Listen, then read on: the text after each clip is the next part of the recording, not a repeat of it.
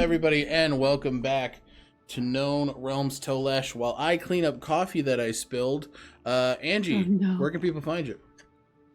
Hi, I'm Angie, they, them pronouns. I play Zio Marino, he, they pronouns. You can find me at Agonethetic on the internet.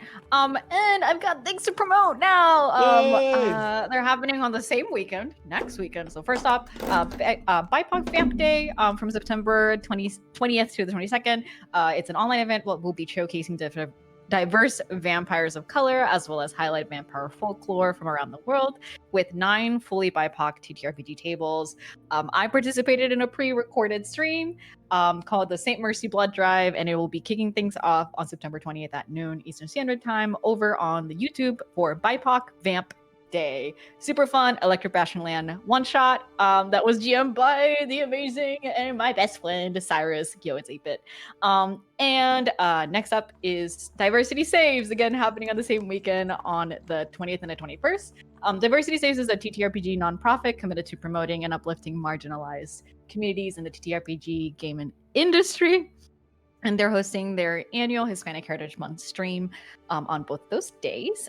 They will be showcasing 3 tables, and I will be performing live on September 21st at 8 p.m. Eastern Standard Time with a Masks New Generation one-shot and a bunch of other amazing Hispanic and Latine creators. So I'm excited. Come check us out. Yeah. Amazing. We're excited for you and excited to watch and support. Next up, David, the rat piece of shit that you are. That's me. How's the coffee? Yeah, pretty good. Okay. Hey guys, I'm David. My pronouns are he, him, and I play Whistle, the Hobgoblin fighter. Also he, him pronouns. You can catch me here every weekend as Whistle, and you can also catch me over at Stealthy Elf Productions as the game master of a couple of Pathfinder 2nd edition games with some cool peoples. That's me. Hell yeah, David. Thank you so much. Last but not least, Button. Hello, I'm Button. My pronouns are they, them. I'm Bluebluebutton on social media, and when I am not here, you can find me over on Stealthy Elf Productions in the Unearthed Inheritance campaign, where I play Cressida. They ride a dragon, except when they don't. Except in the times where they choose to walk. Except when the dragon lives in a gym. Perfect. Thank you so much. Hi, everybody. My name is Alec. My pronouns are he, him. You can find me all places on the internet at Tales Archived or Archivist Alec if you want my personal account, where stuff happens there, I guess. I'm the Archivist here for Known Realms Tolesh, and when I'm not here, you can find me hanging out over at my friend's house, Stealthy Elf Productions, playing Finn Reese in Heroes of Asteria Unearthed Inheritance. He's got 2 wolves inside of him. One of them is self-doubt, the other is a dragon. So, not my dragon. Separate dragon. Separate dragon. A bad dragon, if you will. I was about to say, is that the dragon that Cress is riding? No. Cuthbert's a good baby. Zephryn's an asshole. Yeah, Cuthbert's a good boy. Zephryn is a bitch. Bitch? Got it. Yeah, is she her pronouns for Zephryn, right? Yeah, this is what we're here to talk about. I mean, hey, you guys saw 3 NPCs from that game last week. Lug, Mug, and Nixus. Speaking of what happened last week. Real rad pieces of shit. Perfect segue. Yeah, Nixus sucks. Nixus sucks so hard. Lug and Mug, I kind of want to just cuddle with them. Remember how I said I wanted to do so much tonight, and I can't stop fucking yapping? So last time, we picked up with Whistle, who had spent some time traveling back to Sivahome to check out what the state of the Sivahome hold is now that Isradon is taking it over. Spoiler alert, gamers. It's not good, but before Whistle got there, he came face to face with a baby. Remoraz, the name. The caption said grandma's ass. And that's incredible. Face to face with it. Cheek to cheek. Cheek to cheek. Oh my god. Moon to moon. Moon to moon. Whistle made it into Cyberholm and decided to look further, taking on the disguise as one of his old crewmates, Nixis, in knocking her and her two cohorts out. Nikolai seemed to push more toward violence, but no lives were taken, and Whistle was able to secure some important information and learn that the Iron Legionnaire are working with congregate soldiers from the continent of Drukamesh, seemingly transferring Tarnakum from continent to continent. What's up with that? Who knows? Echinacea had a heart-to-heart with their goddess Minri and talked about the plans ahead and questioning whether or not speaking with the god of the sun Landiith was a foolhardy or wise decision. The two concluded that it was a wise decision, if not a bit of a risky one, because it is not known whether or not Landiith is in league with Caer Vaith and the Eclipse of the Three. Zio and Asandro broke up. There's no better way to say it, dude. There's no sugarcoating it. There's nothing. Zio and Asandro broke up. Zio found comfort in Echinacea and the other party members back at the humble abode. And Lazuli revealed that she wanted to return to the Feywild with her parents, to mixed responses.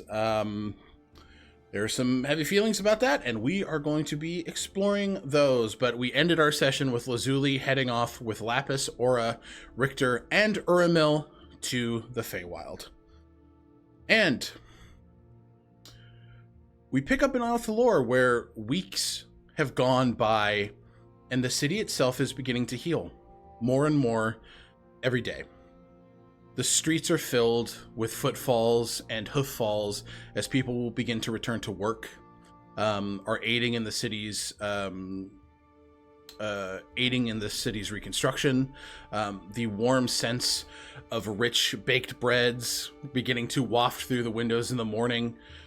Coffee is being brewed, shops are opening on a much more regular basis, and the newly instilled Ducal Guard have begun their most recent bout of rounds. So some new faces are moving about as training continues within the Whitmore estate. So,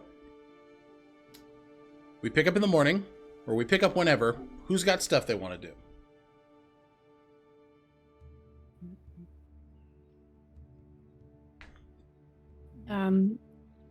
Echinacea is going to go to commune with Landiith. They've offered to anyone who wishes that they may accompany. They reiterated, I believe, in the prior session that we're going to be close-lipped until we know the state of Landiith's allegiance. Yeah. Mhm. Okay. And Whistle, Zio, you're going? Mm-hmm. Okay. Shali and Willow attend as well. Where do you wish to commune with Landiith? Does Kaelin? Kaelin does come, yes. Okay. If I understand correctly, there is a temple to the Alloyed Pantheon as a whole. Yes. Echinacea will lead everyone there. Before the procession begins, Echinacea will offer everyone a candle. I would either love to see you carry a little flame with you, or if there is another means via which you prefer to cast light.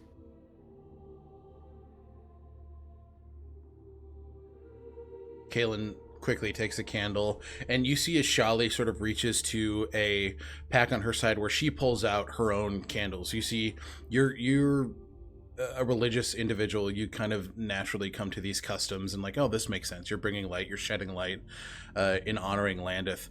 And so Shali aids in handing out candles as well, and she nods to you with a lot of appreciation. There's obviously a lot of care and respect being shown here, and that means a lot to her. Willow kind of takes two of the candles and starts to flip them between their fingers, and then Shali's like, knock it off. Willow knocks it off until she turns around. And then they pick it up again. Kaelin takes his Whistle, Zio. I'll take one. Yeah, Zio is actually going to pull out a candle that they have themselves. Um, they pull Oh out a candle and they're yeah. like, the moment that Echinacea, when they offer one, Zio just remembers and they pull it out. And it's a candle of the deep, which when it's this sort of bluish purplish with sort of like almost like barnacles and like a tentacle that sort of wraps around it that is carved into this wax. And Zio says, "This is supposed to the light is supposed to burn underwater. So if we are to maybe it's a good show of faith that even light reaches the bottom of the sea." I think that's beautiful, Zio. That will come in especially handy. Echinacea, for the moment, casts dancing lights across the whole procession. And as they head toward the chapel, they begin with an encomium, a praise of an entity, a praise specifically of Landiith because they are about to beseech him. And with their own candle, tall, slender, emanating this tiny, flickering flame with a bit of a nimbus around it, a halo much like that of an Aasimar. Echinacea's own head becomes haloed with light. A candle basks beneath the radiance of your sun. Small though it is, my light reaches up toward yours, just as sure as your light shines upon us now. My questions live in darkness, unanswered. I call upon your sacred flame, Landiith, God of light, and I trust in you to illuminate the answers which until now have been shrouded in shadow. Lightbringer. And as they walk into the chapel and head in a procession to the altar, Echinacea casts daylight.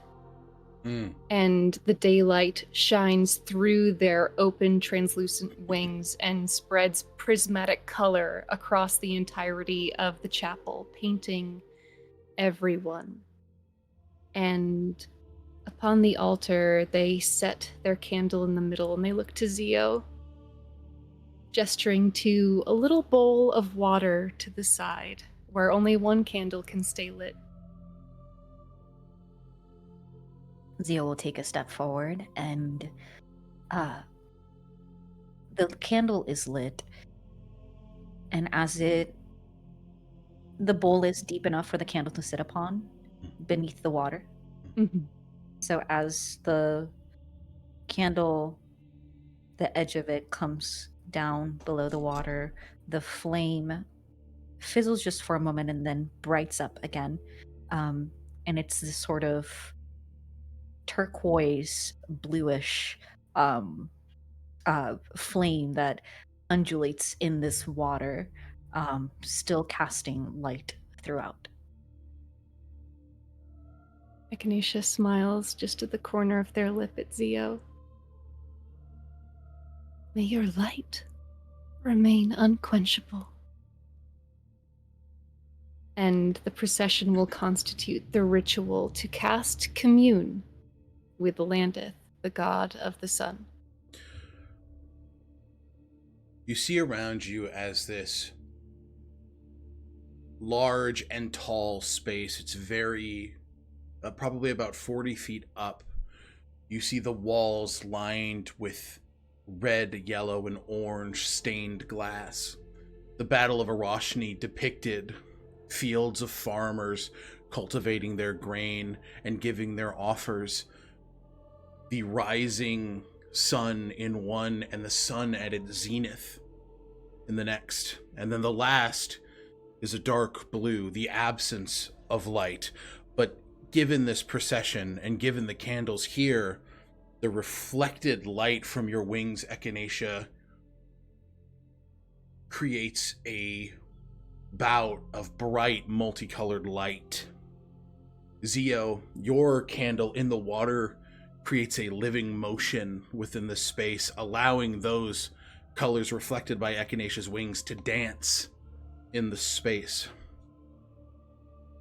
Each of you feel in the core of your being the candle light spread from the candle itself, trailing up your palm, hitting your wrists, moving to your shoulders, your chests, and sitting deep within your heart.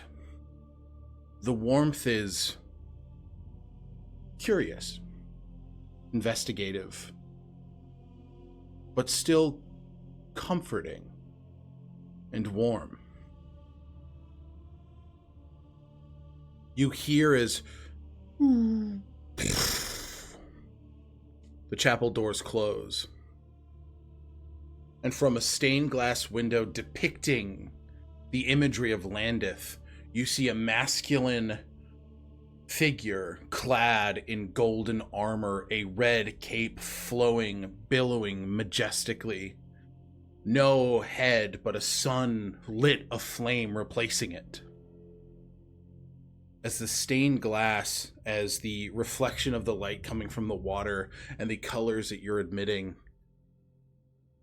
the stained glass begins to bend as a foot steps outward. The glass moving underneath as it creates a platform for this divine being to step downward. Clad in that golden armor, cape still flowing even though there is no wind or air flowing very strongly in this space. A divine mace made of light sitting on the hip. Different pouches of herbs and grain hitting on the opposite. And as the head spreads out from the stained glass, the wreath of the sun fades, and you see a strong face. Square-jawed, bald, black man with bright red eyes that quickly transition between orange and yellow. A goatee that trails down to about the collarbone, capped with a red and gold jewel. On the left side of the face is a scar that trails across the cheek, almost looking akin to a crescent moon. He steps downward. You see his gauntleted fingers trail the water and take the flame, hold them within the hand.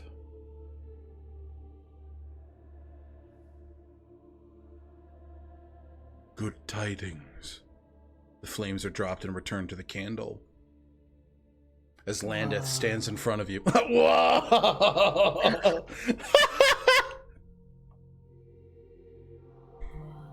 Echinacea bows deeply, and the terrariums that usually orbit their head, all 5 stop in a perfect pentagram, and the daylight that is shining through their wings becomes refracted by the glass of the terrariums, and they focus down on a single point in Landiith's palm. God of the Sun, I thank you for your audience. I come with questions, born of fear.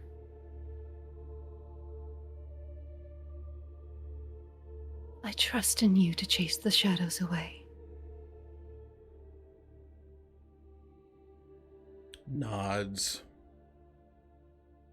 and just utters in response. In the darkest moments, the dawn is but a breath away.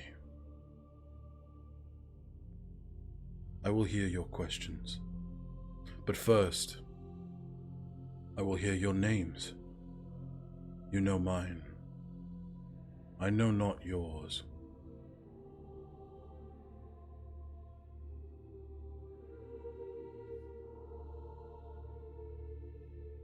I am the champion of Minri. Fate touched. Ashborn of Igni. Echinacea.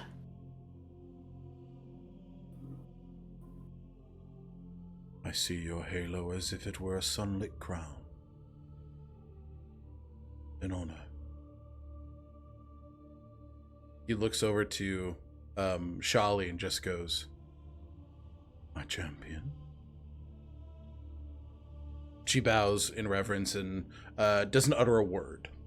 You can see she is used to being spoken to, not doing the speaking.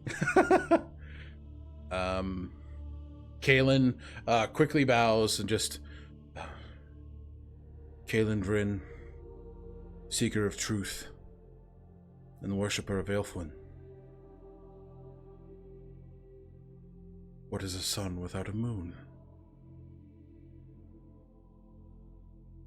Nods in respect to Kaelin. Willow goes, "I'm Willow." Hello. Hi. Love them. They're like, hello. Hello, sailor. Return from war. Sorry, I have to be a comedic dumbass. Looks between... That's why we love you. Yeah. Looks between you, Whistle, and Uzio, awaiting your names.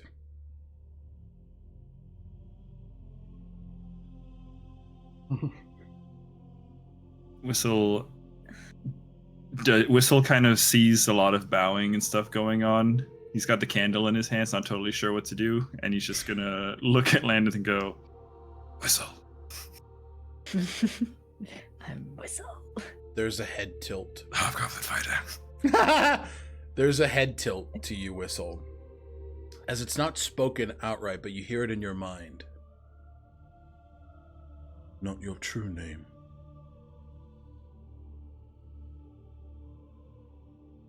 As true as it needs to be. That I can honor. Whistle.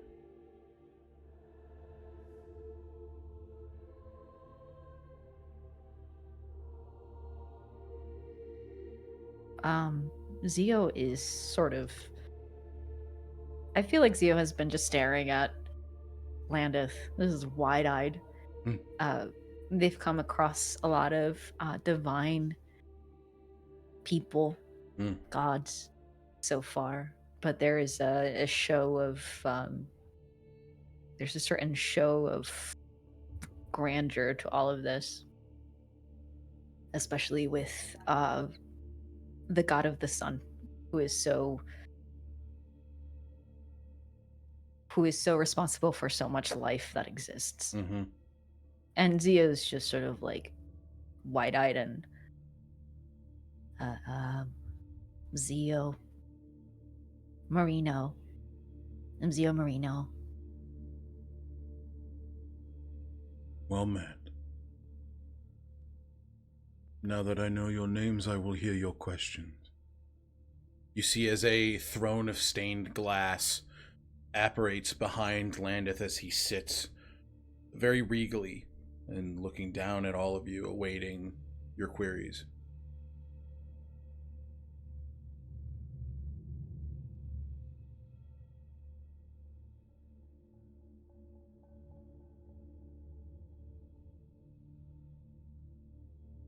Echinacea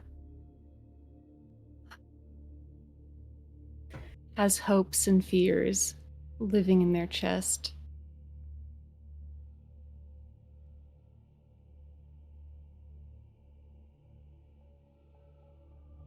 Great God, commands that we deliver the light where darkness dwells.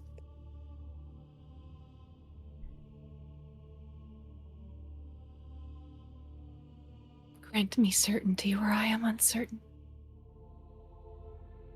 Are you loyal to the Alloyed Pantheon?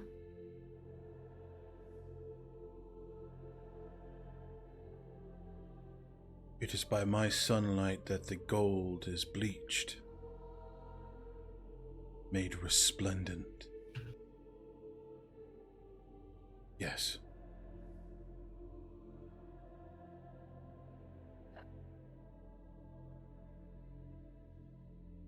Said the dawn was a breath away. And with one word you have chased away so much darkness.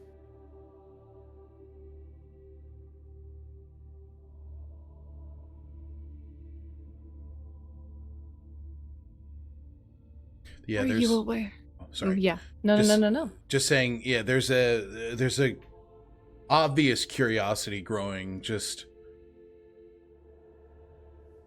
the dawn breaks the night, just as your resolve must shatter the darkness of fear. Nods reassuringly, eager to hear more of these questions.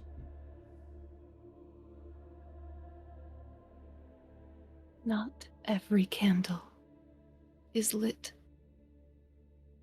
Are you aware that a member of the Alloyed Pantheon betrays that pantheon and works to seize power upon the world without you?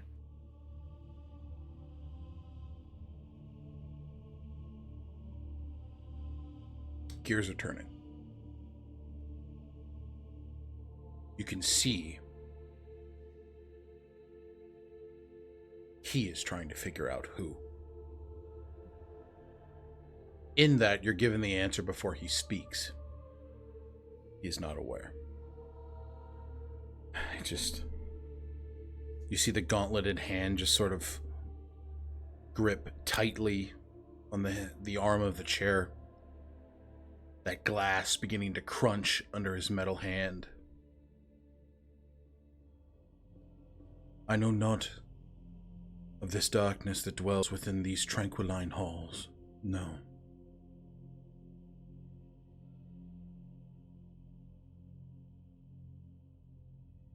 Should you wish for the name, I would give it to you. Yes, immediately. But first, I would ask my final question. You see as Landiith stands, takes the cloak, makes sure it's behind him, bows to each of you individually. Apologies for my hastiness. As he sits back down. The god of life need not apologize for haste. I simply wish to ask a question on behalf of those flames which mimic your light. The souls within the heart of mortals.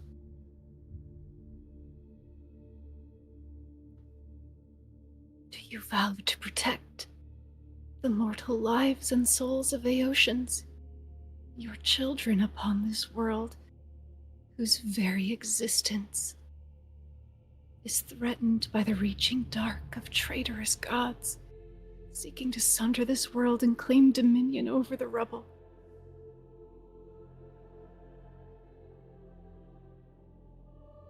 You see one golden tear fall down Landiith's eye.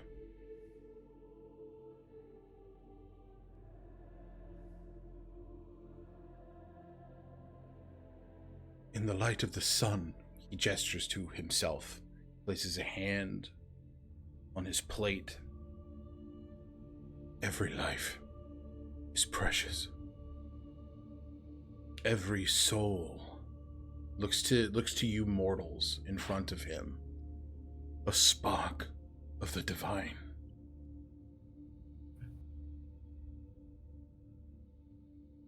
Just as the sun shines upon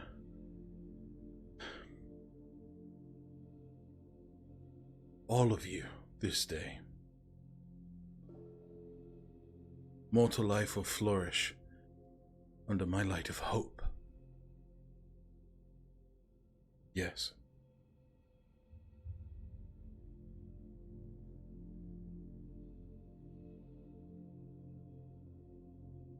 We mortals gathered here have taken it upon ourselves to splinter a group that calls themselves the Eclipse of the Three.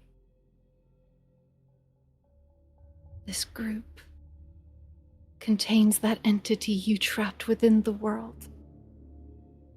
It contains Ruin's Eye, who seeks to destroy where you seek to grow.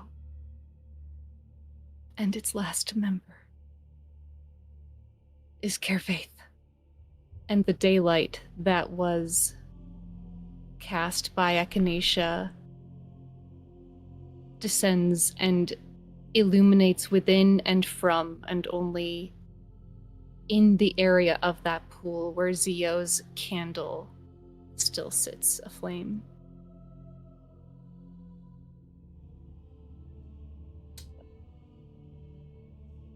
There's a lot of weight to this revelation.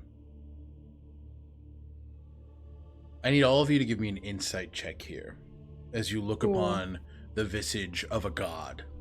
An insight check on a god? Insight God? We're gonna insight God today? We're inciting God? We're inciting God? Whoa! I want to use an inspiration because this is too good. Okay, go ahead. I rolled a 19 plus 4 for 23. 23? I rolled fuck 13 that. plus 2 for 15. Man, no, I rolled the same thing twice. No. It's okay. 13. 13, 15, and 24? 23. 23. Echinacea, you are familiar with the feelings that betrayal sows. Sadness, regret, a feeling of what more could I have done? What did I do to cause such action? But those are quickly steeled as those emotions run rampant. There's a quick wash of resolve and acceptance.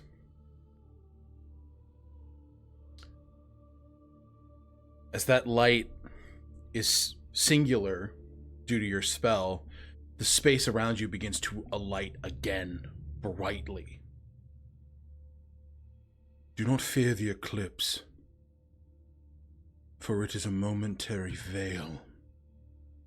Behind it, the sun still burns with unwavering brilliance.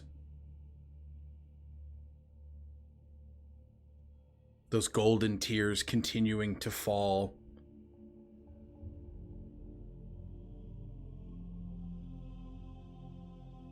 My brother betrays me. For the one who killed a world.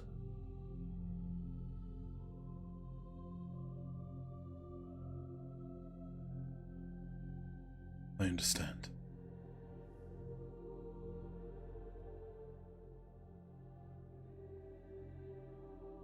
I humbly thank you.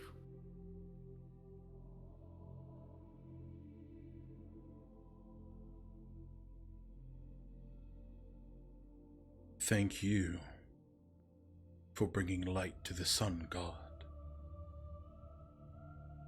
It is not a simple feat to accomplish, chosen of Our Lady of Spells.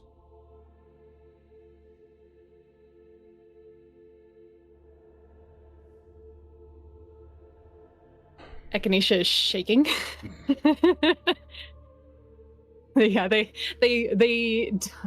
I don't know if they have words for a moment. They've gone from terrified of Landiith to like receiving a compliment from the sun god that they like don't know. They're like they don't feel like it's right to even accept. So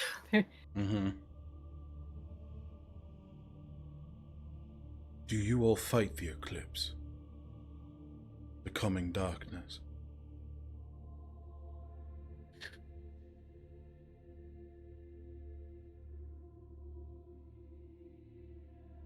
any light from me that you witness today is spent defending the world from that dark.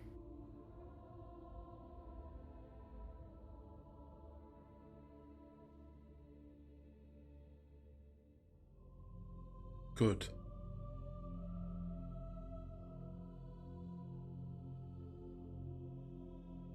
What do you ask of me? Again, Echinacea a little struck. They didn't expect to be asked a question.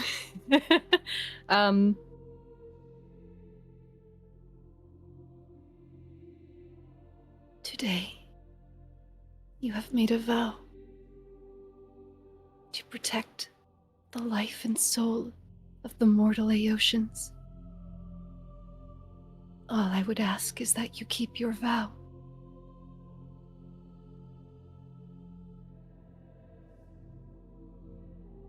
I will. As stalwartly as the promise that the sun will rise in the morning. I would not ask it of you, but I would hope that you would protect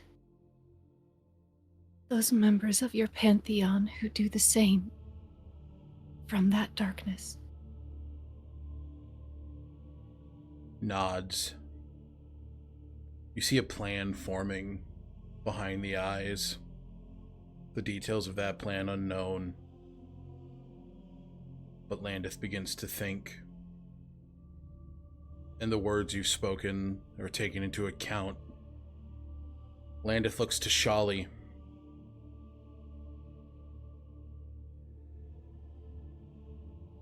I did tell you that the Atropole seemed to be of the utmost importance. Now we understand why. A remnant of Vaemir was but the sign of a lingering betrayal.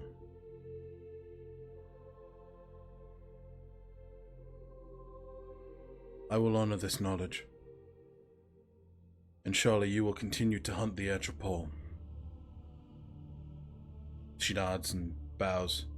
Yes, my lord.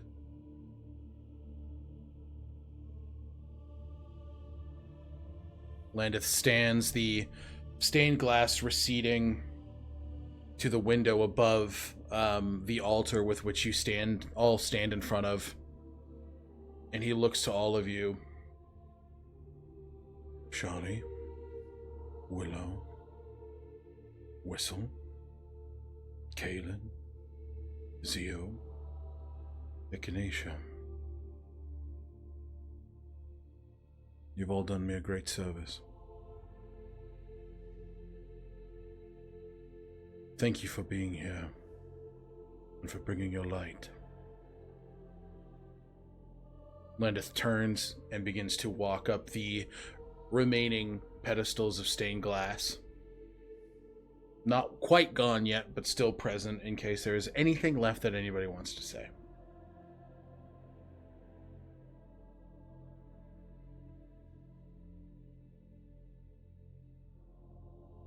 Echinacea says nothing. I think they drop properly to their knees, both to handle the shaking and just to give thanks in a last visual manner. Yeah. Okay. All right. Inspiration point. Take it. You have discovered that Landiith was not aware of Kerva's betrayal, and he has now sworn a vow to protect the life of mortal Aotians. We didn't get smited. Nicely done. Hello, Raiders. Welcome in. Happy to see Hello. you. Oh, Can Zio quickly go to Echinacea's side when they grow? Please. Yeah, absolutely. Just like lifting them up back onto their feet.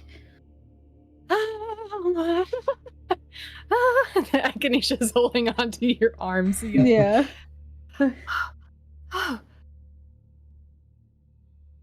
That? Yes, Yeah, that was big. That was really good. Yeah, that was big. And that went as well as it could have, I think. I think best case scenario. Well, I probably could not have thought of better questions, but you know what? no. That's fine.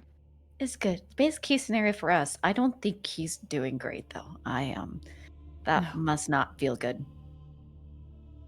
No. Kervaith is the god who shares Landiith's domain.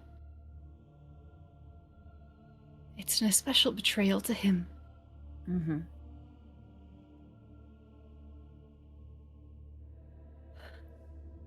Well, He was incredibly kind. yeah, I think it's to be expected, right? From the god of the sun. Yes, but you'd think the god of the sun and arts and beauty would also not be a dick, and yet here Kervaith is. Yes, but oftentimes that is also paired with. I don't want to say, but sometimes a lot of when you pair beauty and looks and arts and all that kind of stuff, and you kind of get people that are very self-aggrandizing. So maybe it's a little case of the too big for my britches kind of thing. A strange thing for a god to be too big for their britches. Maybe they feel small in comparison to Landiith. That's very insightful, Zio. I think you might be onto something. It's kind of hard when it must be when you're staring directly at the sun, blinded by it. Who knows?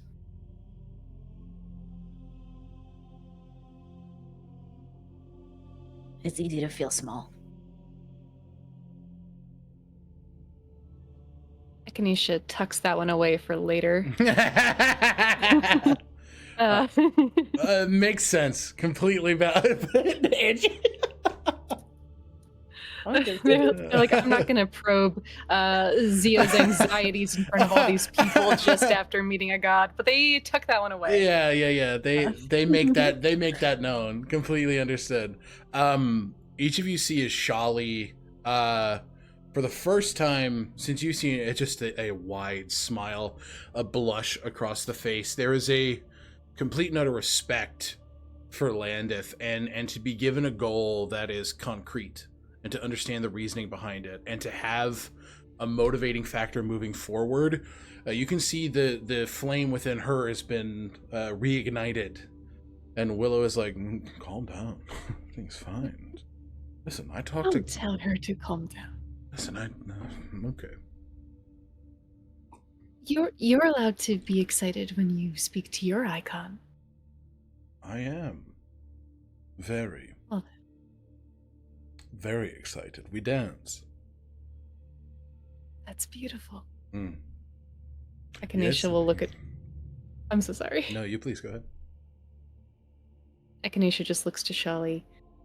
I apologize for not telling you about the contents of my questions beforehand. There was a world in which I received different answers.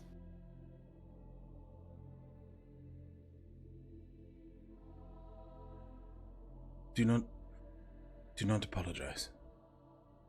The secrecy is understandable. You do not fully know if Landiith or I, for that matter, could be trusted. I hope you know that we can now. There is no doubt in my mind. She kind of clasps her hands around yours. Thank you. I've never heard his voice before now. Have you ever considered communing with him?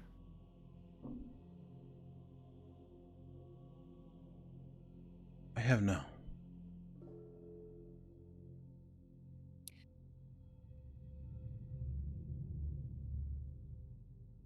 I see no reason to be a stranger to your god.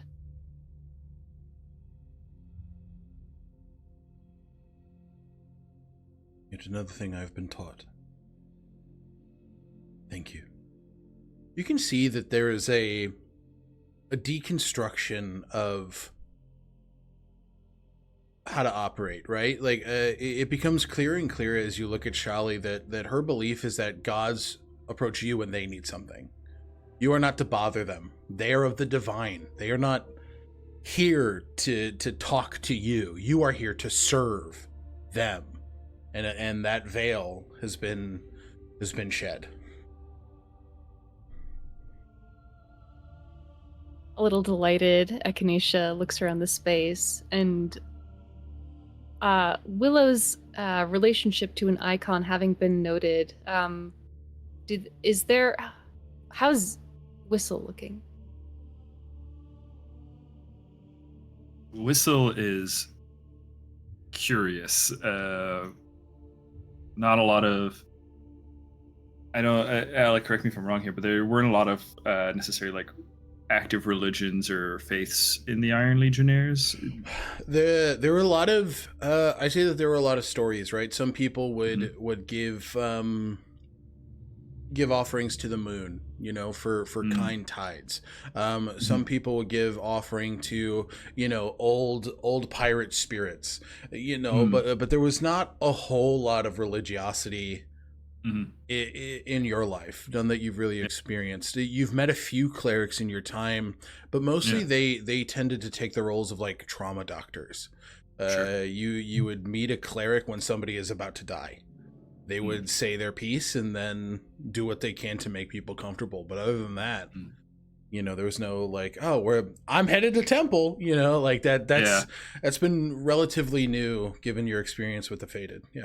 Yeah, I would say that even with this, there's a significant amount of skepticism on Whistle's face. You know, that eyebrows are arched as he kind of like looks from Shali to Echinacea. And he's curious. Yeah, I'd say he's curious.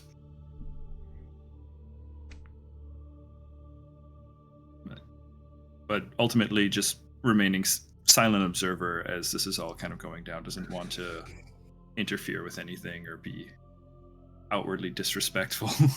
Understood, yeah. Echinacea collects the detritus of the ritual, returning Zio their candle of the deep. Thank you. Thank you for this.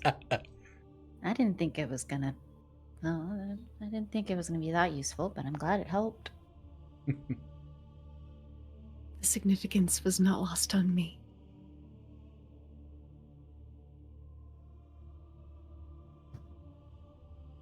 I'm happy I helped. Now a god knows your name. Wow. I don't know about you. It's always wild to hear a god say your name. I feel very confused by it every time. Yeah. Very tiny. Oh yeah, that Kaelin, very quickly. That acknowledgement does lend itself to feeling 2 inches tall. Well, Minri has said our names. Yeah. Minri's also a god. The first time they remember. And Diliana, yeah. She scares me too, and I can't remember the first time I spoke to Minri. Huh? The first time I heard from Quilla, my knees were buckling. I was 12. What did she say? If you want to share. Oh, jeez. I had, he blushes and kind of smiles. I had, snuck into my mother's secret library. And, stole some books on Tolesh, actually. When I was reading it, I was, completely enchanted by it. And, she told me that there was always more information to find. That my curiosity may never be sated, but it could be entertained. and I kept chasing that.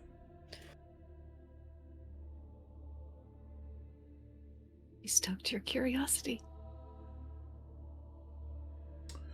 2 years later, I met Christopher.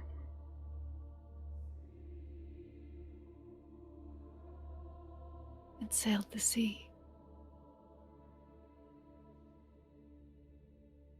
Kaylin gets lost in thought for a moment, having mentioned Christopher. Yes.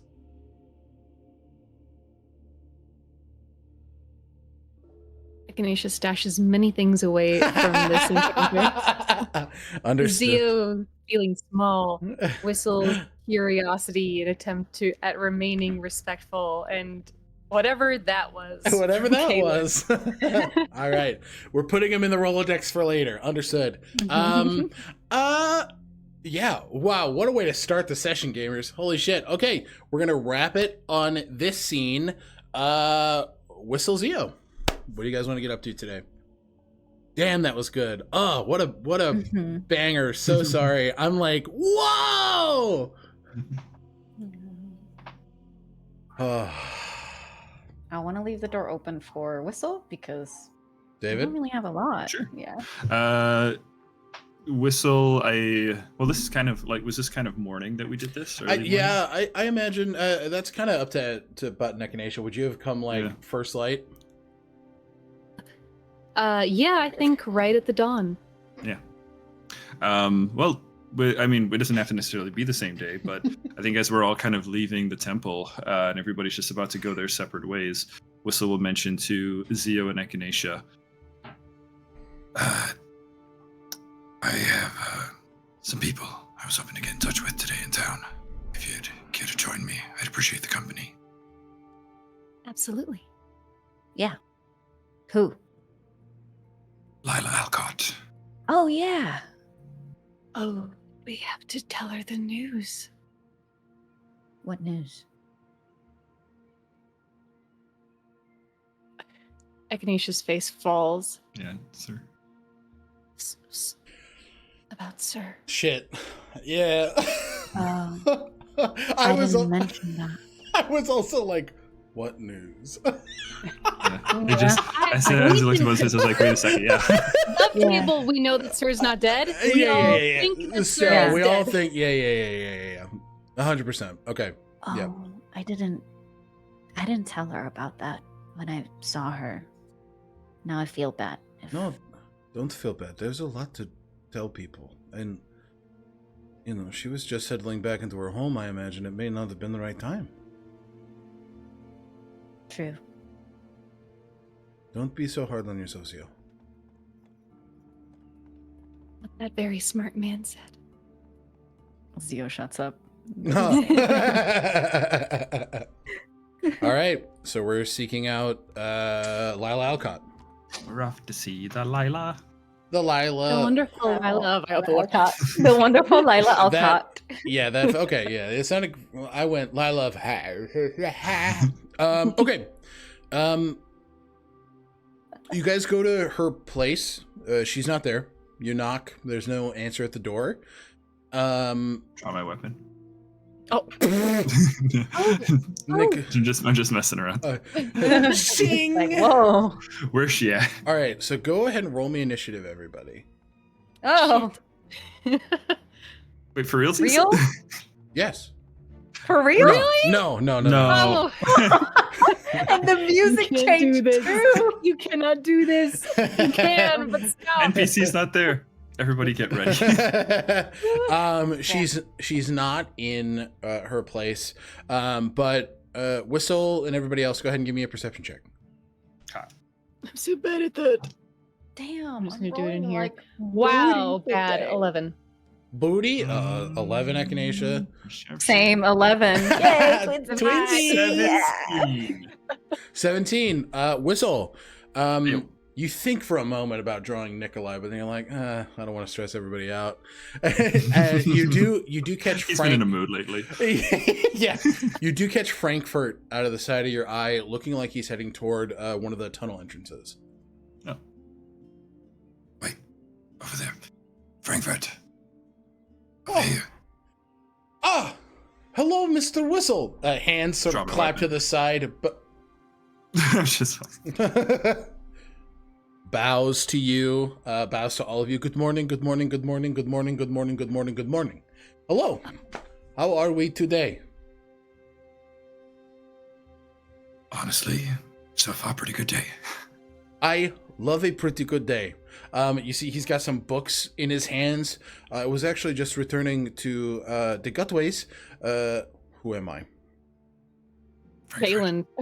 Sorry. Sounding like Books in his hands. I went in. I'm headed back to the Gutways. Miss Alcott asked for some books, and so we're gonna do some light reading. She's in the Gutways. What? Why? Well, she wanted to touch base with the brand.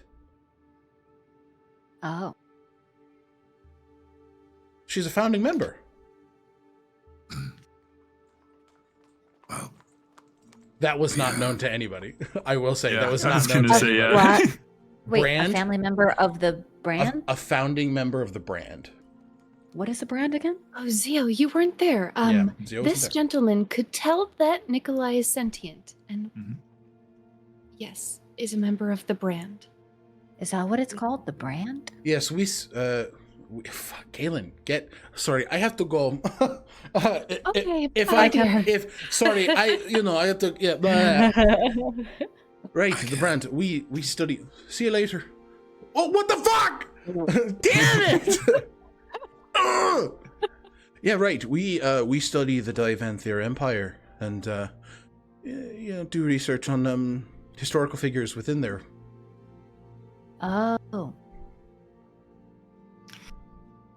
well, She founded us after leaving Sunwall. Sunwall, Larwith. Wrong I school. was gonna say. That makes more sense. My, Yeah, I just my- went like, wait a second. My She was at apologies. Sunwall? My oopsie. My big bad brain. Before, after she left Larwith. Oh. Okay. Would y'all like to come So- along? Yeah. So you're like a historical society? Essentially, yes. And all of us are Divanthyr users. How Oh. many of you are in Iyo Thalor? You, About- obviously. Just 6 of us. Echinacea exchanges a look with Zio, having yesterday yelled about how Lila did not, tell Declan about being Divanthyr. Did you know about Declan? Lila's kid. Yeah. What about him?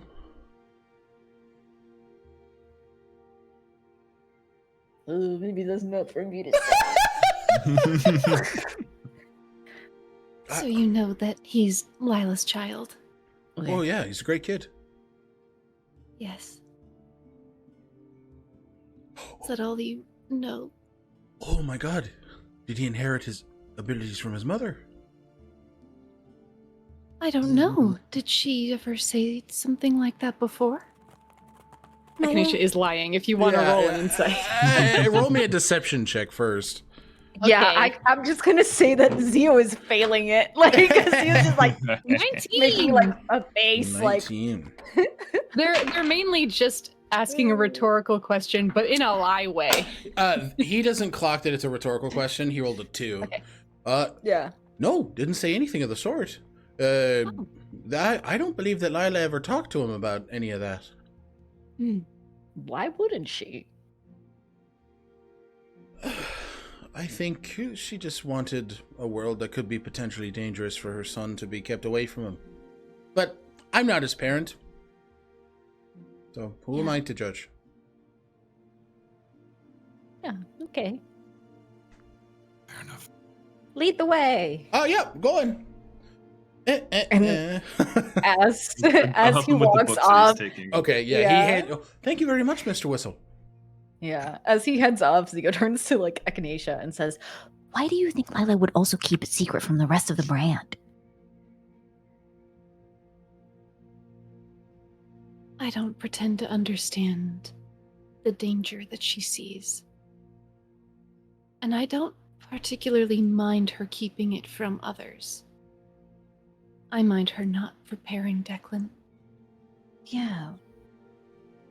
I guess it's just frustrating because fine, it kept it from Declan, but would it not be safer to also tell others, just so that in case anything were to happen to her?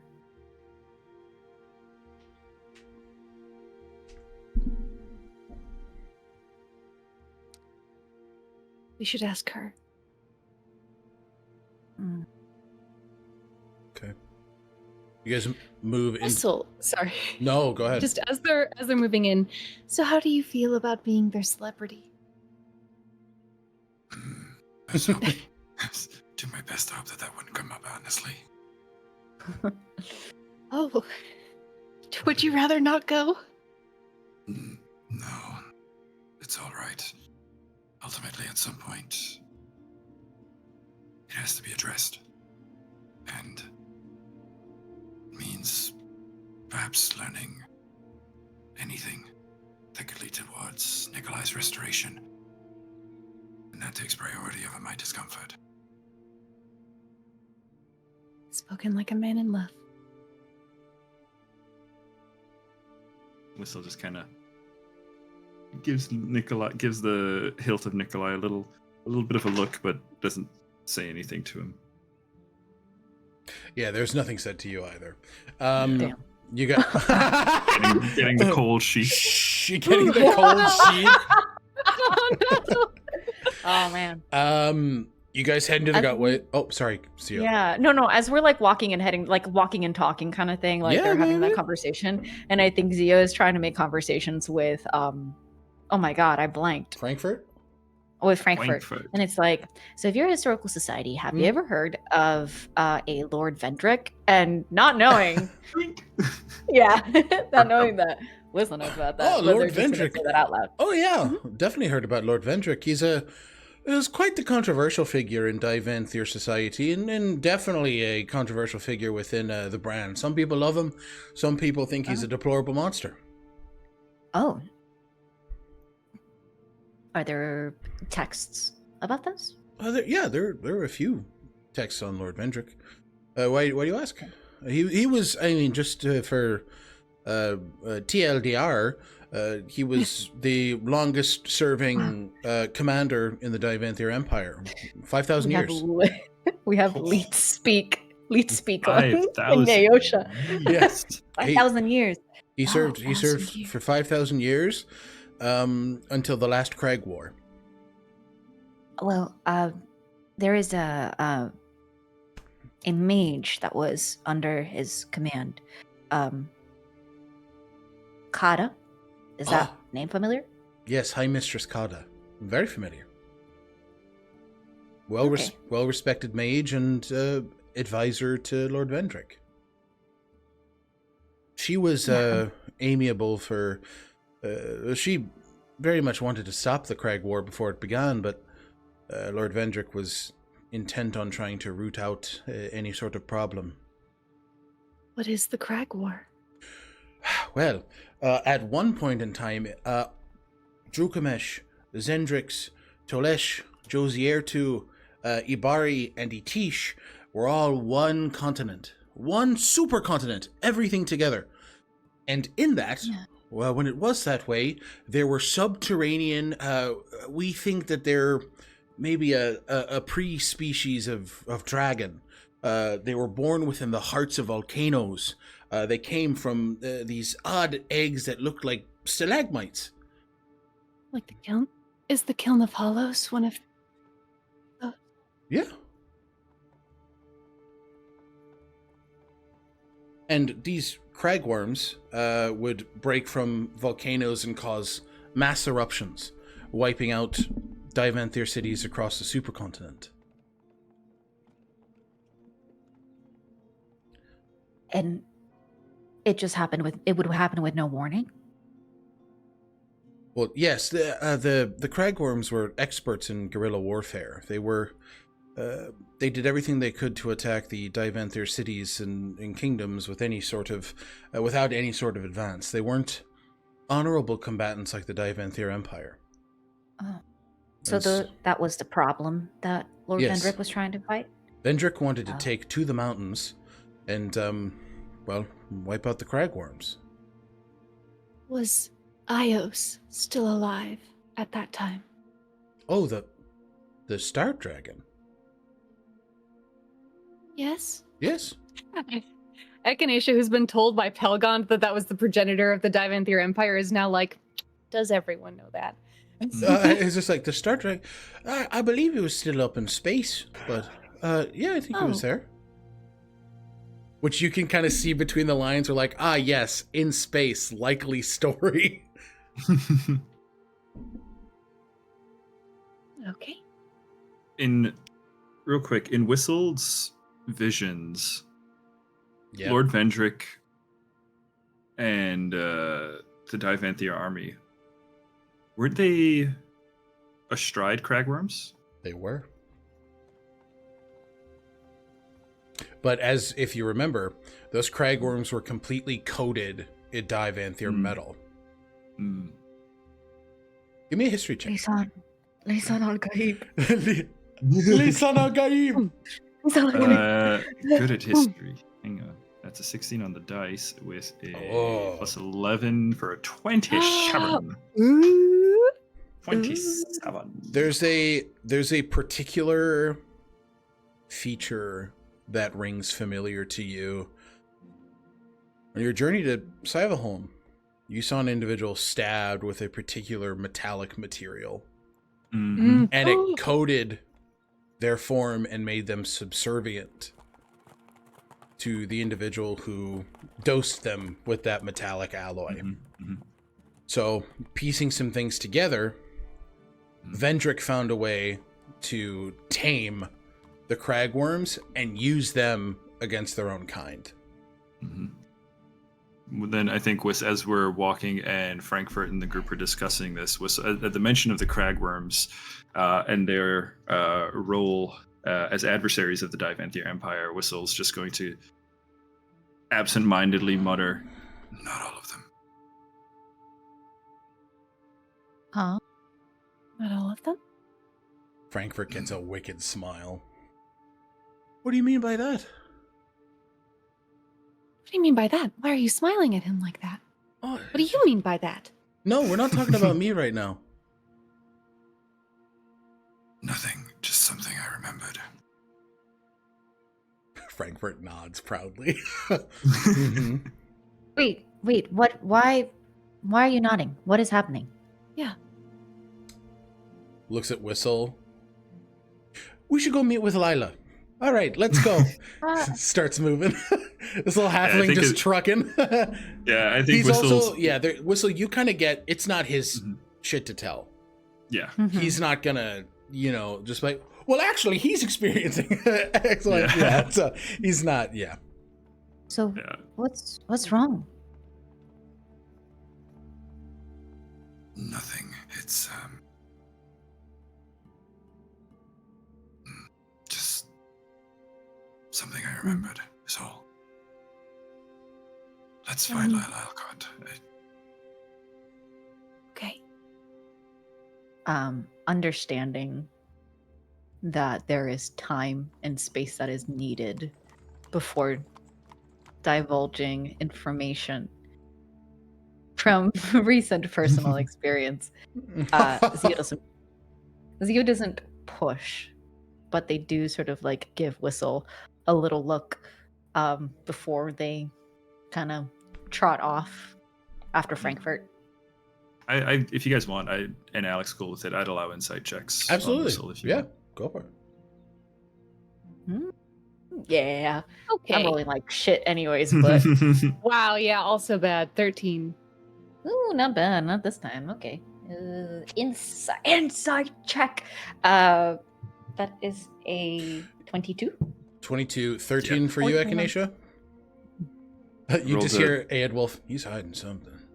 Yeah, I rolled a 12 on deception. That's how you 11 figure plus it out, 1. Echinacea, because Aedwolf's like, I don't Yeah. know, that man's, he's sweat. He shouldn't be sweating. Yeah, He's got Whistle's nothing to hide." Whistle's clearly uncomfortable with the whole prophecy soul forge thing. Yeah. I think Echinacea, he's confided in you that he feels uncomfortable with the idea of a prophecy that might have involved or like predetermined Nikolai's fate. He's very hesitant to embrace it. Yeah, I think Echinacea, just briefly in their mind palace, they look out this window onto the Garden of Lost Memories, all of these trees covered in snow where memories once blossomed like fruit. I suppose I can understand being a little afraid of remembering something.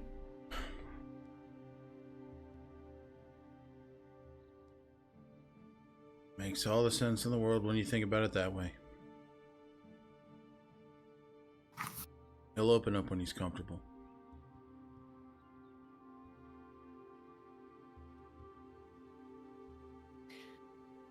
Echinacea bumps into Whistle. Well, if you need out of there, just know that I have teleportation spells prepped. Okay. Perfect. If we need to make a quick exit, we should have a code word. Get me out of here is the code word. Adwell says pineapple. Or that. It's always pineapple. Pineapple. Scorched out pineapples are good. I remember those. They're really good. All right, you guys head into the gutways, and as you do, you are met with the sight of no horses. Quack, quack. Oh, Clop, look, there's a clop, horse clop. in the sewer. Sewer horses. Whose fucking horse is that? Whose fucking horse is that? No, Horse is that? yeah, you Who's see. in charge of this city? Flat hard cut to Lucien in the office. I can't fucking do this anymore. It's been 2 Oh, weeks now. no. I'm failing so hard. You see Henrik talking to 3 other Viper Sand members. Yeah, you're all doing good work. Yeah, just buck up. Everything's gonna be fine. If you need What's time, wrong? they're just tired, and I'm telling them if they need sleep, go get fucking sleep. Fuck, are you gonna be awake for? There are plenty of us here. Are you sleeping down here? Yeah, Lord Whitmore actually gave us our own little section over there. Little. Well, I say little in this is a big space. That section's ours to stay, room and board, that kind of thing. May I visit after, I hover over some questions? Absolutely, Doc. You're always welcome. Thank you. Especially with the money you helped us secure. You guys see Jen and Bellin just sort of pushing Christopher forward. Bellin's like, "Hey, everybody, good morning. How we doing? Ellen. Hi. Morning. Izzy immediately walks over to Bella and gives him a big hug. Oh, come here. Yeah, that's what I like to see. Oh, there you go, big guy. Everything's gonna be okay. Mwah, mwah, mwah. Jen is incredibly hungover. Just shut up. Oh. Shut the fuck up. Oh. Echinacea gives her a hug and Oh. casts Lesser Restoration. Oh, that's what I miss about Kaelin being around. Thank you, my dear. Oh, I appreciate you, Angel. Of course. Uh, Oh, you should go. I don't actually know where he went. He said he had to go. oh. You should go find him. Christopher kind of gives a nod. He has much to think about.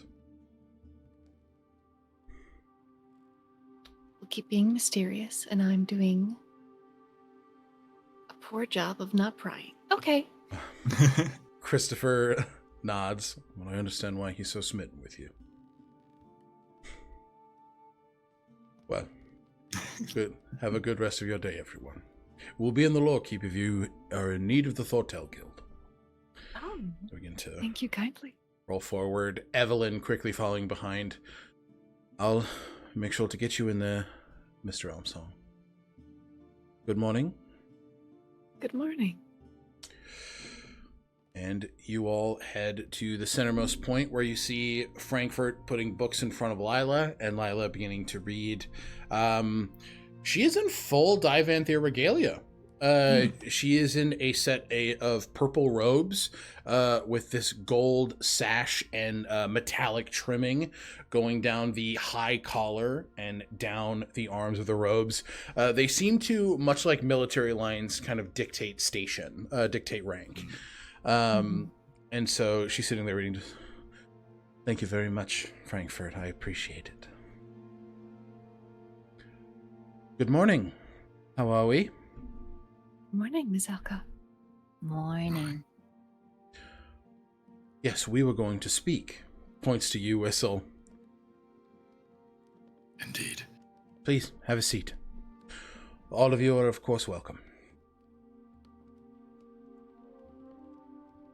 Echinacea stands very awkwardly at the door as they realize that telling her about Sir is waiting until the end, and they're just kind of holding onto the door frame, like...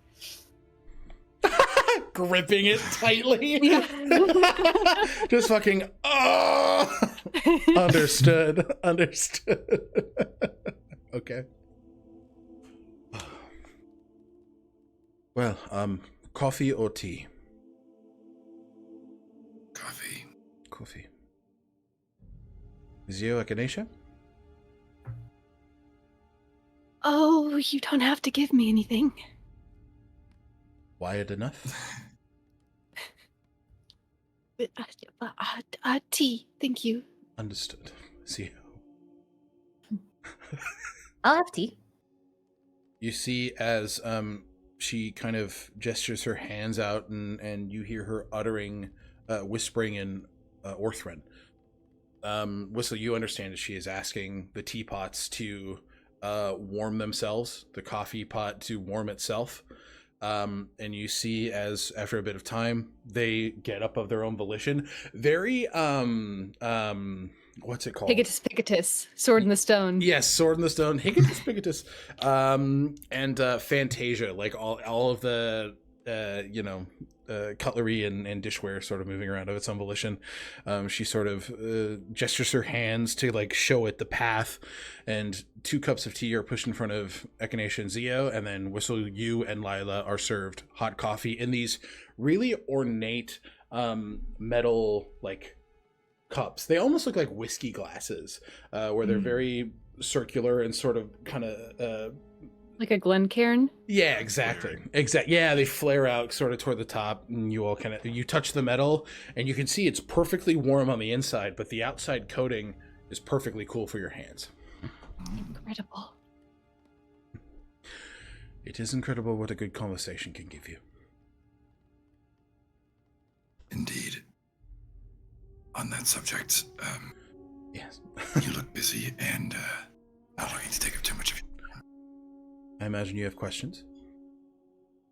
Some. That's good. Whistle will reach over and rather than as he kind of is about to reach the hand back, we'll pause, put the hand back down, and whisper to Nikolai and just say, "Would you like to join us?"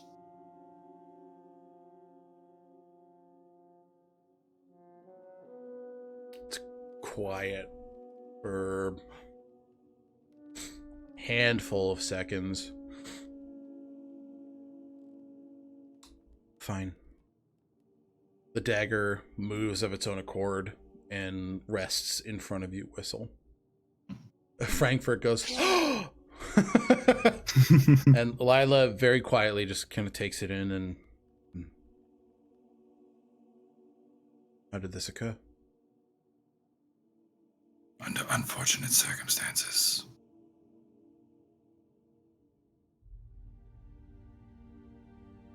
As it is I written. am struggling to remember Nikolai's last name. Help. Send help. What is my boyfriend's last name?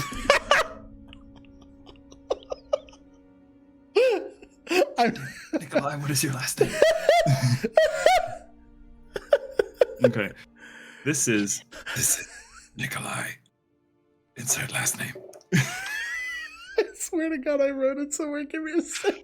I Damn. know I have it somewhere and you have it somewhere. He is Nikolai, like Madonna. Like Beyonce. Hey, you know what we're gonna do? You know what we're... It's Vorkoda. Yeah! Oh, Bud, Wow. inspiration point. Yeah! Nikolai I Vorkoda. think Yes. these in notes. That's Nikolai correct. Vorkoda. God damn, you're good. Okay, nicely done, Button. Thank you so much. It is a pleasure to meet you, Mr. Vorkoda. Nikolai, sort of, you see the dagger just sort of, and then stand up straight, the tip of the blade resting on the table, and the gem on the top begins to emit light. Well, now we know who takes notes, not me. Yeah. I run the game and I don't take notes. And you see Nikolai's face sort of appear in the light and just, wonderful to meet you as well. You see there's a... Hi, Mooney! Down, dogs. Go away, dogs. Go away. Go away. Nikolai sort of tilts his head. You do look familiar, however. Have we run into each other before? I did teach a bit at Larwith. And while I don't think we taught anything together or were necessarily in the same field, your name is familiar, but I don't believe we've met officially.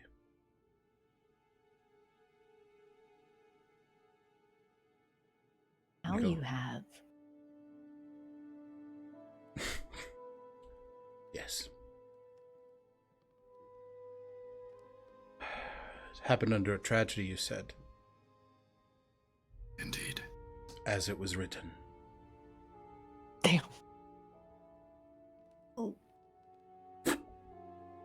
Whistle, like, oh, the jaw tenses, and Yeah. I don't think he really has anything to say there, other than after a moment he just kind of like swallows and. Can it be unwritten?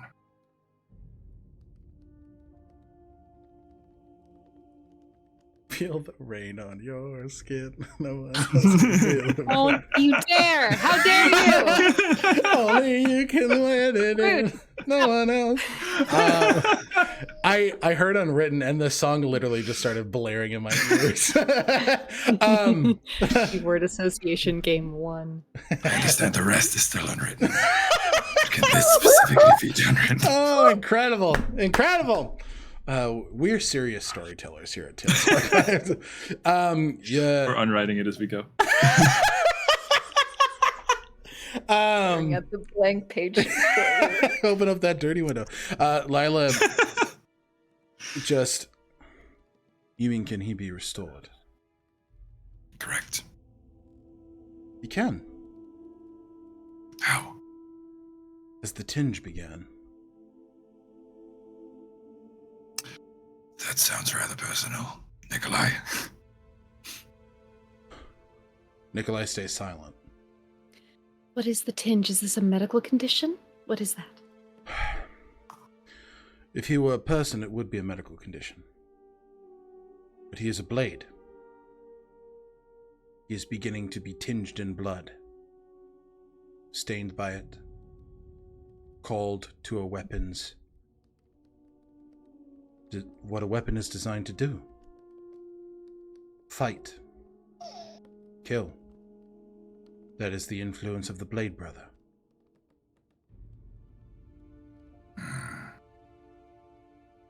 That rings a bell. Yep. Right? Yep. Yeah.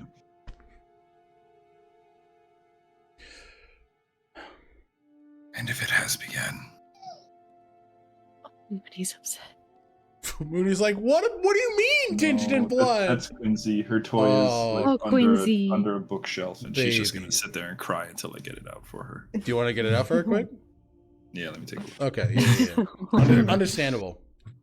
Otherwise she can Quincy's just like, stare at us I'm tinged in despair. I'm tinged in despair. This is what Listen, he told you. no game is more important than taking care of your pets, okay? Truly. Puppies first. Puppies first. Staring at the blank page blank before page. you. Open up the dirty window. Lied. Why is the window dirty? I don't. That's actually a great question. Ask Natasha Because Benningfield, not me. Yeah, it's because I can't find any toy. it's just because the sun can't come through. It's dirty. Oh, Oh. no. Feel the rain on your skin. Accidentally pulled out my headphone jack. Sorry, what did I miss? Nothing. I was being dumb. Nothing of import, actually. What that means is that his humanity is leaving him. He is beginning, truly, the transition into ore and metal. How is that treated? He will need to be restored for it to be treated. But you will have to embrace the destiny that has been written to undo it. What do I have to do? You must begin contending with the Blade Brother. You see, he is the polar opposite of the Maiden of Blades, where her domains are honorable combat, respect, knowing when to put a weapon down. The Blade Brother is wanton killing, destruction, death for the sake of coating a weapon in blood. The Blade Brother, he has created agents, and to find you on your path, and further corrupt Nikolai, to allow him what they believe to be the honor of surrendering to metal. In that way, the Soul Forged would never be able to ascend.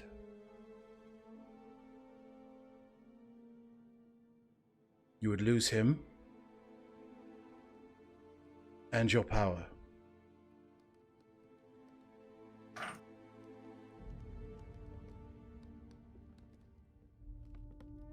Where are these agents? That is Do the you know of any? I do not. The unfortunate part of the story is that the agents are said to come in times of great strife, in times of great comfort, in times of great joy, and in times of great sadness. There is no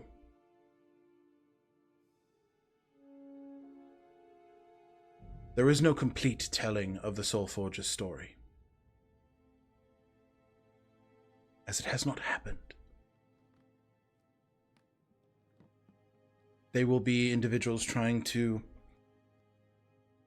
use you, manipulate you, empathize with you. They may not even know that they're doing it. The Blade Brother is vindictive.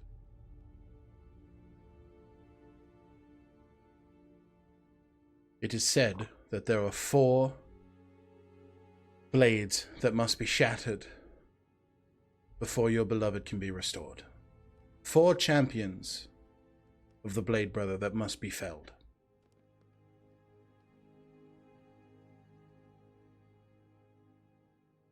Comfort, joy, sadness, and strife. Yes. Because tragedy comes to us when we least expect it. And that is what the Blade Brother wishes to sow upon you. More tragedy.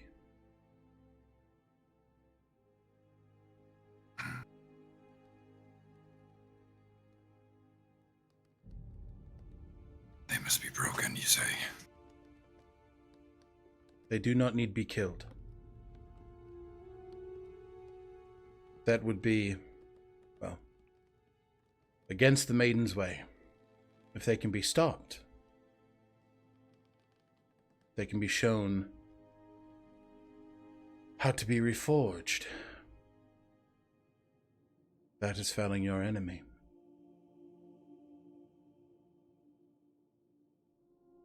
Reforging them. Your namesake. I'm sorry. The namesake of the story.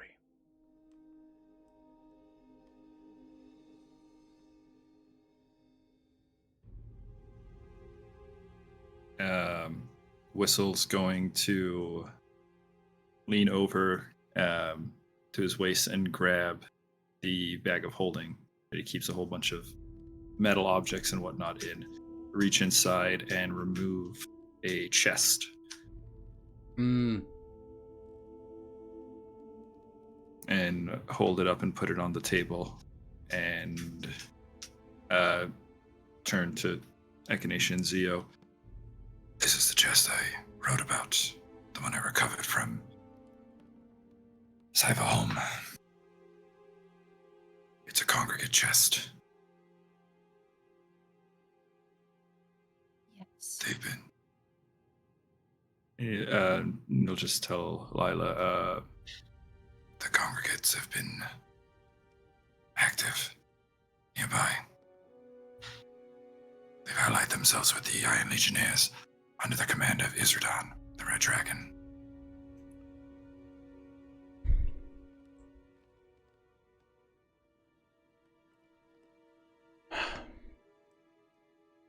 Black market trade.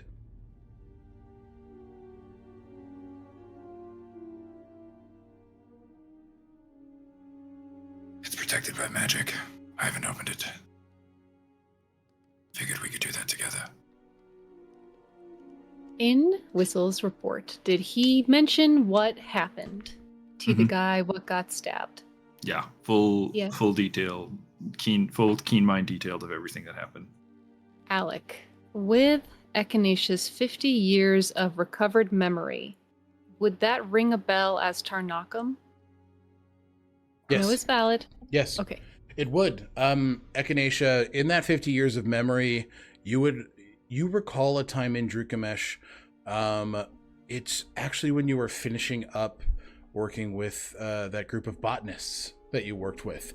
You were delving the Drukameshian wilds and encountered a collection of mountain buffalo who have come into natural mines of Tarnakum. They became bestial creatures. Their body shifted into that of a they had this like metallic sheen. Their horns like grew and like curled into each other, and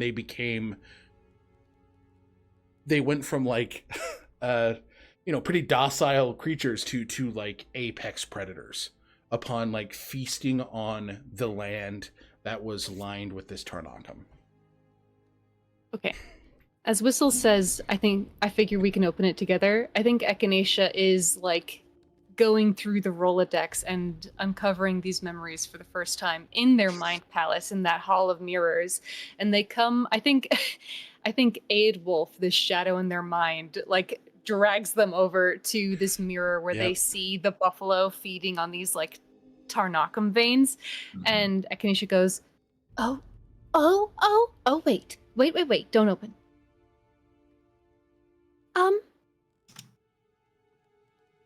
It sounds like it might be Tarnakum in there. Which, if it is, we don't want to come into contact with.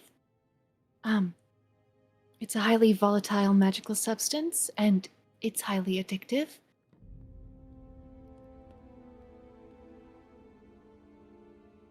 Oh. I think. Lila nods. Yes, but I should be able to nullify its effects. Is it something that Divanthier mages can handle? Those of much skill. I don't even believe someone like Nikolai could handle it. And Nikolai goes, she is correct. So it grows naturally. Yes. It grows naturally. It's quite an uncommon material, but it is a remnant of the Divanthier Empire. And it also Well, it grows naturally as a result of grand spells being cast on the land. Some deposits of ZenOkami have come up more recently as a result of arcane combat.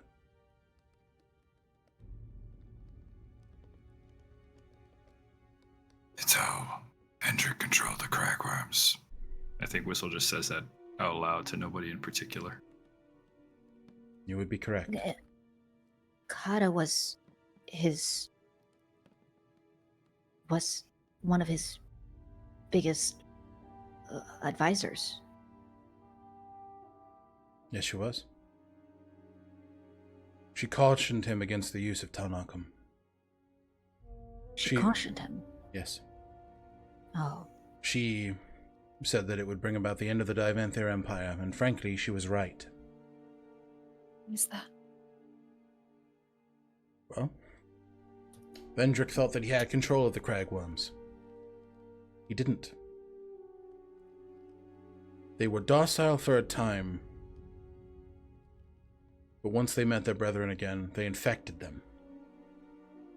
That bestial nature that you recall seeing, Echinacea?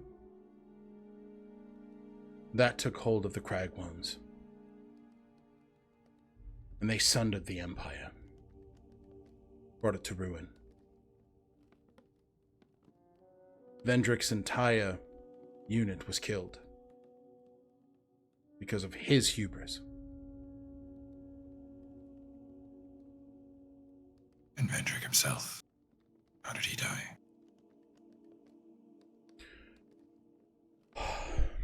He sacrificed himself. He thought he would be able to save the remnants of the city, but only a small selection of the Divanther people lived. His sacrifice was in vain. So, why did you mention Vendrick's name like you knew?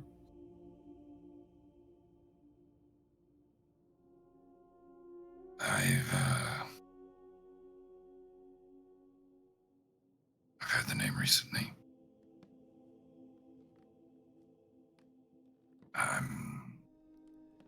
He awkwardly looks around.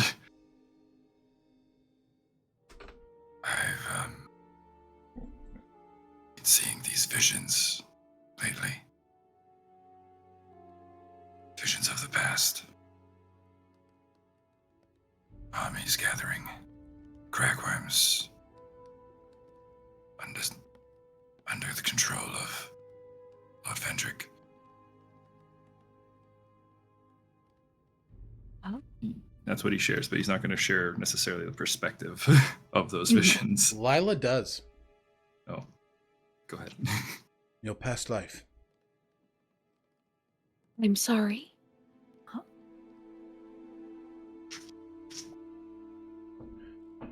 Cycle of reincarnation. Vendrick's... Echinacea goes... Oh, sorry, please. Sorry. No, just Echinacea goes from gripping the door frame to gripping Whistle. Understood. Yeah, makes sense. Valid.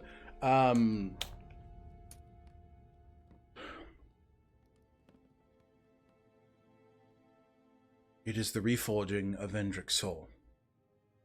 And I say that cautiously because you, Whistle, are you. You're not him.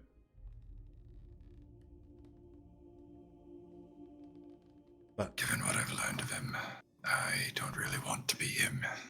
He's responsible for the fall of an empire. Grand Empire at that, and half the time they became so much more advanced than we are now. Grand domes with self-sustaining ecosystems. Cities that moved were self-sustaining. Famine eliminated. People taken care of. The grand artists, grand design follied.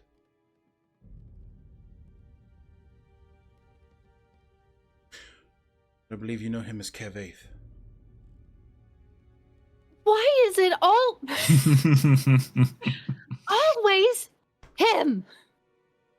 Well, we did know the Eclipse of the Three were part of the Soulforge prophecy.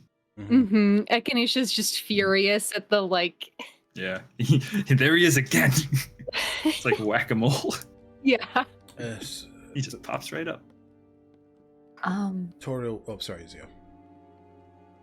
No, go ahead. I don't want to cut this.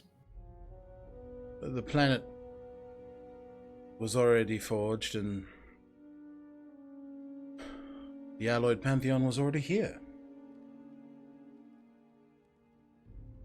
Kervaith, alongside the Allhammer, and Thanos.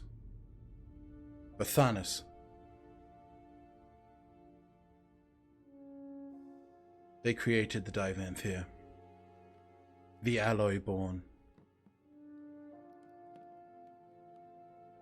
I heard different. What did you hear? Oh yeah, that's right.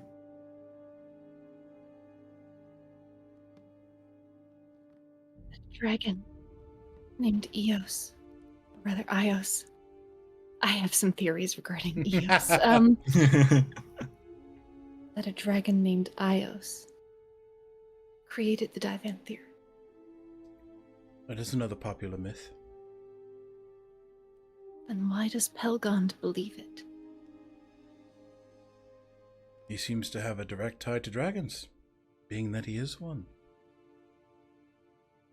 It might be a beautiful thing for him to believe in. Kervaith has claimed dominion over the creation of things that he has not crafted before. Well, then maybe Kervaith played a part in Ios's creation.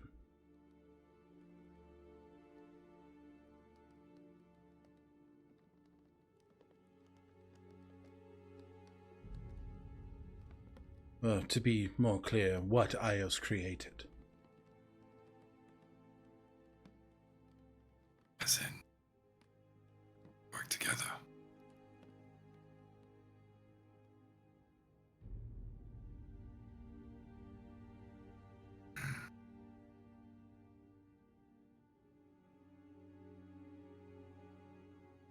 So, at this point, if I'm understanding this correctly, we need to find these blades of these blades of the Brotherhood. Or Brotherhood of Blades. Blades of the Brotherhood? Which order was it? Blades of the Blade Brother. Blades of the Blade Brother.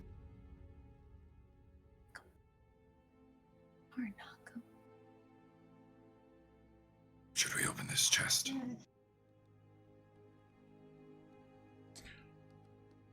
How about first? Let's take a break. That's a good idea. We've been at this for almost 2 hours. Let's go ahead and take a quick break as a natural pause in the conversation occurs before you guys all open the chest. We're getting into that deep lore now, baby! How's that piece of shit connected to Ios? Very good questions. All right. Thank you guys for tuning in. Thank you for hanging out. Thank you, Raiders. We will go ahead and see you in about 10 minutes. Bye!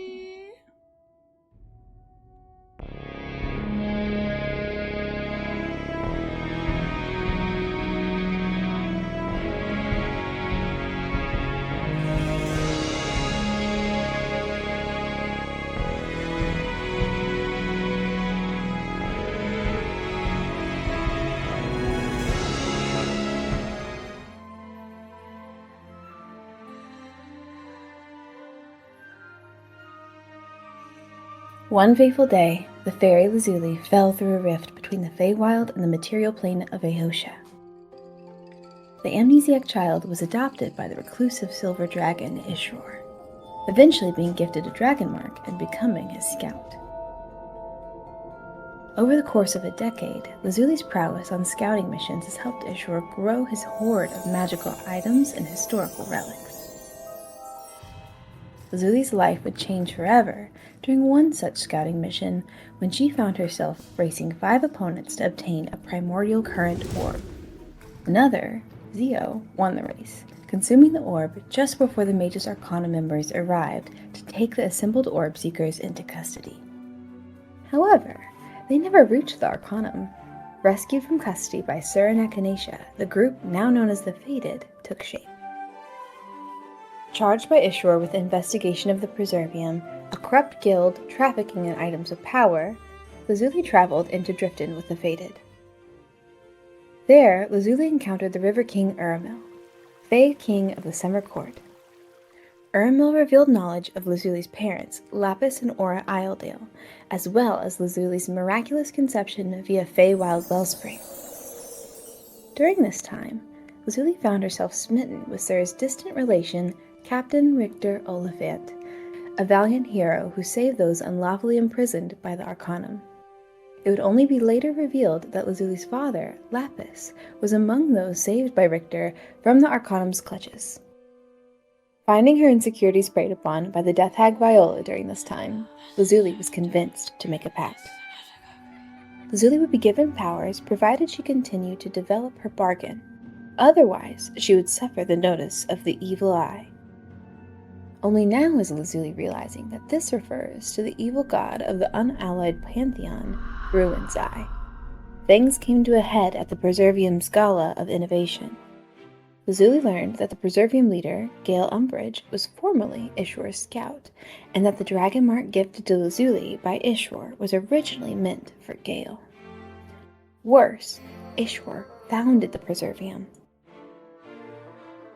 Lazuli also met Nivian's former employer, Dr. Satosh of the Sunwall Academy, who gifted her a vial of the death hag Viola's ichor. Much came to pass at the gala. Lazuli and Richter shared their first kiss. Lazuli adopted Echinacea as her sibling, and perhaps most notably, Lazuli caught her first glimpse of her father during the exhibition. The next day, Lazuli reunited with Lapis, who now travels with the Fated. On the path to reuniting with her mother, Aura, Lazuli found herself in the midst of a combat that felt too great to surmount. In that moment, she made a choice to deepen her pact with the death hag Viola. Drinking the ichor gifted to her by Dr. Satosh, Lazuli became a warlock. The deepening of this pact revealed a terrible truth. The death hag who holds her pact is none other than Elizabeth Whitmore, beloved of Sir, and twin of the Fated's ally, Lucian Whitmore. Through the trials of reuniting with her mother, navigating the pains of joining 2 families into one, learning that Ishur faces a draconic tribunal for crimes against 5 dragon eggs, resurrecting Echinacea and Whistle, transforming into a witch of the Ith, Lazuli has refused to kill, knowing that death will feed her pact keeper, Elizabeth. We find Lazuli delving into the Saiba home catacombs. There, she meets Inara, the Ruin's Eye devotee who took Lazuli's family from her. Defying Inara's attempts at corrupting her, Lazuli resisted taking a sliver of divinity for her own and left Inara alive. Lazuli herself was not so lucky, dying by Lord Tarvish's hand during combat with Whistle's former captain, Isrudon. In death, she was confronted by Elizabeth's rage at not being fed. Now, after being brought back by Echinacea, Lazuli finds herself feeling above the state of death. Elizabeth awaits on the horizon, a threat to outwit. A fairy's work is never done.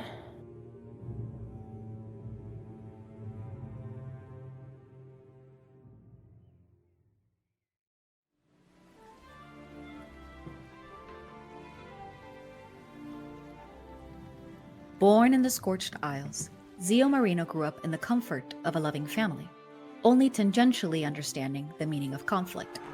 As with most young folks of the Scorched Isles, when they came of age, they traveled to the mainland of Tolesh, seeking purpose and knowledge to return to the Isles with. It was there that Zio joined forces with the Bright Fury Guild. Not long after, a mysterious voice spoke to Zio, and believing this to be his purpose, a pact was struck with the entity Isterus. Isterus sought a primordial orb, a rare object tied to the primordial current. a source of power which harnesses the sea of raw materials swirling in the plane of the elemental chaos. Zio found the orb first, beating several others, including Lazuli and Nivian, in their own pursuits of the artifact. Finding the first orb was only the beginning, tying his path to the companions they now call family, the Fated. In their travels, they have come to learn more of Isterus, a Famar Earth Primordial, as well as the Union of the Tranquil. As creators of the Primordial Current, a centuries-long battle wages against the factions of the natural order: earth, wind, fire, and water. Isterus's dark influence and manipulations were revealed to Zio through the wisdom of Halides, the Vacron Air Primordial member of the Tranquil. Seeking out more Primordial Current orbs, Zio found themselves contending against Wit and Alma, the avatars of Coletra and Glacia respectively, the Union of the Tranquil's fire and water contingents. These chosen warriors who seek to destroy the Primordial Current believe that no one should harness its power. Halides believes the current should not be destroyed, but rather shared with the world. Zio aims to understand the Primordial Current. It is during these times that Zio learns Isterus's goal of vengeance against Sunwall, wanting the current for himself. Zio severed his warlock pact with Isterus, unwilling to follow the morals of an entity that seeks retribution and destruction. After the severing of this pact, Zio, in their weakened state, fell victim to necrotic energies that, without the strength provided by Isterus, killed them outright. Thankfully, Zio was revived by the party's healer Echinacea. Despite this setback, Zio has managed to obtain 2 more Primordial Current orbs from under the noses of Wit and Alma. Following Zio's death and resurrection, Halides awakens Zio's primordial soul powers, revealing them to be a descendant of Vacron heritage and a sorcerer by birthright. After learning that his body could only absorb a set number of orbs before absorbing him into the Primordial Current, Zio grappled with their desire to continue collecting this power. In order to convince Coletra and Glacia not to destroy the current, they initially believed they would need every boon they could get. However, over the course of a conversation with Ishror, a silver dragon and Lazuli's adoptive father, Zio found themselves rejecting their impulse to consume any more Primordial Current orbs. Upon meeting the spirit caller Isandro, Zio found himself drawn to the practice of communing with the Aminae spirits of Ayosha, and drawn to the practitioner himself. Throughout their travels, Zio has begun to train as a spirit caller in their own right, navigating an uneasy alliance with Wit, a deepening of animosity with Alma, and a newfound connection to the natural world. Zio travels the corners of Tolesh with his fated companions, seeking an understanding of the current, its place in the balance, and any thread that will allow him to heal the pain the Primordial Current has caused.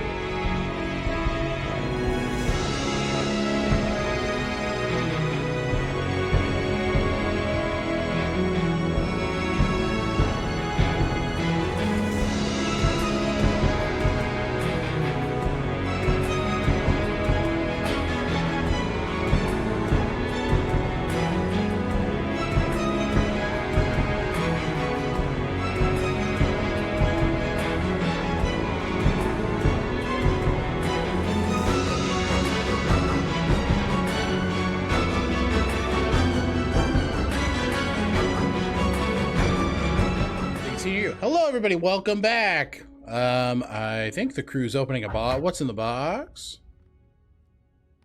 What's in the box, please? Cool. Got it. We're sharing lore in chat in our Discord. Sorry, friends. Okay. Yeah. Let's open the box. Careful. It was magically trapped before. It might still have some tricks up its sleeves. The boxes have sleeves.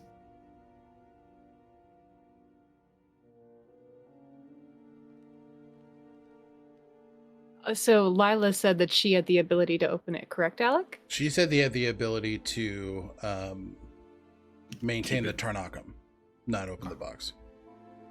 Okay. Echinacea casts Dispel Magic Okay. on the box. The traps are dispelled. Whistle will Nice. hands on and go ahead and open it. Okay. As soon as it's open, Lila begins to work on, preparing. She begins to maintain the Tarnakam. You see, all of you see inside a collection of about 4 ingots of reasonable size that maintain that sort of shifting liquid metal imagery. Each of you see this like dull copper and this sort of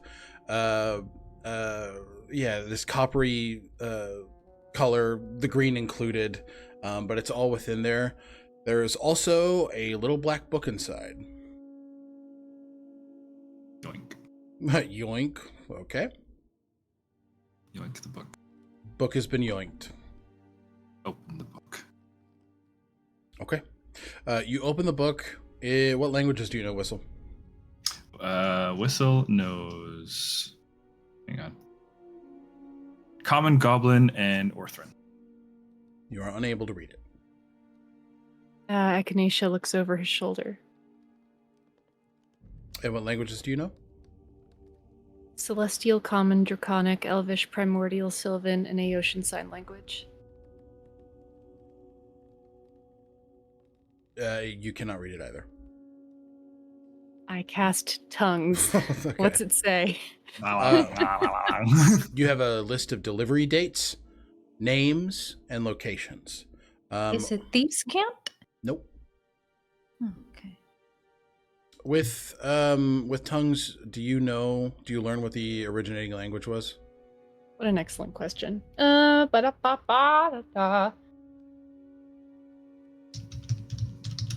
I don't think so, but I'm not sure. Unclear. I don't think so. Okay. But yes, you get a list of names. A lot of these names are actually Drukameshian nobility. You get names. And the names were unintelligible in this other language? Correct. Weird. Okay. Echinacea is going to pull out a quill that hovers in the air and cast Adroit Amanuensis for the first time and rapidly have the quill scribbling down everything in common. Okay, awesome. And yeah, it's just the magical scroll, no other flavor there?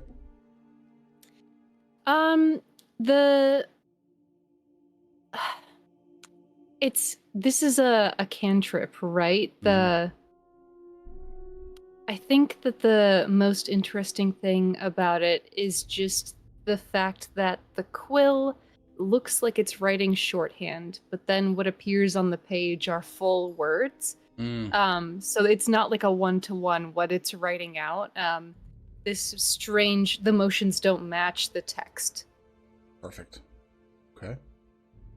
Love it. Yeah, every name, every date, every location is listed in common. Who are they?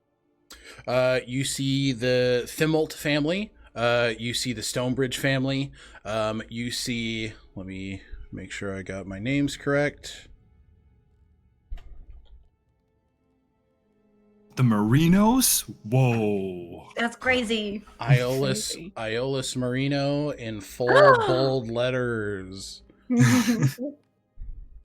Stonebridge rings a bell, though, to Zio and Echinacea. That is the family who Lazuli was called upon to help by Viola.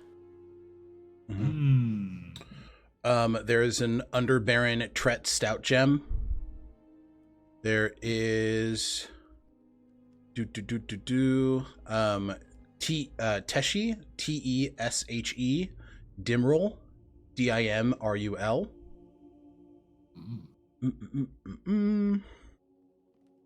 Edurk, Edurk, Vistal, Vistal.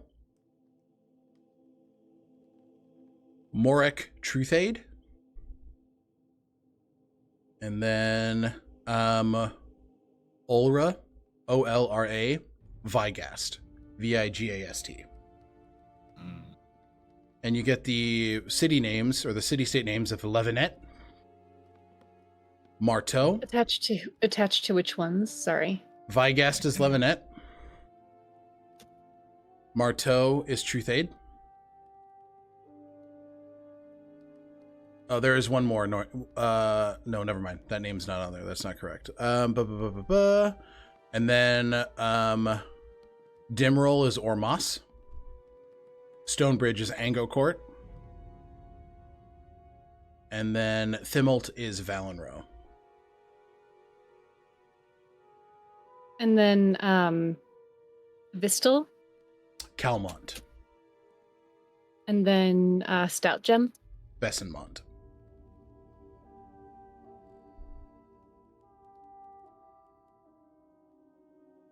And are there, you don't have to list them out, but are there like different quantities of Tarnakum listed for each one? Correct. Yep. They're all a pretty sizable amount, enough to store like any, or enough to stock any smithy pretty comfortably.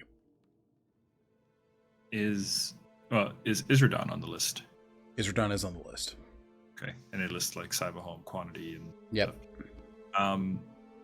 You and I don't want to bother you more than anything, but you mentioned dates. Yep. Yeah. No, go ahead. Yeah. Just kind of like, just out of curiosity, who's next? Yeah, the next one is the The next one is Ulra Vigast for Levinet. It seems that these happen on a rotation. Mm-hmm. And this book goes back about 2 years. Okay. So this is not the first delivery. No, correct.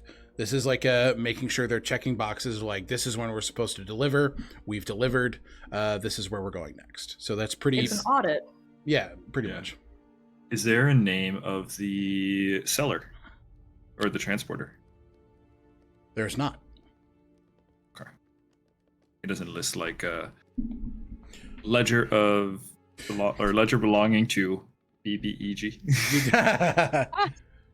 You do get initials, actually. You do get initials CT. History check?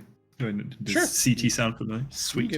I'm not sure that it sounds familiar, but sure, do a history check. It's a 2 on the dice. No, not you. I don't know. Could be anybody. Common trader. Like you're just like, I don't know. That bastard. Yeah. Angie? Can we do history checks for maybe any of these names? If you'd like. Yeah, just in case. I feel like maybe during their time with the Bright Fury. Oh, 21. No, that's a 10. Yeah, it makes sense. The Bright Fury is pretty strictly Toleshian. There's not really a lot of crossover into Drukamesh or anything like that. 21 button, you said? Mm-hmm. Yeah, Stout Gem for Bessenmont makes sense to you. And also Marteau, that is a very popular wine town that you and Lorien would go to more than once. It's wine country.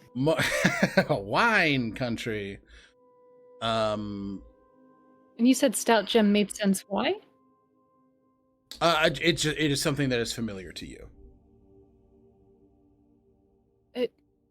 Can you tell me why it's familiar? Because it's not ringing a bell. Why that's familiar to me. Stout Gem is familiar to Echinacea due to rune delving with Thandaril. Okay, this is new information. Yeah, Gotcha. correct. Sorry, the way you said it, I thought I was supposed to know. I was like, I don't know. No, my bad. I apologize. Rune delving? That's cool. That sounds really cool. Yep. You both explored a Minrian rune. And there's a Minrian rune in Bessenmont. Is that what you're saying? That is what I'm saying. Yes. Okay, thank you.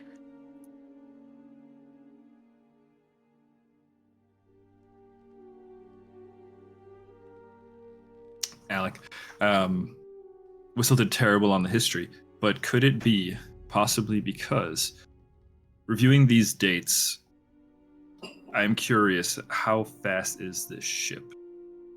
Like, can I get any sort of idea of like how long it might take them to do a rotation? I will say, Assuming it's decent. yeah, give me an investigation check. Based off of the just the times given in the book. I'm gonna use an inspiration. Okay. Much better. 16 plus 11, 27. Investigation. 27. Mm-hmm. It.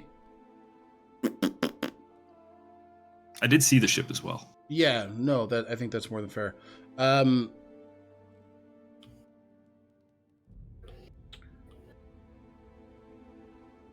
Would probably a full rotation would probably take about 6 months. That's probably by whistle stand by kind of understanding like the world and maps and being a sailor. That's pretty fast, eh? Yeah. Oh yeah. Okay. Yeah. They work very fast. I saw their ship. It's quite a marvel.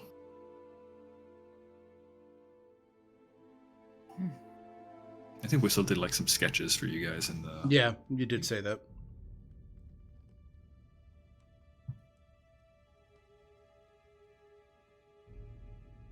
So, the congregate are delivering Tanakam to various people. The question is, well, raises a few questions. Why? Where do they get the Tanakam?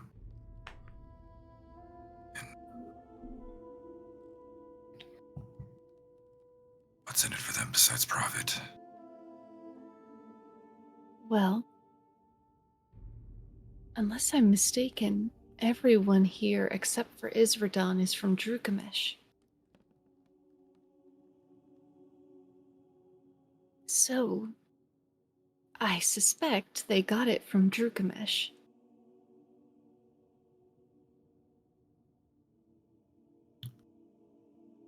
So there are Tanakam veins in Drukamesh somewhere. Yes.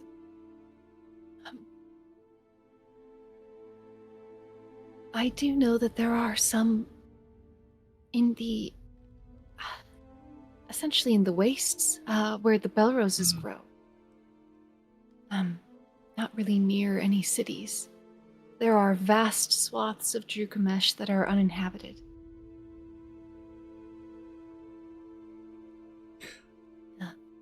The cities are all incredibly advanced. I will say, I do want to give you 2 cities that you discovered, that you had this encounter between, just to give you some general, like, locations. So, Echinacea, you were between... I like your name. Angokort, Orasir, and Ormas. There's a mountain range there. You were just south of the end of that mountain range. Let me drop you guys over to the map quick. Okay. Exactly. Oh my God, I'm not in roll 20. I was just about to look for it. You're good. You're good. Okay, so here between Angokort, Orasir, and Ormas, so closest to the stone bridges, who Lazuli was asked to help by Viola, which is concerning. That's a place where I have encountered it, which is not to say that that's where they get it, but just that It's available there. Hmm.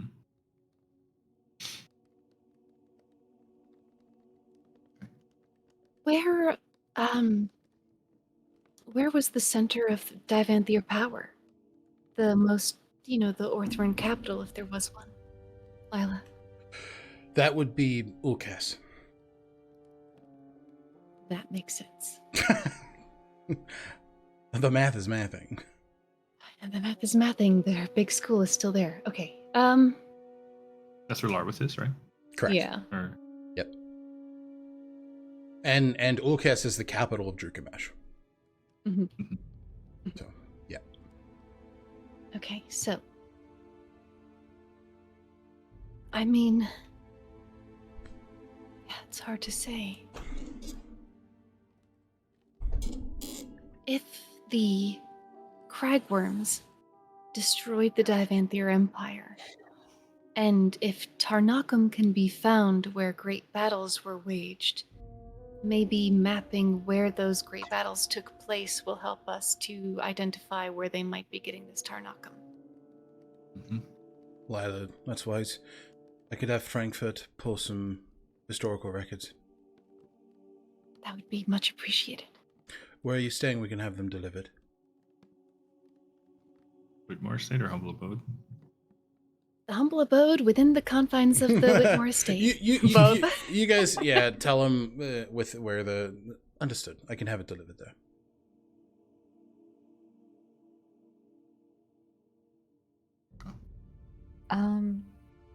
What has how has Lila been controlling the Tarnakum? What did she do so that you wouldn't come into contact with it?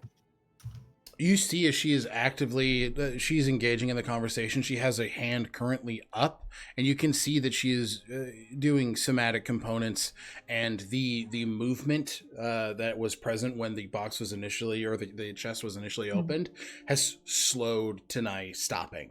It is, it looked akin to an oil slick where it's just kind of constantly moving in like amorphous shapes, but now it's almost still. So she's actively just... You see when she is not speaking but listening, she is kind of uttering Orthran under her breath. And Whistle, you're able to hear. It's not nearly as gentle as you've heard her speak to like the coffee pot or the teapot. It is her demanding the Tarnakum to be still. Sure. And like just imposing her will upon it because it is so volatile. Yeah. I'm kind of thinking like maybe like regular metal, it's like talking to or like working with like a domesticated animal, and then talking to this stuff is like working with like wild metal. Yeah, exactly. Like, yeah, pretty much. Zio's gonna wait until she's done concentrating on that. Okay. We've been. We'll close the once we got the book out. We can close the. Zio has been just watching, Lila, and then if someone were to become addicted to it or harmed by it, is there ways around helping people? Yes, much like any addiction, there are services that exist in order to help individuals who suffer from such ailments. Medical attention is key. Dealing with withdrawals is key, and Divanthier may just have a particular ability to draw the substance out, but that does not it does not lessen the withdrawal effects. Those will still exist, and you take care of those just like you would any other withdrawal.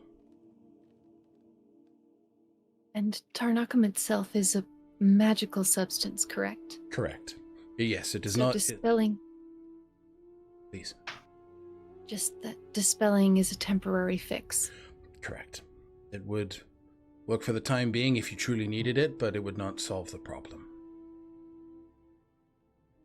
Would Tarnakum addiction, and I don't think Whistle might be the one to put this together, but would Tarnakum addiction kind of look like what was going on with Lord Tarvish? Because he was always an ass. I Unhinged. Yeah, he seemed unhinged, like Very much so. psychotic. Yeah. Are there any records of the High Mage Kata working with Tarnakam? Mm. She exclusively didn't work with Tarnakam. She didn't. She chose not to. She warned Vendrick about it and swore to never work with it. But I can look for records of the mages that did work with it if you'd like. It's another thing I can have delivered. You see Frankfurt just sort of Is it? taking notes. Do you think that it's definitive that she never worked with it, or maybe there was a time that she did and she made a mistake? It's hard to say. From the books that I've read, from the history that I've explored, she has never engaged with the substance. But history books are not often the most honest retellings, so I think that's a wise thing to consider.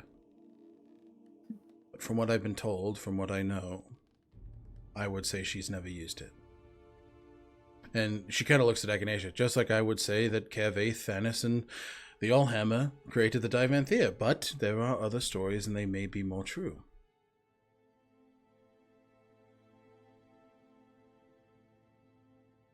Zio, is it the Tetheriums you're thinking about?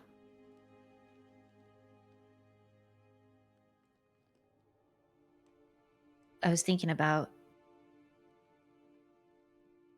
I had a conversation with Helitis. That's where I learned the name Lord Vendrick from. Not that he was involved with what was happening. Of course, I think that was just Kata. In regards to the current. But I don't know. It seemed a possibility, but we won't really know without any more study. That maybe Tarnakam might have something to do with it, especially if it's a naturally born magical property. If it's something that comes from the earth, regardless of how dangerous it is, it's still natural. Or it could potentially just be a cause and effect. Maybe it was created because of the addition of the chaos into the primordial current. Something as volatile and chaotic as Tarnakam could maybe have been an effect of the chaos. That makes sense. From what we understand, the Tetheriums bind both volatile magic and chemicals. Mm-hmm. So, if Kara was fully against it, maybe it's because she knew that. I don't know. Now I'm just extrapolating, but maybe she knew that it was created because of the addition of chaos.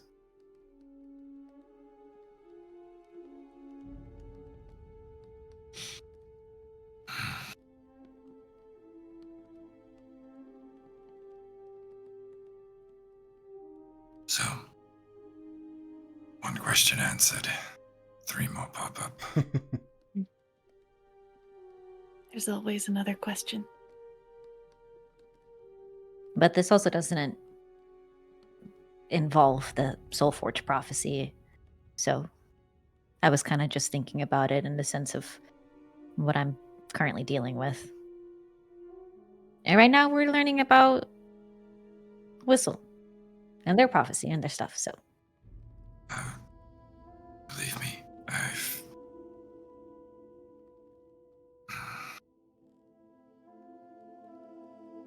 It sounds like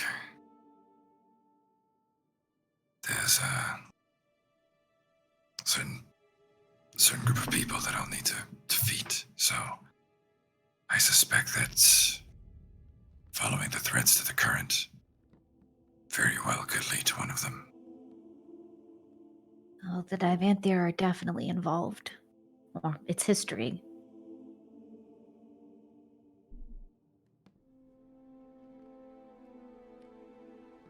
I think we could maybe get a lot of answers in Lorwith when we go. If we are planning on going. Or at least I hope. I would like to head to Lowith.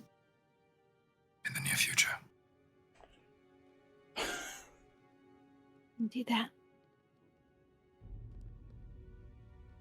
Lila sort of squints. I may need to know the detail of Mr. Vokoda's death.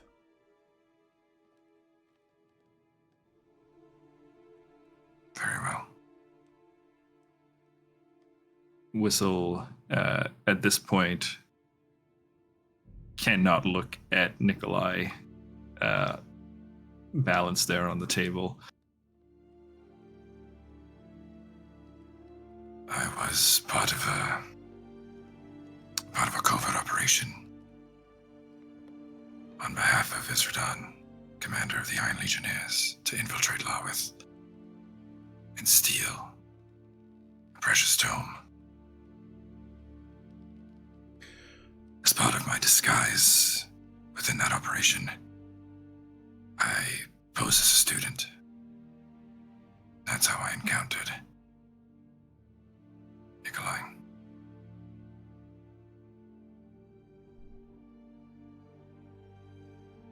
Time passed, and things grew complicated.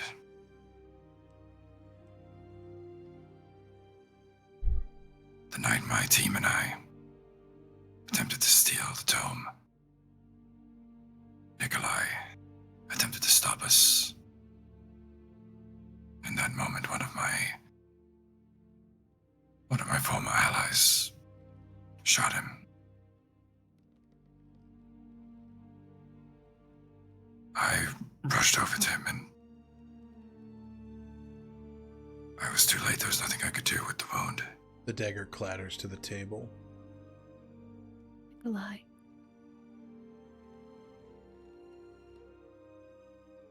Nikolai had the dagger on him when he died.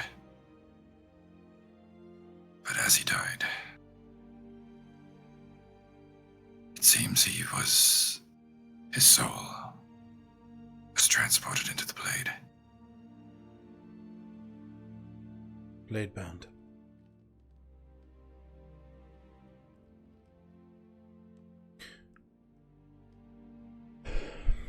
I'm sorry for your loss. Both of you.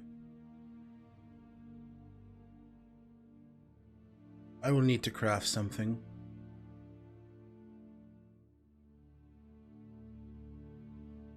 It will ensure you are not killed on sight when you enter Landiith. Ooh. I would appreciate that. Although, it certainly wouldn't be like that would be undeserved. So, You're on a different path. That much is very clear. Everyone deserves a chance to change.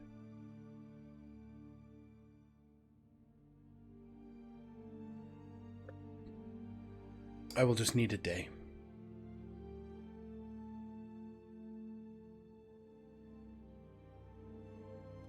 Thank you, Lala. Of course. Whistle will look to Echinacea. Well, first he's going to very delicately pick up Nikolai and resheath. And look to Echinacea and just kind of inquire or say, I would like to show Lila the Diventia tome. Oh, so you did succeed in stealing it. She's... Unfortunately, You said attempt. Understood. I will need 2 days. it was a successful attempt. successful attempt. Got it. Echinacea takes it out of their bag of holding because it's not currently in the chest with half a head in Helena it. Morin's fucking dome. Yeah. They gingerly hand over the tome. She looks at it with reverence. Big reverence. Like, Echinacea, the feeling that you had earlier with Landiith, you see Lila having a very similar experience. Like, almost feeling unworthy of looking at it, touching it, having it within her presence. But she kind of shakes that as, You see she reaches into a bag and pulls out an alloyed sphere made of silver trimmed with gold. And the mechanism in the center just as the sphere opens, and you see this yellow crystal beginning to emit light and these little arcs of electricity. To all of you, and Zio, you've seen this before, but to all of you, this looks eerily like the crystal that Nikolai is within. And you see as the light begins to scan the book. What is that device?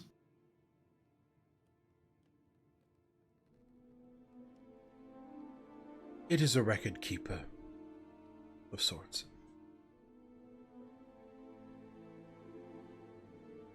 She's being very dodgy with that. You're recording the tome. I am ensuring that it is the genuine article. Insight check. Please. Insight check. Went from bad to good. 20 you wouldn't take home to mom. 20 you wouldn't take home to mom. She is telling the truth, but there is more there. Yeah. But she is telling the truth. Just ensuring it's the genuine article. You are quite perceptive. Among other things. But I would appreciate being able to keep those to myself. For now, at least. They do not hinder your mission. I promise you that.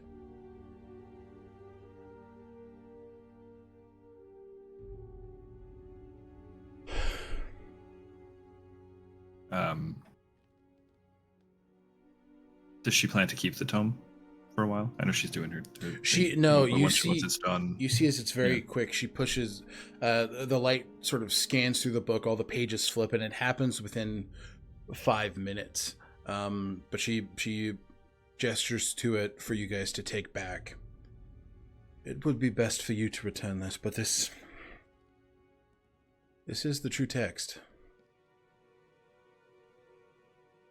We intend to return it as the next time we're at Landiith. Good.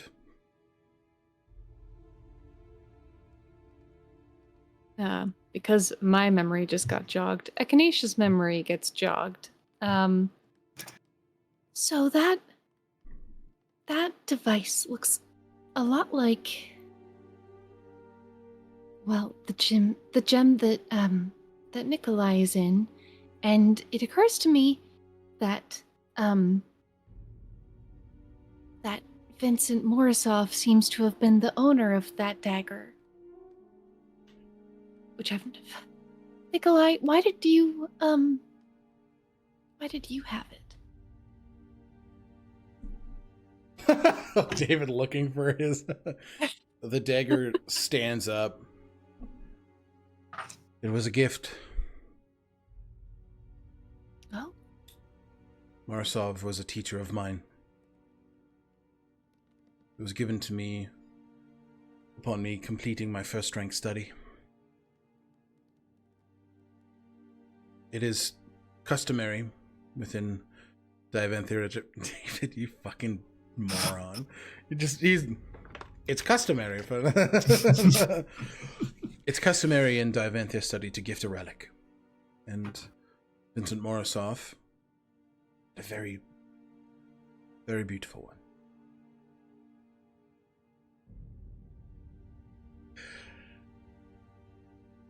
Perhaps you two can speak again soon.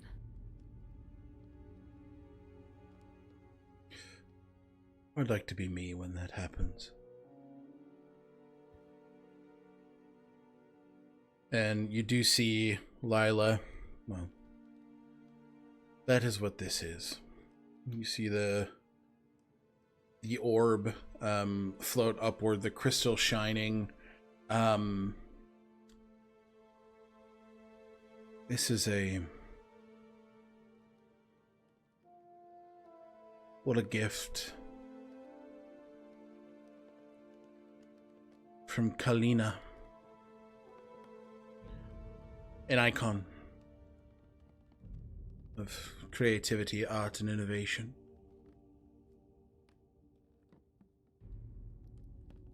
She's known as the Copper Muse.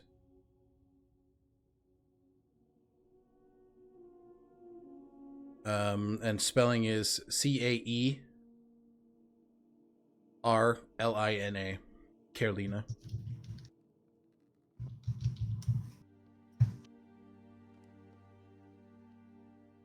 The Copper Muse. Yep.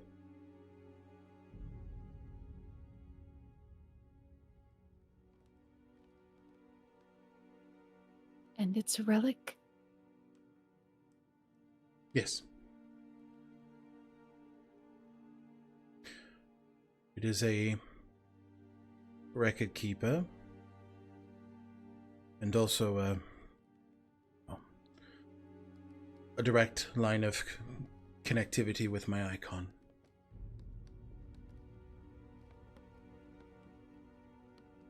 Nikolai? Oh, hers is to Carolina. Nikolai's is probably to the maiden. Or, I think, well, Or the Blade yeah. Brother. Yeah. Yeah. You know who would know for certain? Vincent Morozov.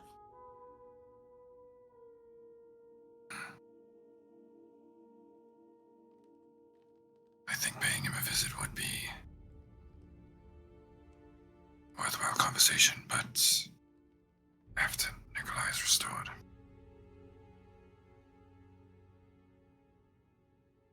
Echinacea opens their mouth to argue that it might help restoring Nikolai to know which one ahead of time, Yeah. and then they just close their mouth and like lock that away amongst the other things that they're going to There's a lot being investigate later locked on. I away think- today. I think Whistle's kind of made the same thing, but Nikolai insisted, so Mhm. Yeah. he's going to advocate for that. Okay. Is there anything else to cover here with Lila? Mm-hmm. Yeah. Go for it.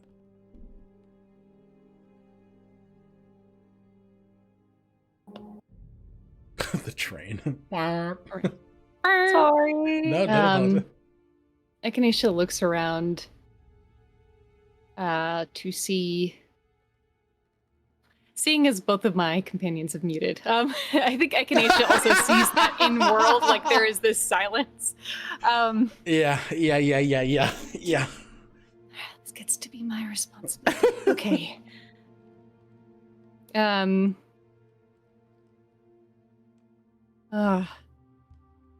The pain that falls over their face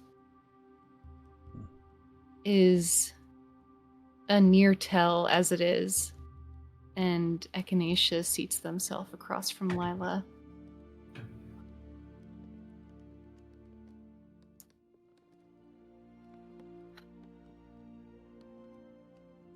I have a story to tell you, much like the stories you've written, about a great hero who never quite knew how to return home. You perhaps saw his visage, arm in arm with Elizabeth Whitmore.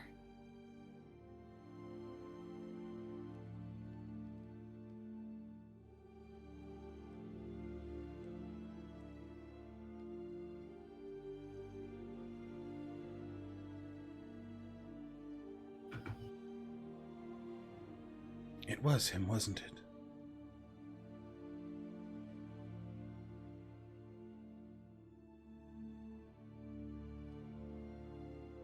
A small piece of him. But when I tried to bring him back, Echinacea remembers that moment where they had to reconcile the fact that his armor was not his body, because they could not return life to it.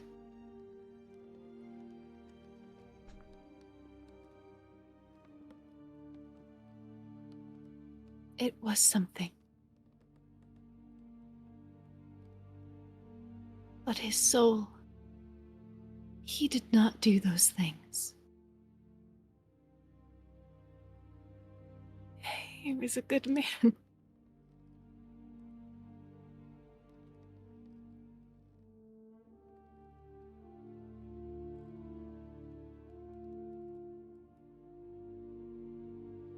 Did you know him long?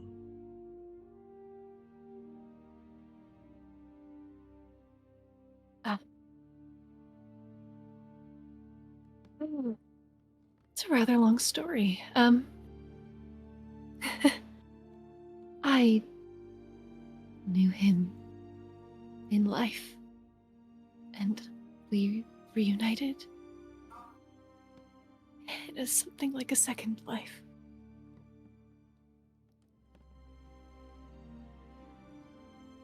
He freed me.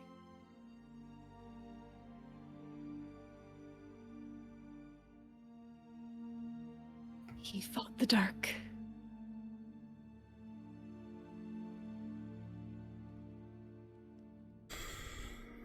She kind of shudders. There's a reconciling that's already been done. There's a mourning that's already been done. But that whole understanding is shifted, right? But he was a good man.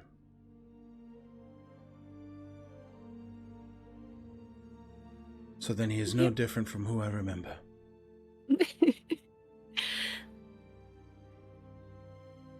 Precisely. I'm going to make... Oh, sorry, David, you first. Whistle's just going to put a hand on Echinacea's shoulder and say, kind of putting two and two together. I'm sorry for the part I played in his story.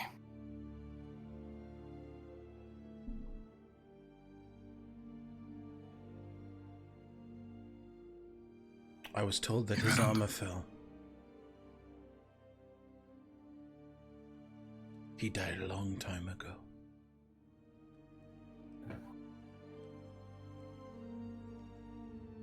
Whistle just through gritted teeth. There must have been a part of him that was still there, though. And... well... you have my sympathies and my apology. Thank you, Whistle.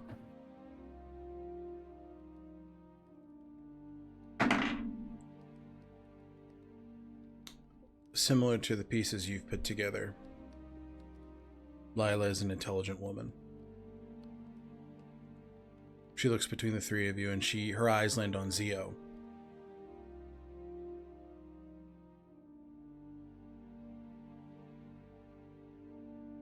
Declan found out about him, didn't he?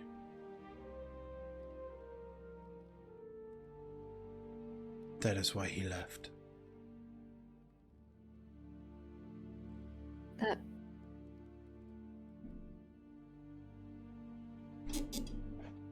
That can't be the only reason.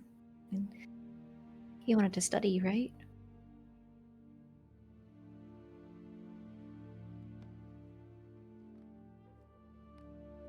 Zio suddenly feels this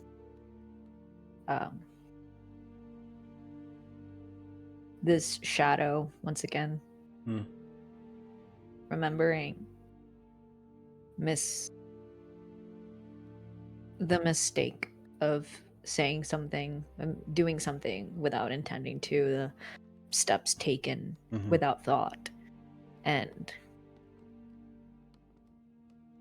they've been doing better, but it's very easy for them to once again fall back into that mentality that they're always at the core of people being hurt. Yeah, that wave of doubt returns. Lila just... Thank you for telling me. I feel now that I can mourn him properly, as he deserves.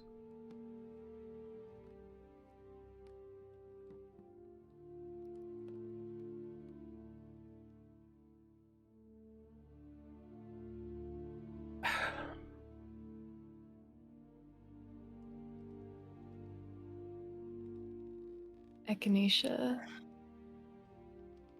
doesn't know they could use it still. So the bookmark that they made to talk specifically to Sir when he infiltrated the Aminae, thinking they have no further use of it, they take it. They give it to Lila. We would speak to each other using a ritual with these. I know it won't do anything now, but maybe you could write to him.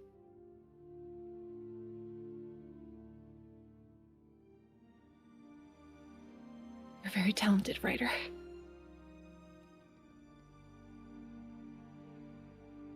The only book I ever saw him reading was yours.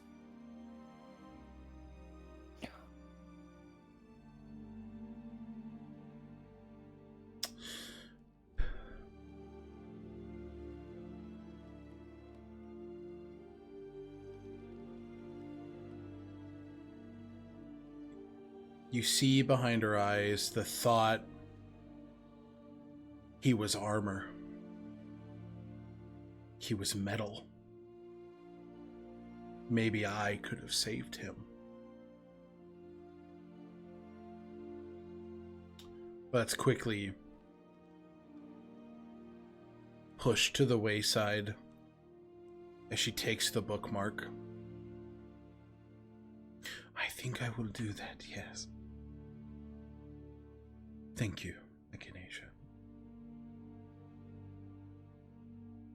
And unaware that she could very well get a response, Echinacea thinks that they are handing over a relic of their own. They nod. Lila, yeah, she isn't able to steel herself here, right? This is a lip curled, tears falling. She just stands. If you'll excuse me, I think I need some time. Well, head out. If you have any more questions, please reach out to Frankfurt. Thank you, Lila. You are welcome. Thank you. And Lila leaves.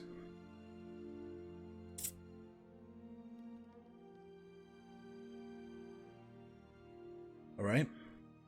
We will close on this scene here. Inspiration points all around. Yoink, yoink, yoink. Oh, Sorry, bud. gotta give me more warning. I know. Okay. Never see it come. And just for montage stuff, Echinacea, do you want to say that you stop at the Viper's Hand and do anything there? Echinacea goes to the Viper's Hand. They cast Representatives. plant growth. They give them a little garden. Perfect. They cast daylight in that garden, and then they just like spruce up this whole little area with the Viper's Hand. Perfect. They cast fabricate where needed and give them all like ridiculous sumptuous beds. Oh, fuck yeah. And they'll just spend the time doing what they do best, which is handling their feelings by being active. Oh, by doing shit? Okay, so yeah, you're in depth with the Viper's Hand right now, helping them set up their home. So yeah, absolutely. Okay, I love that. Zio. What are you up to, baby boy? I think following that conversation, Zio is going to excuse themselves. They're not going to stick around for the Viper's Hand stuff. Understandable. Yeah, and they're gonna go up. And I feel like there's this sort of the moment that they're up above, they take a deep breath of air. And once again, they're sort of like fighting that feeling that essentially it coagulates into I pushed Declan to leaving and to not I pushed Declan to leaving and ended up essentially possibly creating a chasm between him and his mother. And so that starts building up.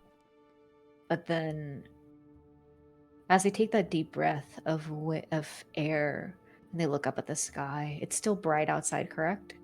Oh yeah, I'd say we're probably heading into like the early afternoon, if that. Yeah. You know, so nothing crazy. Mm-hmm. I think Zio is going to try and mitigate those emotions by doing some spirit calling. Maybe like going off and trying to find some spirits that might need help. Yeah. In the same vein as the ones that they found with Lazuli when they were out in the grove. I love that. Small little things.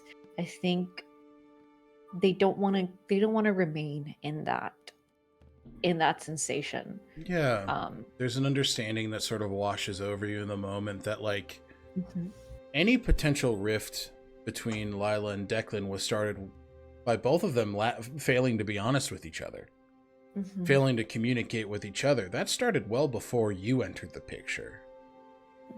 You know, there's a bit of whether it finds you now or later, there's a sense of freedom and calm that comes from that. But give me a nature survival check as you go looking for Aminae in need. Yeah, of course. My spine. Oh, fuck. Nature or survival? Yeah, go ahead and give me one of those. Brother! I am... Hulkamania's running wild, brother! Hell yeah, brother. Hell yeah, brother! Okay, like we can't use it anymore because fucking Hulk is a maggot. Yeah, Anyways. Hulk Hogan is a bigot, You ruined racist, it and for transphobe. all of us. Listen, Ugh. we can use it to spite Hulk Hogan. Fuck that dumb. I was gonna say I wasn't using that to laugh with him. Exactly. Solely at. I rolled a 16. 16. You walk around the city and you take in the sight of joy. Kids are running to school. They're on recess and throwing snowballs at each other. Parents are sitting on their porches and just taking in a city that is no longer under siege. Vendors are selling things in Sun Parsley Market. And you feel this initial pull, actually not far off from the Whitmore estate, but at Celine's Spire. You feel this sort of weight there that kind of just tugs you in that direction within the city. Yeah. And you said a 16? 16, yes. Beyond that, on the outside, you start to feel this weight on your shoulders. I think with a 16, it's easy to confuse that with those feelings of doubt that are sort of still festering within you. Yeah. Yeah. I think Zio's gonna go to Celine's Spire then. They'll go on foot first. Yeah. And Celine's Spire, I know it's like like a clockwork tower, right? This is essentially it's essentially like a little mausoleum. A mausoleum. The yeah. clock tower is across from Celine's Spire, but it. Celine's Spire is in honor of what's Mrs. his nuts? Whitmore. Lucian's mom. Yeah. I think Zio is going to like kind of like walk around it, just out of curiosity, trying to find the source of it. Okay, yeah. You kind of begin to look around, and what you see in front of you is a little cutie patootie. So ready. You see a little cutie patootie as a little rock stone Aminae kind of lays like an armadillo on their back. Oh. Just kind of like, help me. Oh, no. Help me. I Help think Zeal will me. quickly go over, like, just rushes over and, like, like, similar to the ones on the grove with Azuli, they'll just put them right side up. Oh, thank you. You see the back of what is like this large stone with these little like stone claws that kind of look like something akin to like a badger or a mole. Yeah. A large like pangolin face and this sort of like stone little bunny tail on the back. As it is, oh, I appreciate it very much. Thank you. There's a lot of feelings happening here. I got tipped right over. A lot of feelings happening. Yeah. What kind of feelings? Here? Here. Big old here. Well, it was here. It's not here anymore. It's not here anymore. No. Do you remember who those feelings came from? A guy. What did the guy look like? A bat. Oh. Did you say a bat too? Yeah. A bat. Oh. It happened last night. Yeah. Ugh. You got tipped over by his emotions. A lot of big feelings from that big bat. Yeah. Oh, wow. Thank you for letting me know. Yeah, you're welcome. Can I do something? Do you need anything else from me? Can I help you in any way? Yeah, I just want to make sure that she's taken care of. And he pokes Celine's spire with his snout. We need to light her candles. Oh, okay. That should be easy. Do you want to come with me? Yep. Do you want to ride? Oh, yeah. I think Zio's going to pick up the stone Aminae, and I'm sure it's just like like a cat. Yeah. You're saying I don't have to move? No. We'll get there a little bit faster. Not that not that you can't get there fast enough, but Listen, it's hard for me to get up there. Okay. He's staring at like a 4-inch step. Yeah. He's like, I can't do it. Alright. So are you the guardian of the spire? You could say something like that, yes. Is it just you, or do you have any friends? It's just me. I prefer it that way. Yeah. Okay.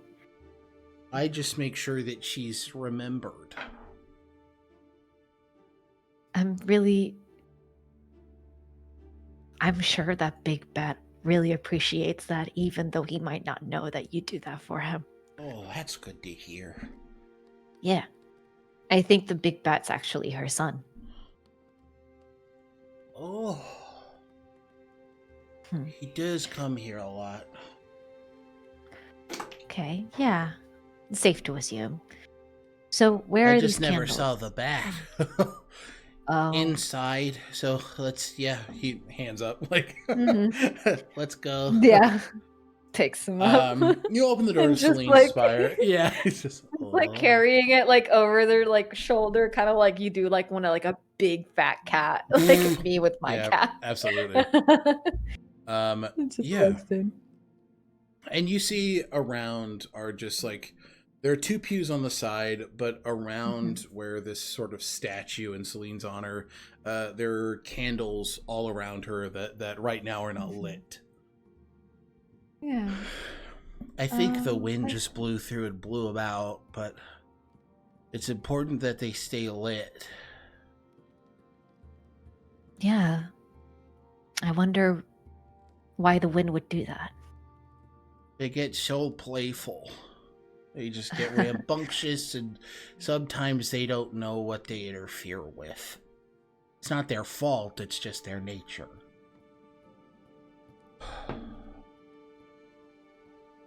Those words kinda hit Zio's like, why is this rock therapizing me right now? Yeah. Exactly. I think Zio will set the rock Aminae down and says, "Do you have a name?" You know, I spend all my time remembering other people. I never found it important to remember myself. Oh, God. What kind of stone Aminae am I? You're a very dedicated one. Oh, that's true. Name, man. Can we really tell what's the character and what's the GM at this point? You know what I mean? Alec. You can call me Bob. Bob? Bob. Okay. That way I'll be able to remember you. Sorry, Bode, like boulder. Bode. Oh, Bode. Yeah. Got it. I like that. I like Bode. Oh, Can I call you Bodie? Sure. Bode, That makes you Bodie. feel good. I'm not gonna stop you. Yeah. I'll But make sure to remember you so that you also get remembered. you see some brown and mossy colors begin to come back from like this slate gray that they've been experiencing. But you see he very dutifully like stands and like points out the candles that need to be lit. Zio will take out their little tinder box and Yeah. start gently sort of like lighting the candles. Not using any magic. I think they're very much wanting to do this sort of like manual thing. Absolutely. You take the time and light each candle, and you know, given your lessons with Asandro, you come to know what stone Aminae represent. Grounding in balance, stones are grounded, firmly rooted in the earth. A stone Aminae symbolizes balance and a connection to the physical world, and then also memorial and remembrance. Stone Aminae stand firm, they persist, and they represent the act of remembering, symbolizing the enduring memory and legacy of individuals or events. And with someone like Celine, where a structure was built in her honor, a stone Aminae kind of naturally formed and chose to dwell here. It becomes very clear as you're lighting these candles that Celine meant a lot to obviously Lucian, but she meant a lot to the city. And those feelings of love and appreciation and gratefulness don't just come from Lucian Whitmore, they come from the people of Iyo Thalor who visit here often in times of need, who give a word and find great solace in the presence of Celine, even though she is no longer of this world. And Boulder, you know, he very much finds a home here, and to see that home tended does him well. I think after lighting the candles from the light of this, from this candlelight and this space, and I'm sure it's not super dark in here. No, it's still the daytime. They're still stuck coming through. yeah. Absolutely, yeah. I think Zio will sit at the edge of this memorial with Bode, and they're gonna pull out. I feel like Zio might have something with them, like just a traveling like a traveling like notebook or something like that. And they're gonna, as they just kind of let Bode settle back into their routine. Dio is gonna watch this little scene and then decide to start drawing what they see. Yeah. So they draw Bode, they draw kind of the imprints of what it looks like with the candles lit. And specifically just on the page, just draw a memory, a reminder of who Bode is, and they write Bode's name, Bode, and then Celine's spire, and stone Aminae, and they just they spend their time there until they're finished. Absolutely. And in that act of reciprocating remembrance, right?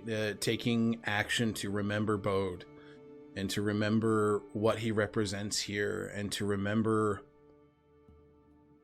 the purpose of a stone Aminae, you see him kind of stand on his hind legs, offer a little nod, and just say, "Thank you, great spirit caller. I am appreciative of your time. Thank you." It's a pleasure. I'm glad I could help. Offers a little nudge on the leg as you see Bode kind of waddle up to this statue of Celine, where there are these like natural forming like rock details, and Bode rests in the stone that he is. And ensuring that that memory is secure and respected. You have successfully tended to the stone Aminae. I'm glad. Inspiration point, take it, yeet. They're very cute. Yeah. I think Zia will just exit out of Celine's pyre then, and then they can actually go and try and find Lucian. Okay. Yeah, I think you look around. Give me an investigation check. Yeah. You got a few places. We'll see how quickly you find him.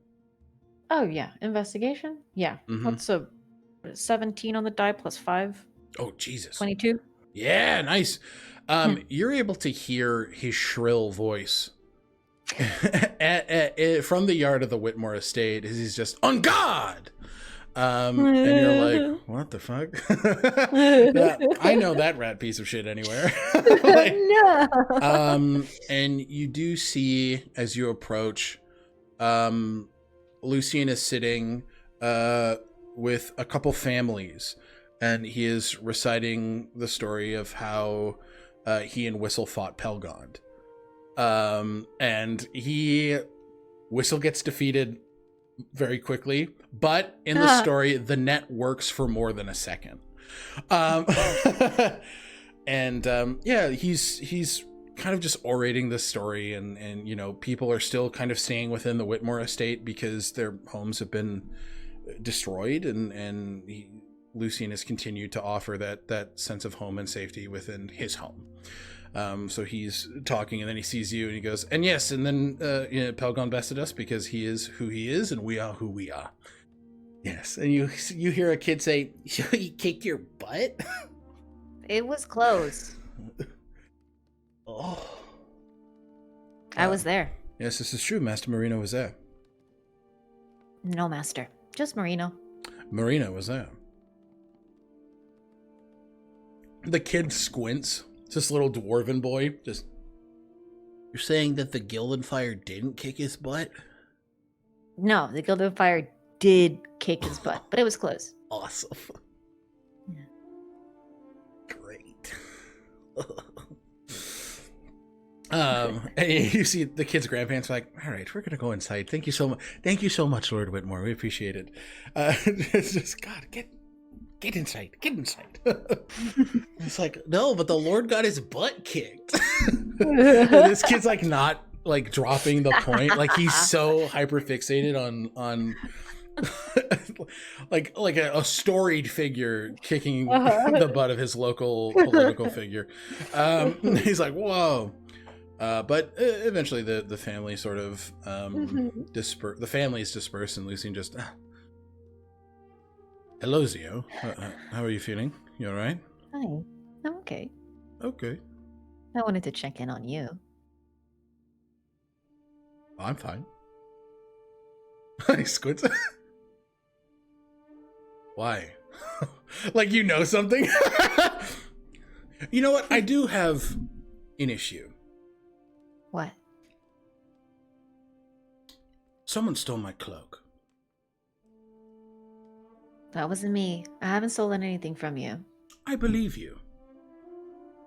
Do you happen to know where the good doctor is? Because I have a feeling they took it. I saw them a little bit ago, but can't tell you now. I've been tending to some things. Well, you can help the lord of this city tend to something.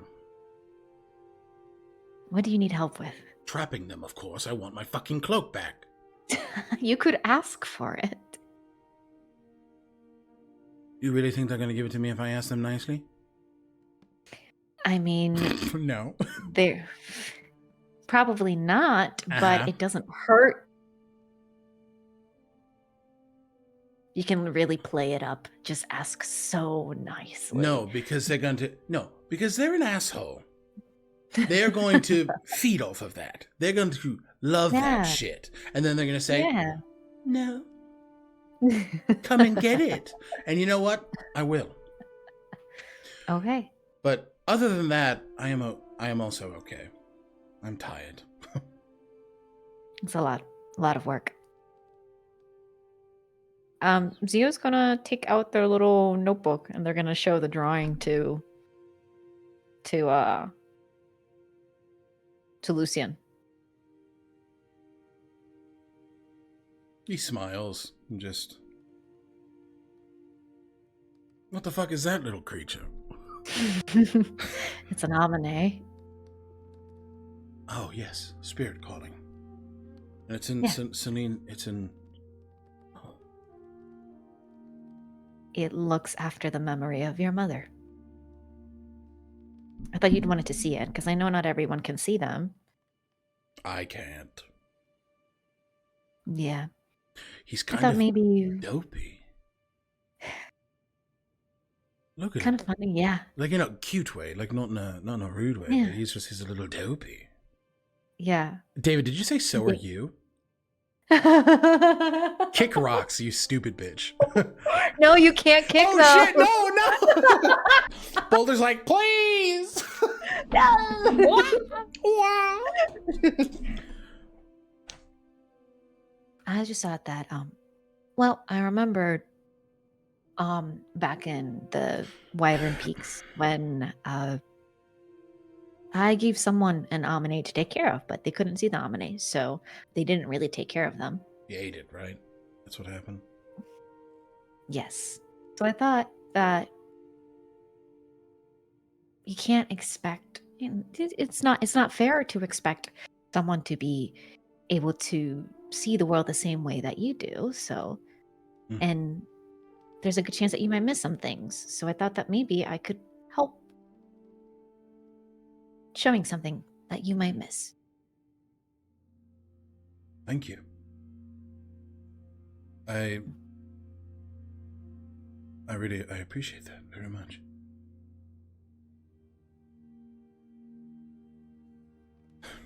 I will be sure to honor him the next time I'm there. I hope I didn't do anything to upset him. Or harm him. He did need a little bit of help, Oh fuck. but your emotions are valid, so I'm just It's new okay. at this. it's okay. Me too.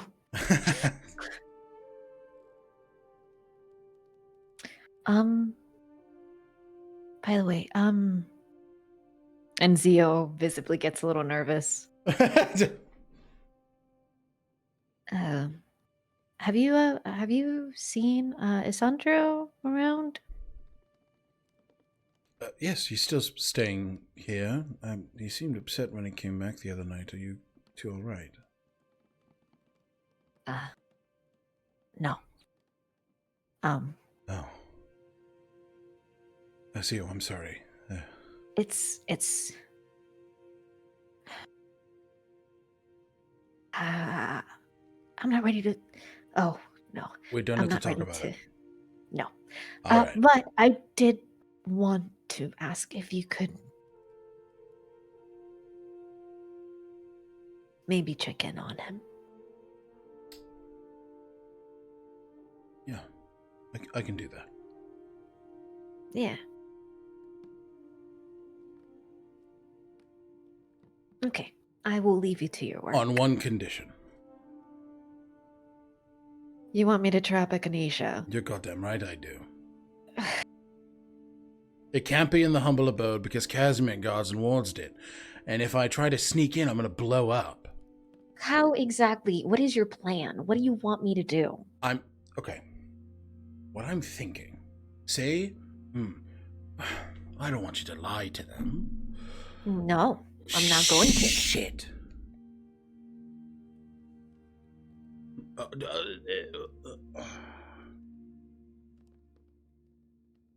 Do you guys have to go shopping or anything soon? I think so. Good. I think Whistle had mentioned something about going weapon shopping soon. So Noted. So okay. Just Okay.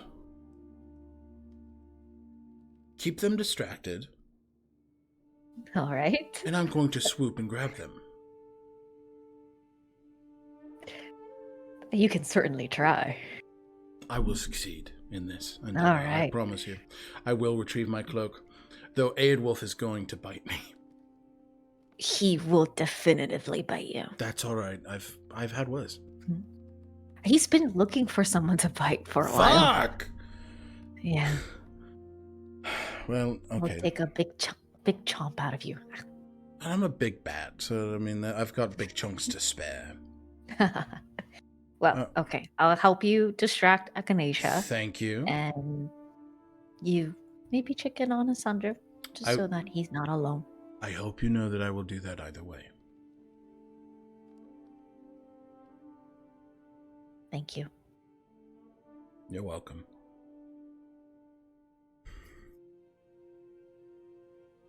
And on their in their little Sending their stuff. little Oh, the sigil? their Yeah. little sigil thing. It's like, hey, Echinacea, where are you?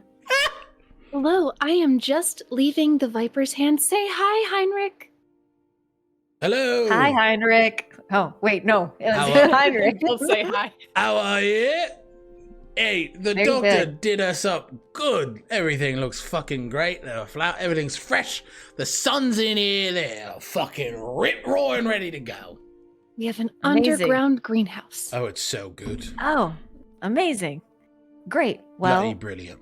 Bloody brilliant. are you planning anything? I think Whistle said something about a weapons shopping trip, and Yeah.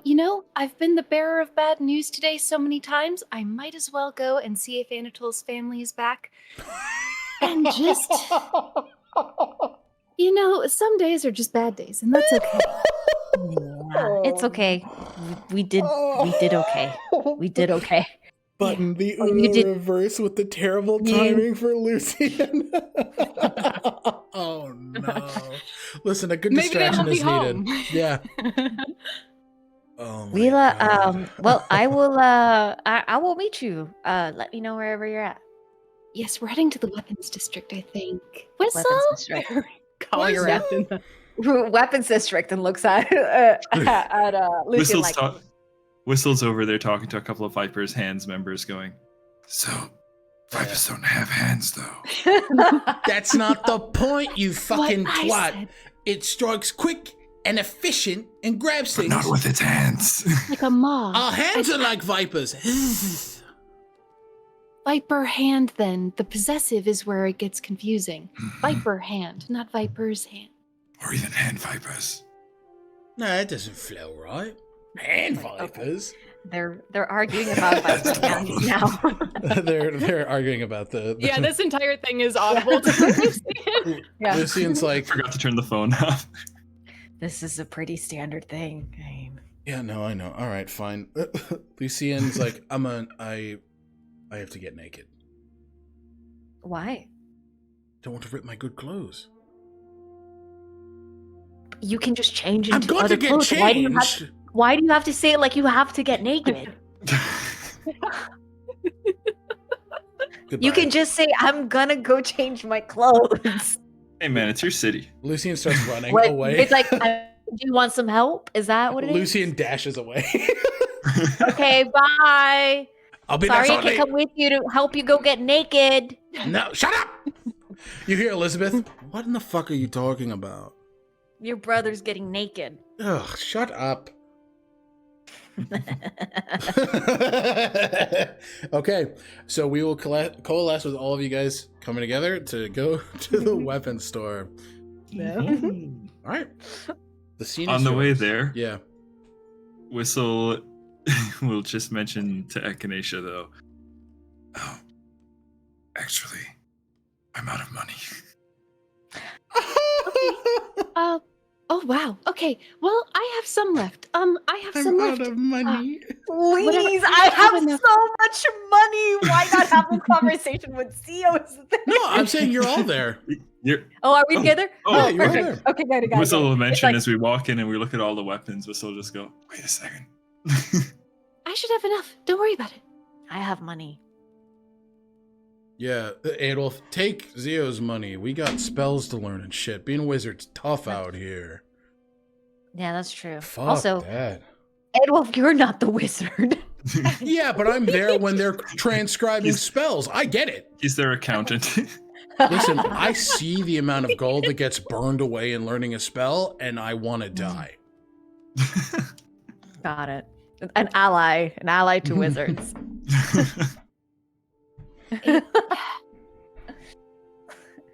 They're not wrong. No. I have a lot of money. I would be in your debt, Zio. I'd pay it back as soon as I No. can. No, you wouldn't. Please. I have so much. I need to get rid of it. It's very heavy. Well, Being weighed down by this money. It's in the bag of holding, but it's still a lot of money. What items? You need weapons. What weapons are in the shop? What weapons do you want? You're hate, strong. I hate, Your I, finest, I hate sir, this your game. finest weapon. Any very rares, sir?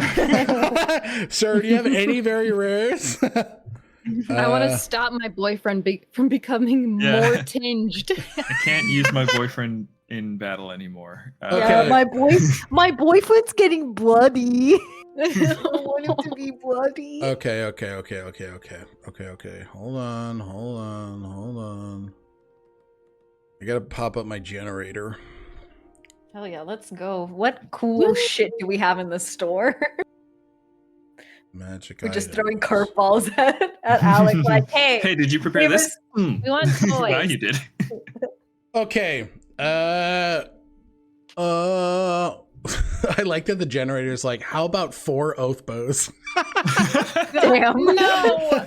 Oh, Uh, love Oh, I had one. of these. There's a +3 glaive, +3 longsword, a dancing sword. Ooh. You guys need to write this down because I'm not gonna remember for you. Hmm. Sword of sharpness, longsword. Sharp. Arrows of slaying. Ooh, those are good. +3 moon sickle. A dwarven thrower. No dwarves. throws dwarves. Dwarves are very upsetting. Scimitar of speed. Ooh. And last but not least, a +3 trident. Like my dad. Like my dad. That's the same thing that he uses. Yep, tried it. What kind of sword is the dancing sword? Oh, it can be whatever sword you want. So at this point, it is in the form of a rapier. Okay. But when you attune to it, it can be whatever you want. Hang on. Bonus actually does sort of. Arrows of slaying. Yeah, What do Just they like really slay? good. they Actually, bust cunt. the cunt, yeah. The arrows serve cunt and slay, Slay. pussy boss. A magic weapon meant to slay a particular kind of creature. So you have like these are draconic, like Ooh. meant for felling dragons. Ooh. Zio grabs them. Yike. Oh yeah, actually. Well, How many? hang on. It's a full quiver's worth. Yeah, How much is a full we might Hold on. Whistle's just gonna mention. Iyo Thalor may actually have really good need of those. Yeah. Oh. For a quiver's worth,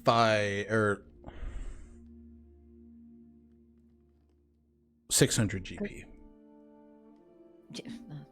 You're like, that's nothing. Yeah. How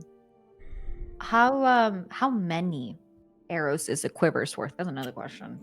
That's Because I would count that because I feel the Simon's Bowblade, like its arrows are like magical. So like I always imagine it like them coming like. Google says 25 to 30. So we'll say 30. 30? Fuck yeah. Zia's like, I will take those. Okay. 600 gold pieces. So you take the arrows of dragon slaying. Okay. Fuck yeah. Fuck yeah, dude. Well, I have still about looks at their bag. $1 million. About 9,600 more gold pieces to spend. I think a +3 longsword is the move. +3? The dancing sword is cool, but I don't think you have the attunement need the slot mod. for it. the sword, no. Yeah, because all of your attunement slots are up. Yeah. What is a scimitar of speed? It's like 2 attack. Or You. something.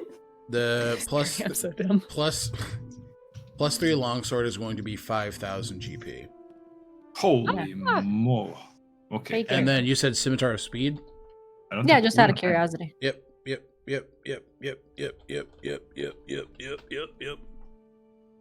5,000? Sure. It's a +2 for attack and damage rolls. In addition, you can make one attack with it as a bonus action on each of your turns. So you essentially like Whistle would get 18 million attacks.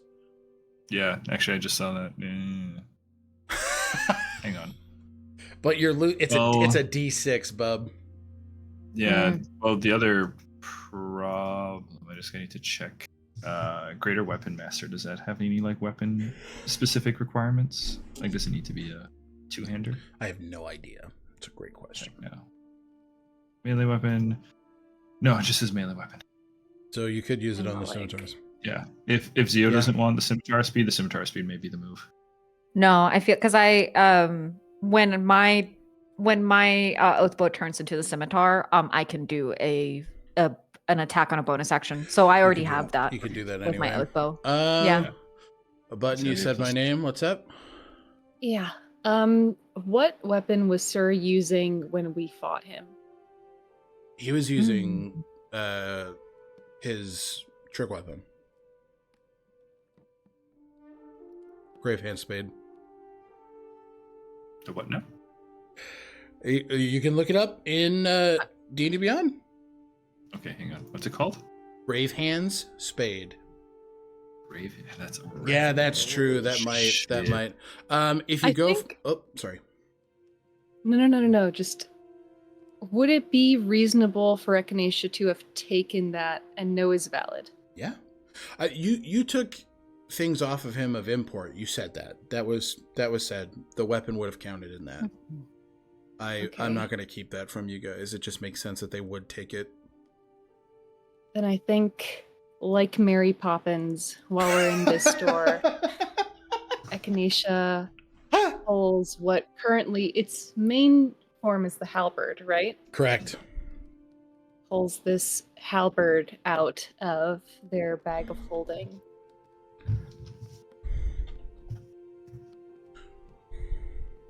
You can say no. But,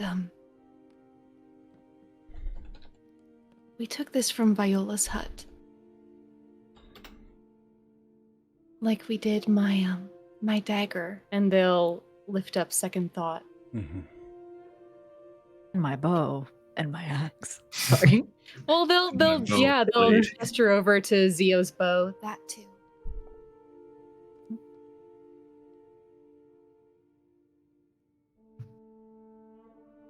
This was. I remember this weapon.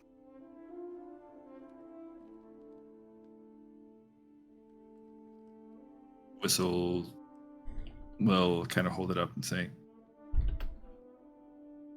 If you're okay with it, I could put it to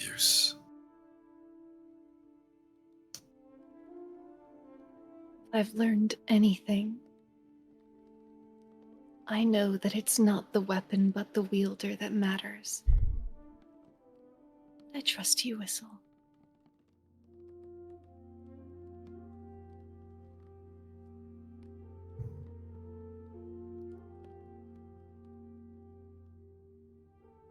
Then I'll wield it with pride.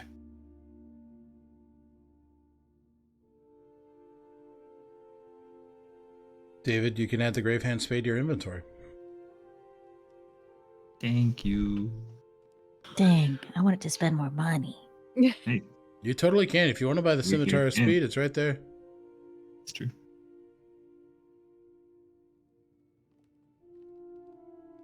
I don't know how it would. Zio's never gonna let go of this bow, though. Yeah, I mean, that just, Yeah. that makes And sense. Bow is too good. Plus those arrows of slaying, wonderful. I think they'll be okay. And then, David, this is what that looks like. Ooh, there's an art. Yeah. Holy whoa, that thing's awesome. So you have a halberd form, and then you have a shield and spear form. Mm-hmm. Yeah. Ooh, Yeah. Very cool. Yeah. Yep. I'll have it in shield and spear at the moment. Okay. Yeah, we'll kind of shift it to shield and spear and just kind of It suits move you. through a couple forms.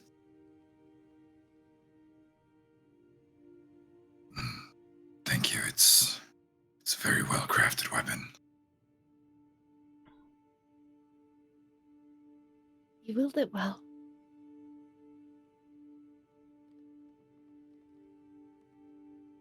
Dual shields. One kind of hovering and one in arm. Yeah. Can I do like a perception check of the area? Yeah, absolutely. Give me a perception check. Yeah. While this is happening, I think 26. Perfect. So while this is happening, Button. just whatever Zio's about to witness, whatever goblinry is about to occur, there's an incredibly sincere moment happening where Echinacea takes Whistle's hand and says, you know, you learned a lot today about your connection to reincarnation. And I just want to say that I will help you if ever you want to explore this Vendrick person. I think Minri and I can help you. The flower next to Echinacea glows a bit brighter. I appreciate that. I very much would. I don't want to be a burden, but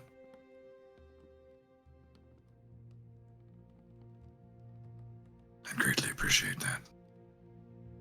You are no burden, Whistle. We bear each other's burdens together, but those burdens are not us. I think Whistle chews on that for a bit. Understood. Mhm. And Zio. Yeah. You look up to see, jumping over the roofs, hood up, green cloak billowing, Lucian. Give me one moment. It's like, how obvious do you have to? He trips on landing on another one, hits his head and goes, "Ah!" And then up. Zio's just like, oh, sorry, it's so dusty in here. The owner just says, so terribly sorry, my lord. Starts dusting things off. My apologies. No, And then, I'm not a lord. No. Please don't. sorry. And you see It's okay. Lucian jump off of the roof and transform into a bat and start hovering over the air, just like waiting. Just at like a the little weapon bat, like a baby bat. No, like a little tiny, big bat. The big bat. He's kind of ducked behind a clock tower and just like. Yeah. Like Zio's going to just take enough of a moment to like look over, and it's like, how obvious do you have to be? Oh, this is not going well. I'm gonna roll a stealth And check then- here. And then Oh, just he's you look back to go make that comment with a 32. He's gone. oh, okay. Well, okay. Good. And then Zio's going to just kind of like be like, how can they distract Echinacea? Well, Whistle and Echinacea are talking. You guys Yeah, are still absolutely. in the building. Yeah. though. Yeah, we're still in the building. I think Zio is gonna be like, oh, maybe we should. Well, thank you so much for your work, sir. You're welcome. We're having some very emotional moments. Maybe we should step out. Okay. Maybe, All right. Understood. yeah. Thank you. Let's go. Thank you. You guys make your way out. Zio will open the door for the group. Zio Oh, very thank you, Zio. very politely Yeah. opens the You're door. Echinacea, Whistle, give me a perception check.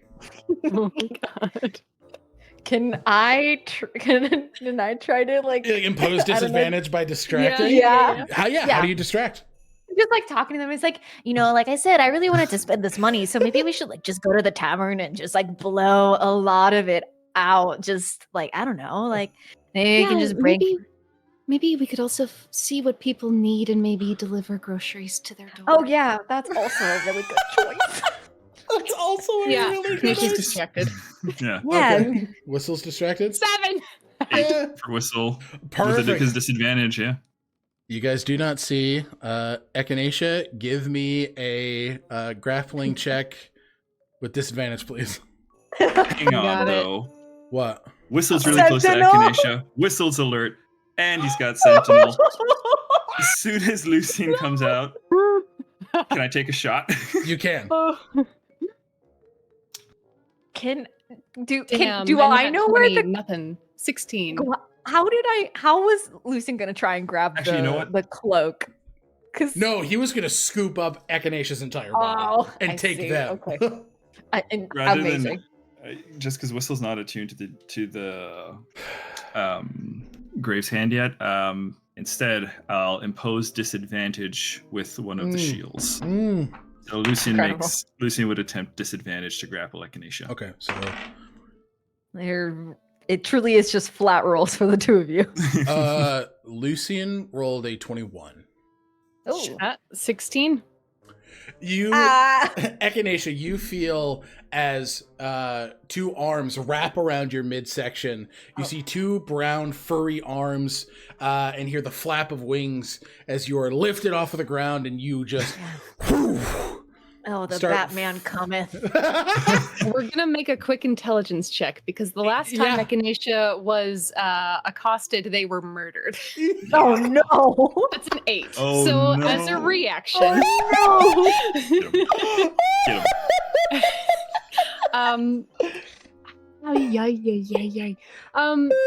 I do think that it's not going to be a hit, but immediately I think Lucien becomes very aware that they don't immediately clock that it's him as their defensive dome goes boom in this burst of fire as they're lifted into the air. You just hear, ah!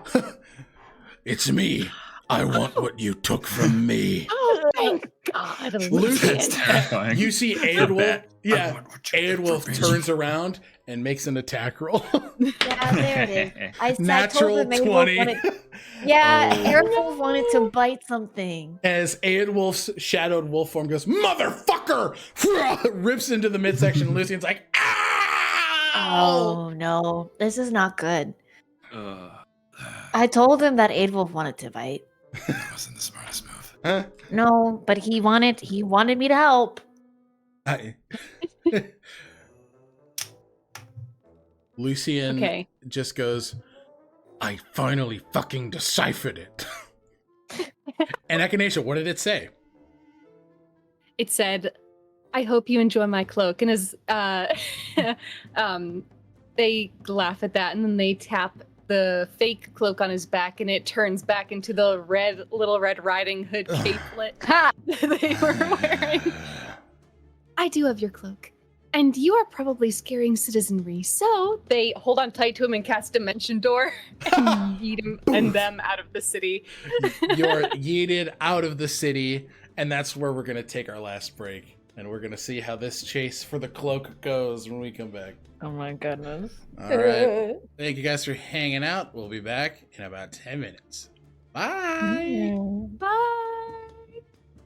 Every 30.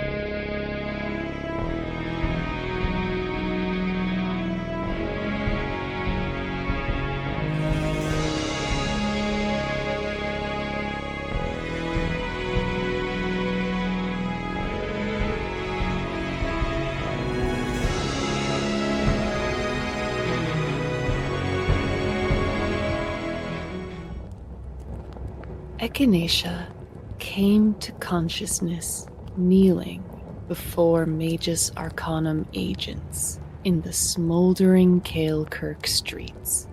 No memories remained in their skull, except one, their hand ripping the heart out of the Arcanum agent Valor. Echinacea was taken into custody by none other than Valor's husband, the notorious Casimir. After a month in solitary confinement, Casimir's intrusion into Echinacea's mind revealed that the false memory of killing Valor was planted by the Winter Court Fey Queen Coliata. Casimir uncovered a true memory hidden beneath the false one the night Echinacea met their husband, Lorien Belnades Larethian. Despite discovering Echinacea's innocence, the Arcanum refused to release them, keeping them locked in Casimir's tower. Until the day the Oracle of Aldengate revealed that Lorien did battle against Coliata upon the site of a Shadowfell rift over half a century ago. There, Lorien was defeated by the looming shadow Eadwulf.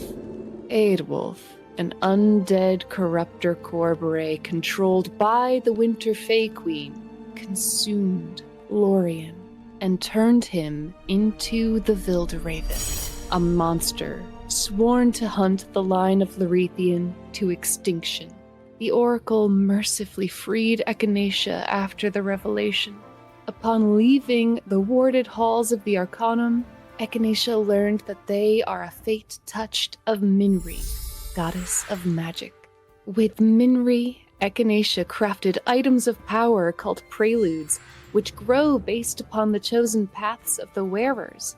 With time, Echinacea grew to love the fated, adopting Lazuli as their sister, advocating on Lucian Whitmore's behalf for restorative justice, befriending fellow Arcanum victim Monroe, and falling head over heels with the runaway Zendrixian prince Kaelin Vryn. With luck, Echinacea learned that they are bound to a phoenix, allowing the wizard to cast primordial restoration magic. They use this to heal enemies and allies alike, eschewing death hags and the ruinous god Silence locked away in Aosha's core. With rage, Echinacea learned vital information. Coliata's mind is not her own. She is a victim, controlled by the cursed sword Rhyme, created by the deceptive god Kervaith. Braving the lands of eternal winter in northern Shenthir, Echinacea finally faced the Vildraven. In the midst of their battle, Echinacea offered Eadwulf a new pact. Join Echinacea and bring Kervaith to justice for all the suffering the god has caused. Eadwulf accepted, leaving Lorien free to recuperate, offering Kaelin the Vildraven's mythic blade, the Song of Arvindor, and taking up residence in Echinacea's mind. Together, the two have braved many perils, closing a Shadowfell rift with the aid of Lucian Whitmore, recovering 50 years of memory with the help of another Corboray, meeting their brother, Dorlin, dying by Lord Harvish's hand, being brought back to life by Lazuli. With their life reclaimed, Echinacea got to work, reforging the Song of Arvindor into Kaelin's Oathblade Truthseeker, facing their deepest fears of imprisonment and loss of self in the Sivaholm catacombs, reuniting with their forgotten love and unwitting betrayer Thandor, who remains bound in a pact to serve Kervaith, transforming into a seraph, freeing a goddess bound by the gods Silence, Kervaith, and Ruin's Eye. Echinacea now seeks to reclaim the rest of their memories, to save Koliada from Rhyme's influence, to free Thandoril from his pact, to close the rifts that scar Tolesh, to dismantle the Magus Arcanum, to confront Kervaith, to break the silence.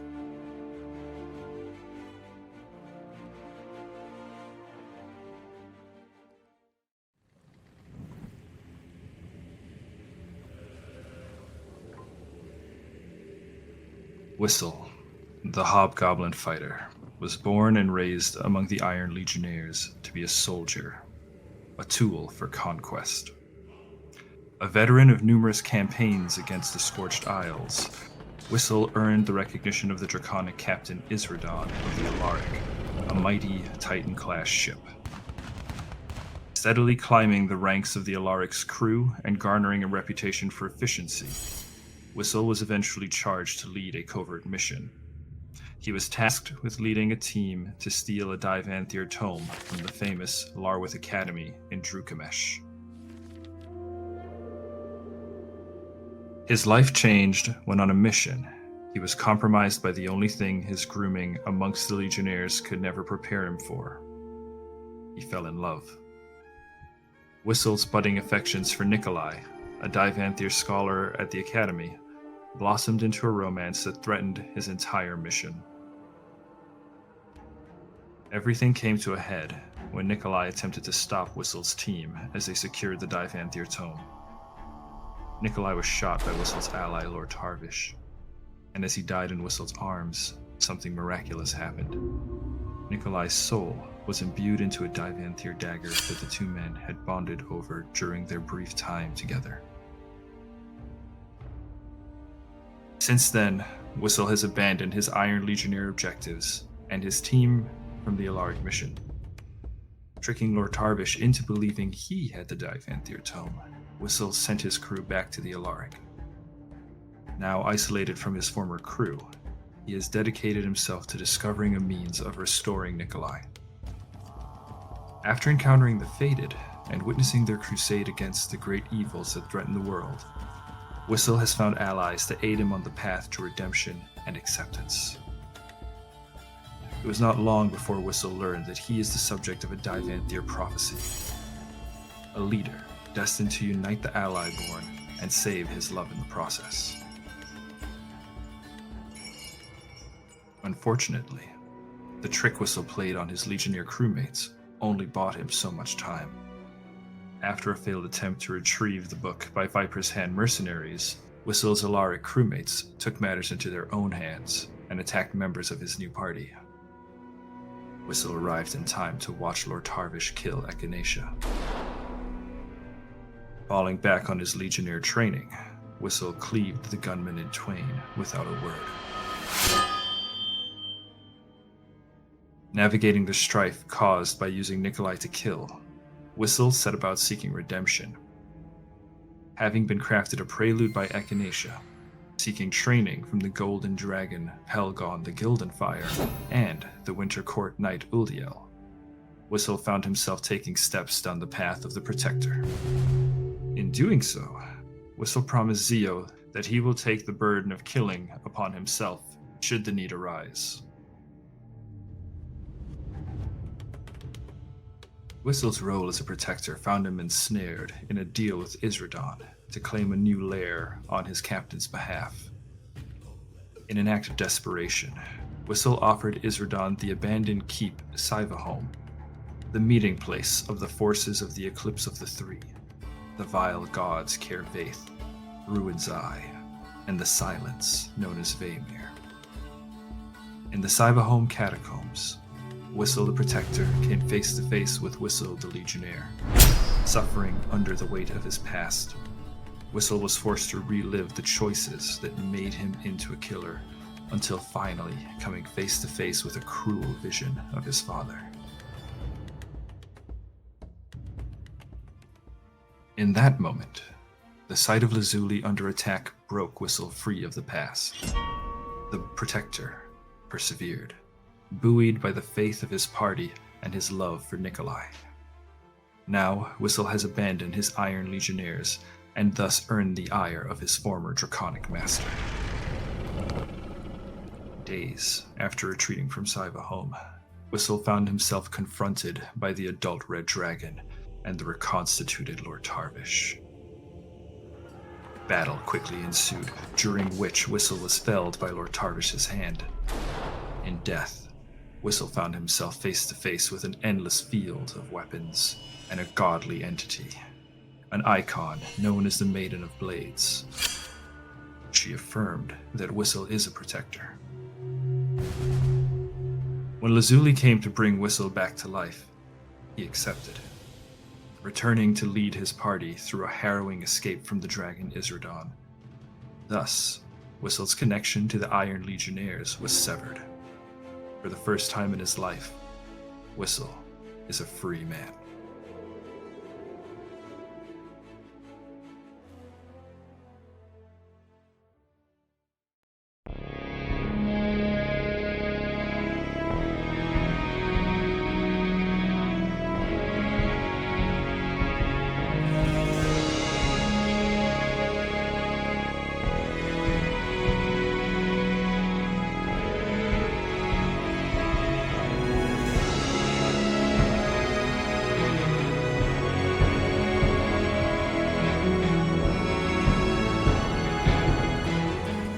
They can see you. Hello, everybody. Welcome back. Welcome back. Hey, everybody. Echinacea's been batnapped.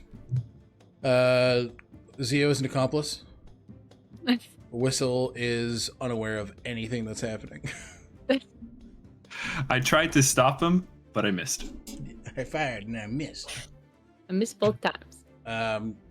So we ended Echinacea dimension doored the two of them out of the city to avoid inciting any panic. Yes, this city that just got went through it.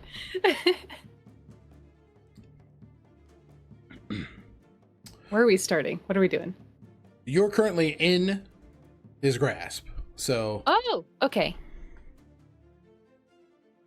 So what's your plan? I don't know. I'm gonna make you give it back to me. Okay, how? He looks for it on you. Are they wearing it? No. Well, fuck. Where is it?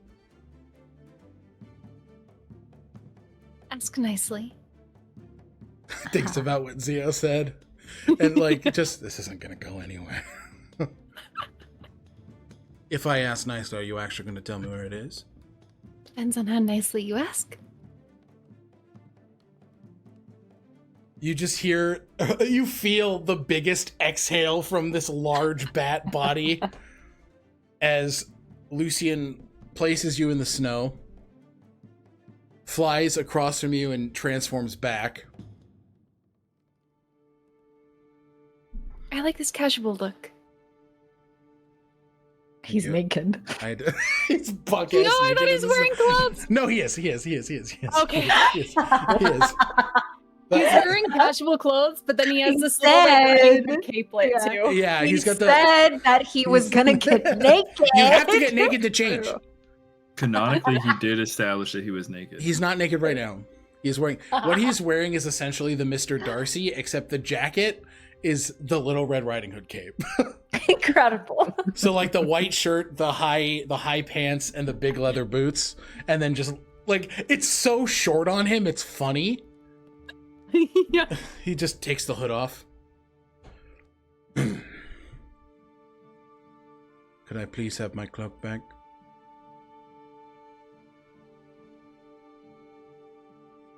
Yes, you may. He genuinely asked so nicely. They trump up through the snow. They go into their bag of holding. I mean, this is kind of obvious for the first time around. Question, is this a fun game or do you not like it? As they pull out his actual cloak. He's smiling so big. It's a really fun game. Thank you. You were very roguish. I thought you were gonna murder me. I would never murder you. I know. I didn't realize it was you. Yeah, for a split second, I thought that the defensive dome was a fireball. I thought I may have to sing my last graces. I think you could we're not gonna test it, but I think you could withstand at least one fireball. Well, if you could hit me. Okay, they unlace their little Red Riding Hood cape and put his cape over his shoulders. Thank you. This warrants retaliation, you know. The game is afoot, good doctor. Game is afoot. Wonder what you'll take. Guess we'll just have to find out. Now, remember, I did leave you chocolates. You did. I understand the terms. And I owe you and something sweet. That reminds me. They pull out the Colt bestiary. There, now you actually have everything. Thank you. How are you doing?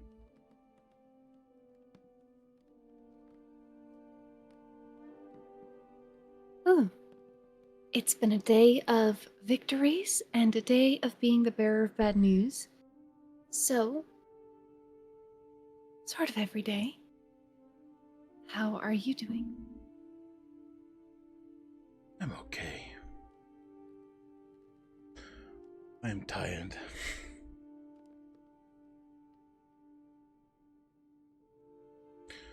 And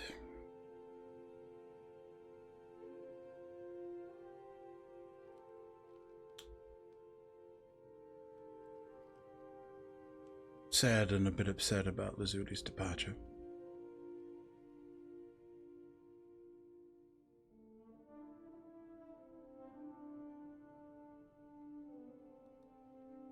You're in good company. Do you want to talk about it? Do you?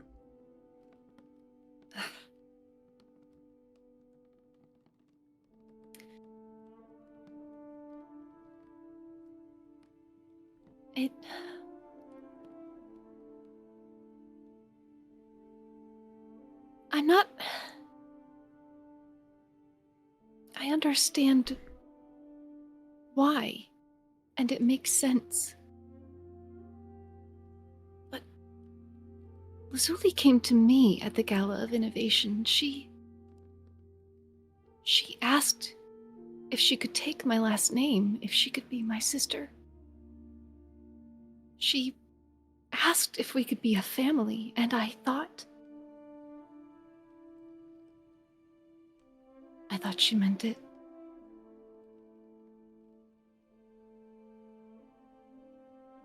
When she left to be with her family, that did not include me, and she didn't even ask if I wanted. Sorry. Family can be incredibly self-serving in that way. Get it? You would know. Like you said, we're in good company.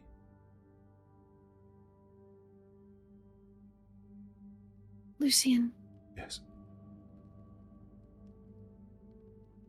I don't want you to suffer here. I know that this is your goal, to be the Lord of Iyo Thalor, but if Elizabeth being here makes that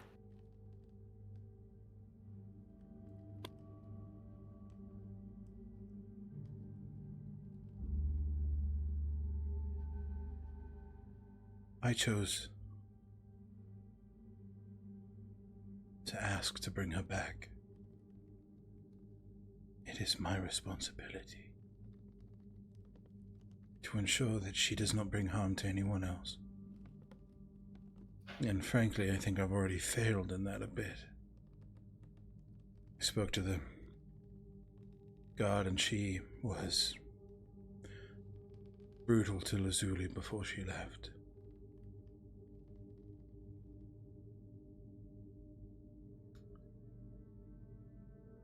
I had a talk with her.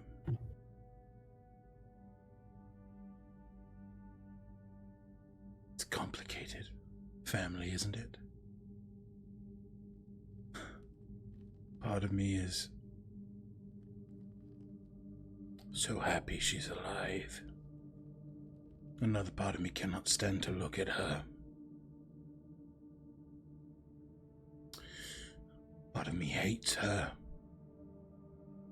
for what she's done. But then another part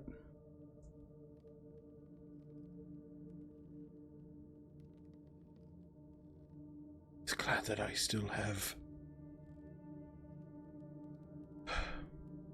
a means with which to inspire growth.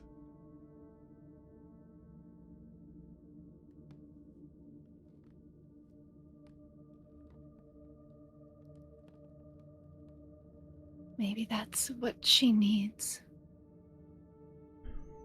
Something to grow into.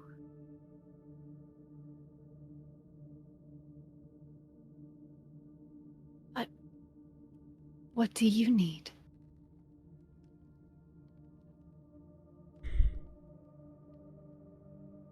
Yeah, he starts to get emotional.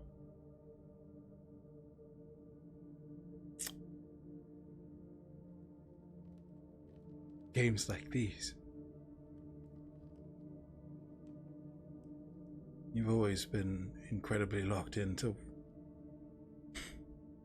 what I need. Thank you for that.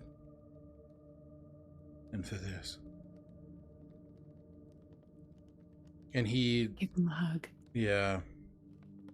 You can feel him tracing the ring and... Thank you again for this.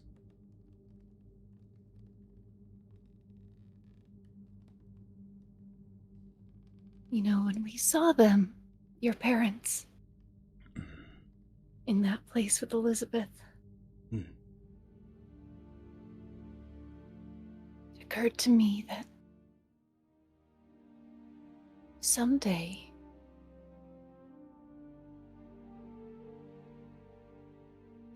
there are a lot of people I already intend to bring back, or to help bring back.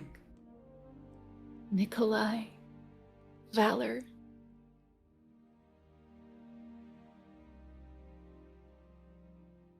There's time. You could have more than just a ring back. You could have them.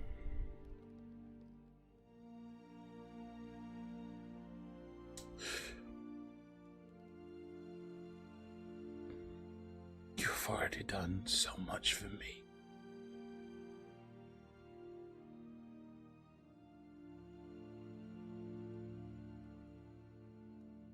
How strange would it be to tabulate the things we've done for each other and decide that it's enough?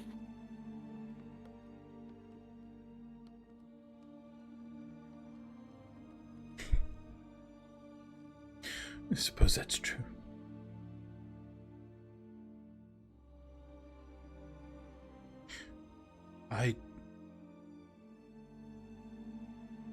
I know I need to be here, but I do not wish to be.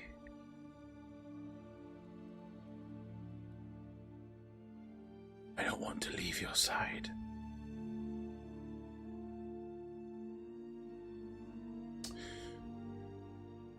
I find myself ending every night looking at an image. All of us dancing in the Waven Peaks. I think,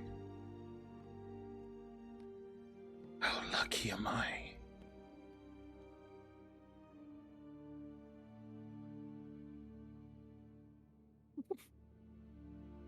Oh, they like hug him so tight they topple over into the snow.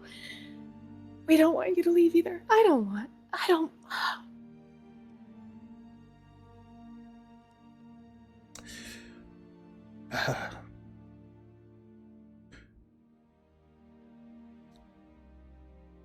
She wanted to say something, but she didn't. Lazuli. Yeah. I know exactly how you feel. And I can only imagine it feels worse for you. And I'm sorry. I know she loves you. But you have to treat people like family for them to be family.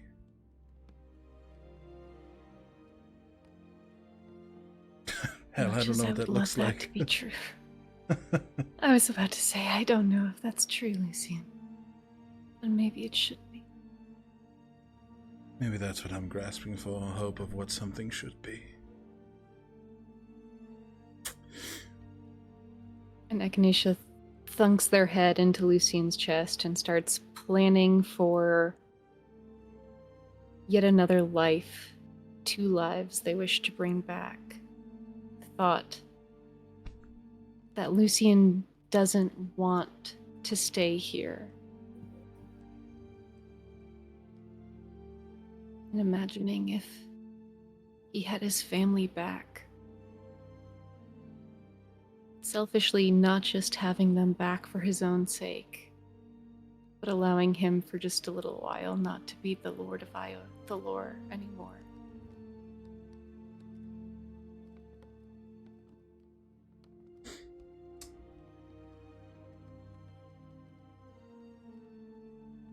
Yeah, he just holds them and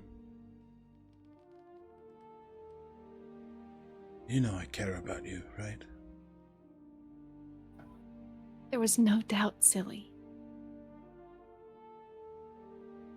No, I care about you.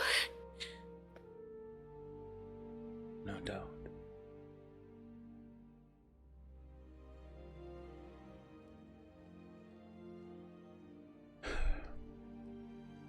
Stay here a little while. Flops to his back and starts to make a snow angel. They flop next to him, their wings make a snow angel. Yeah, he turns into a bat and starts to make a snow angel. Yeah. And, yeah. We'll close the scene with Lucien looking to Echinacea and just saying, I really do hope you decipher that letter before you leave. I know you have much to do, but selfishly I want you to hear it. I always have enough time for you. They pull out the letter. With their wings still in the snow, they start deciphering. Okay. You can roll that check. What is it again? Is it just intelligence? It's just intelligence. Please. 21. Lucien's DC is not nearly as good as yours. You decipher the letter, and I will send that to you. And Whistle Zio. What are you two gamers up to? We got left in the city. Yeah, you two are.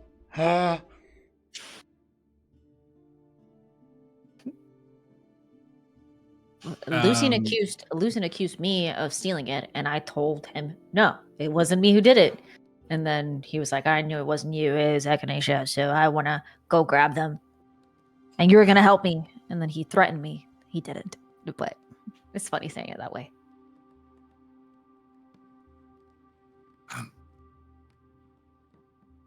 Looks like they might be off for a while. What say we look around? Lurk? Why are we lurking? Look. It's my Hobgoblin accent, I understand. Lurk around is insane. It's like, That would be pretty good. But we're actually, doing like the Scooby Doo. I do have something for Whistle and Zio moment, but it might require a time jump. That's fine. We can do that. We can absolutely do that. We're Okay, in downtime. it's We can do downtime, whatever we right? want. Yeah. Okay. Shortly after Lazuli left, and Whistle returned to the humble abode, I don't know whether it was Casimir or Zio, but Zio had saved Whistle a plate from the goodbye dinner. Yeah. Yes. So I kind of want to do that moment. Yeah. Yes, they had. Please.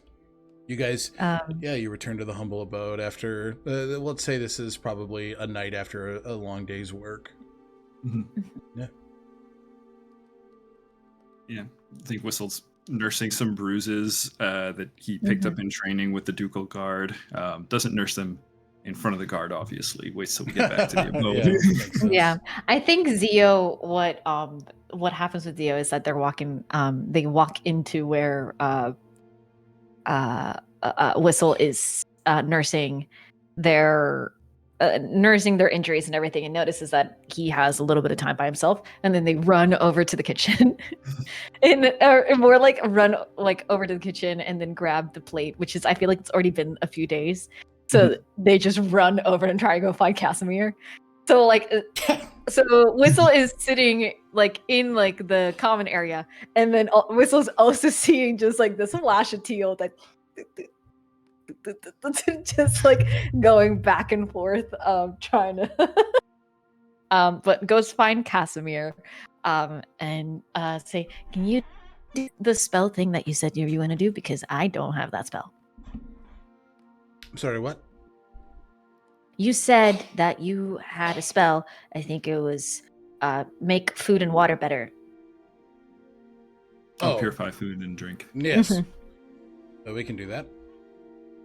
Zio doesn't remember the name of the name. And it's like it's the you said that you'd be able to make it better.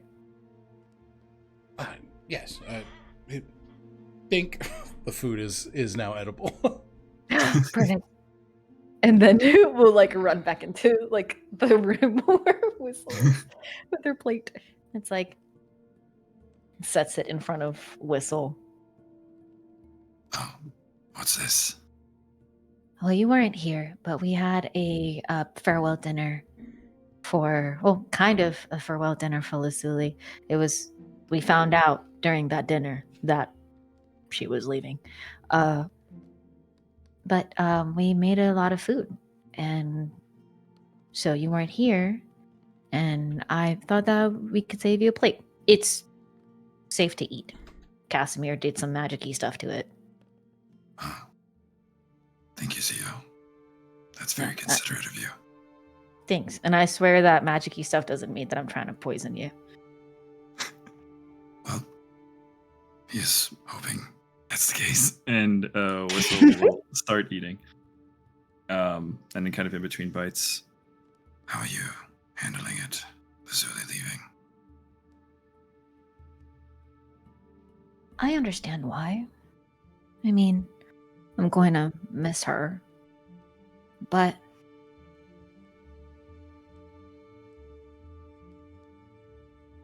I think I'm handling it a lot better than Echinacea.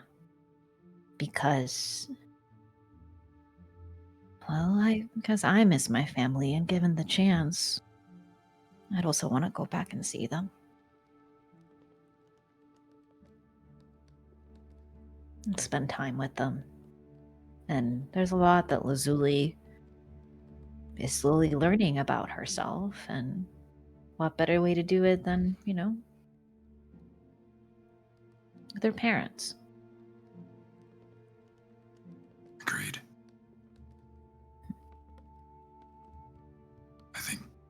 I think it was good for Lazuli to be with her family. But I also understand that we've all created something of a little family here too.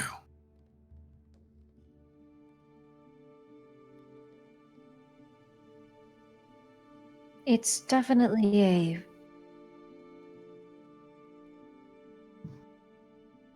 a tight-knit group, for sure. I've always, it was always different for me, I feel like. At least in comparison to Echinacea and Lazuli. Because Lazuli took Echinacea's name. It's true. But for me, I don't know. I guess I'm lucky. Because I grew up with a family that was loving and present. And not everyone in this group has that. Very true. So it's different for me. That doesn't mean that I don't, care about you all just as much.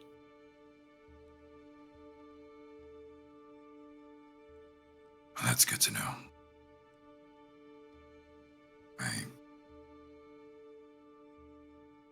Yeah. I've never had a family, but I did have a lot of people around me, especially at some of my most difficult moments. But I've never had a group of people that I had groups of people that I was forced to fight alongside, but I never had a group of people that I felt I'd be willing to sacrifice for.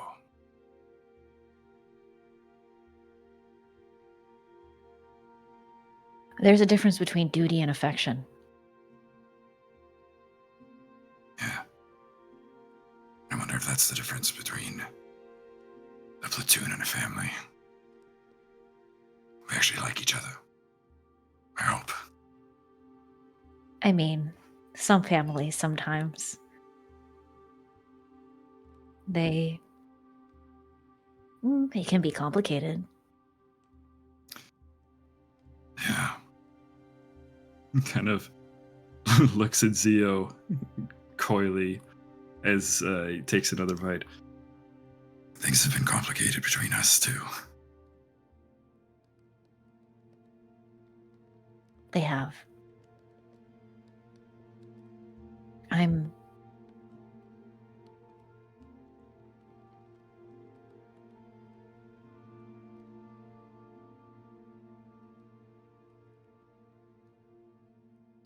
don't know. I think that anger is something that I don't want to hold on to. Not right now. I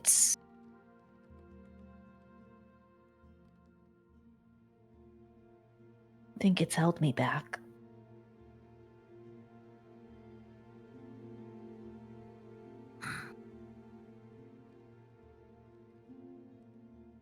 Anger's difficult to hold on to. Dangerous. It's likely to hurt the people around you as well as you.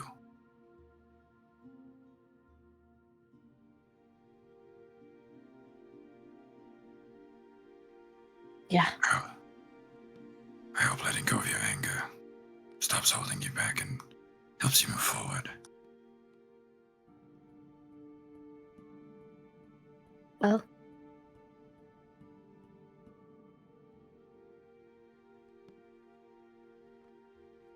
at least with you, I didn't wait for too long. With me? What about others?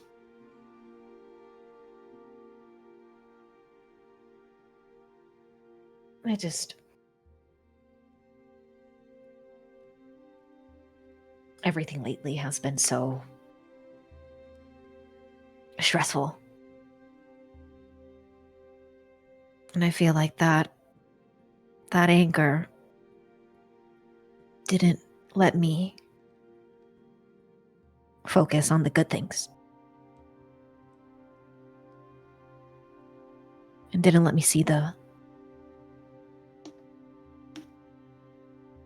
what I should have been appreciating.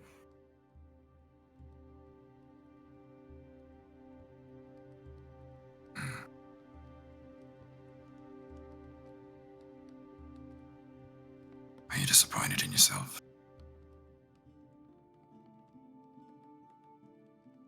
Oh, yeah. I feel like often, lately, perpetually.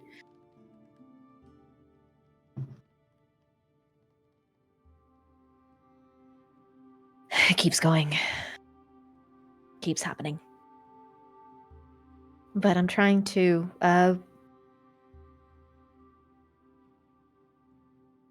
shift that energy.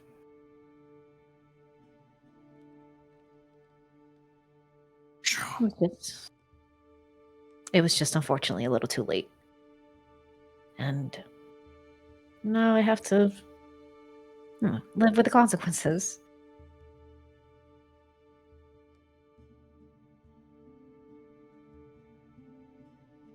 Just quick above table. Mm-hmm. I don't think Whistle knows about Zio and Isandro. Oh. Yeah.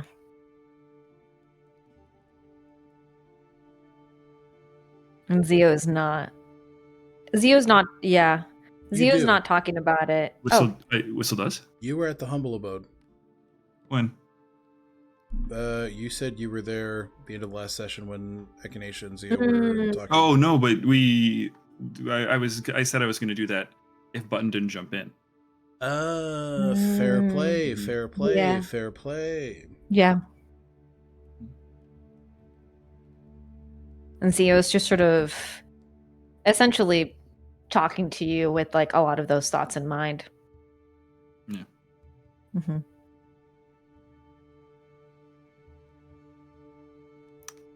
Angie, would you feel okay with an insight check, or Oh yeah. would you be okay That's with Whistle like picking up on it, or? Yeah, absolutely. You can pick up on it. Okay. Yeah.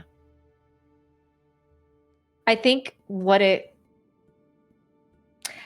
looks very similar to when Nikolai pointed out to you Zio's emotional distress with learning about Declan and Iyo. Mm.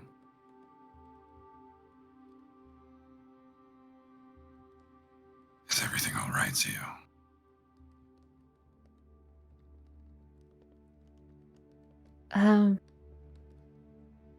No.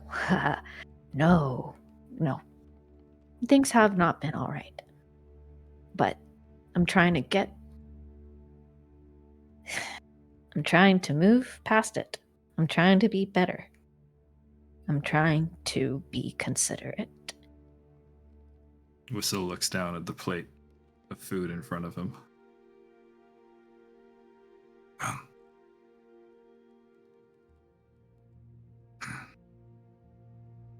Here's what I can offer.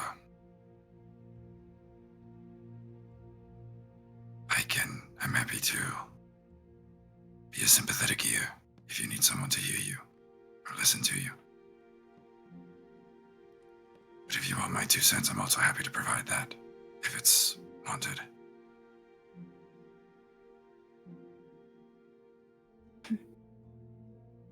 Thank you. I appreciate it.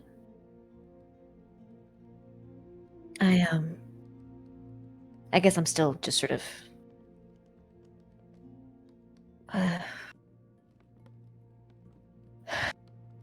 I'm just still trying to figure things out myself. If I do need help with something, if I do want kind of your thoughts about anything, I'll make sure to come to you. Can you do me a favor? If you see, I know you do a lot of the training with the Ducal Guard, and that happens at the Whitmore Estate, right? Yeah. If you see Isandro around, can you maybe, I don't know, just ask if he ever wants to like join in, or you know.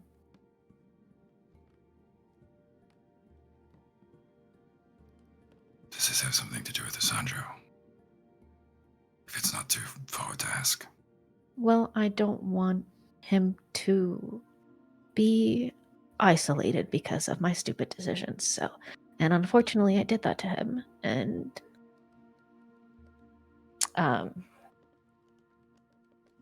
well, we're not together anymore, so Uh, I don't. I've been giving him space, but I also I want to make sure that he doesn't feel like he's alone. Understood. Yeah. Can So I if you ask see him, yeah, You want to give him space, but you don't want him to be alone. What do you want? It sounds odd, given you just expressed it, but I can't help but feel that that's what you think you should be saying.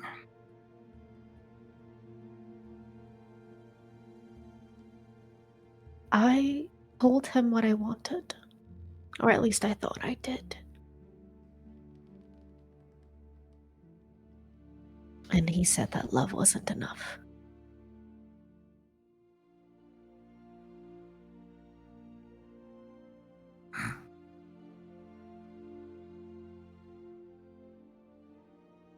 Well, I'm sorry to hear that. I thought Asandra was a pretty wise individual, but He is. He is.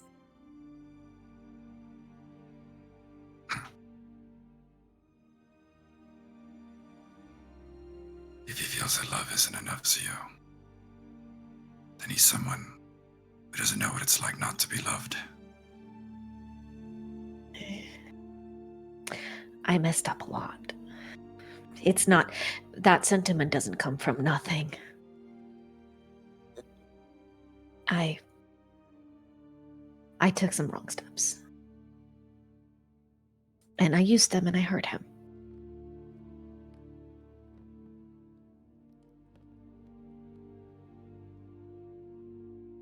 And again, consequences of my own actions. So, I'm trying to do better, and I think I am. Been helping the Aminae around the city,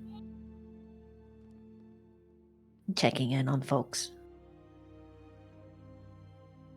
spending all my money on groceries. It's a lot of nice things you're doing for lots of different people.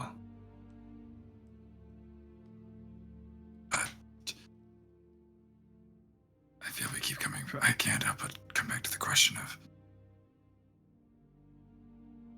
is that what you want? Or is this what you feel you need to do?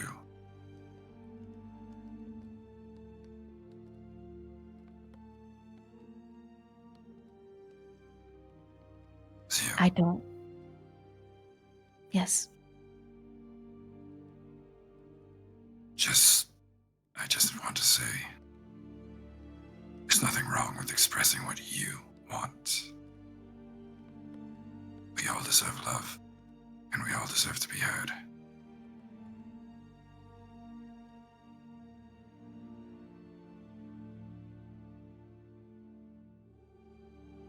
Thank you.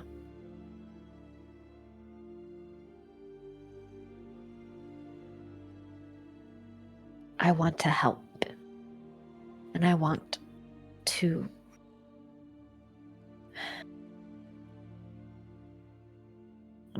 do better. And I know I'm already doing good things. I just, maybe a part of me wants to show him.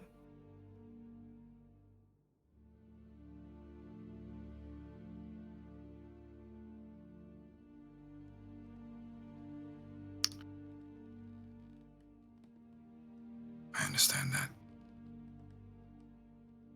I understand that quite well.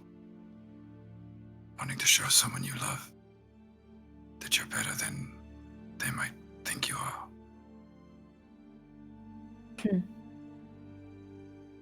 Yeah.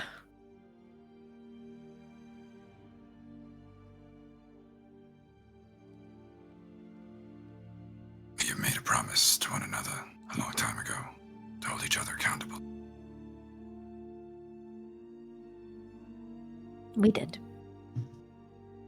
How would you feel to an amendment to that deal?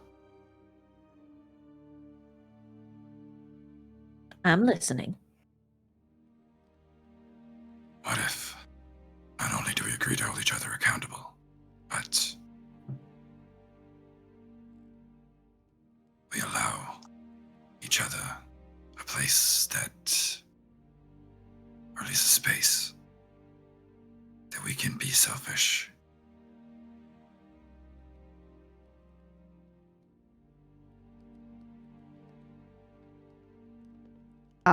You see Zio have a visceral reaction to that word.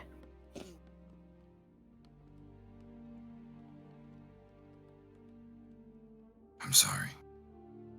No. I think it's good to have a place.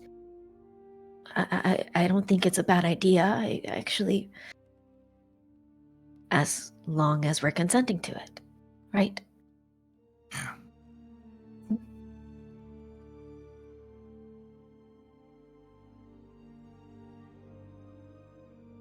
I'm okay with that. The way I see it, we all have things that we are selfish about. We're all individuals. There's no point hiding from that. But I understand shielding it from people who you don't want to see you that way.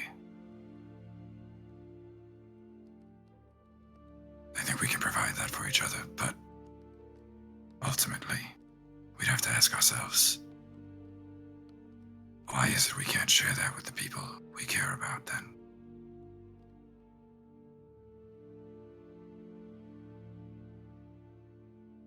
And I'm not saying that that's a question you need to tackle with me. I think that's one I need to handle with Nikolai and one you need to handle with Isandro. But in the interim,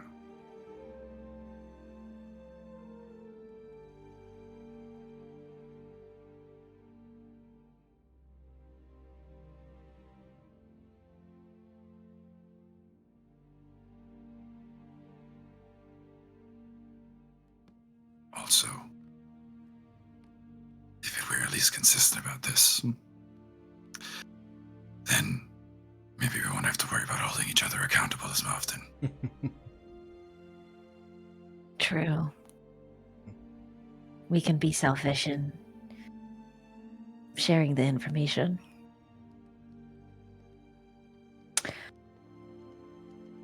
I think I know what I want. An answer to your question.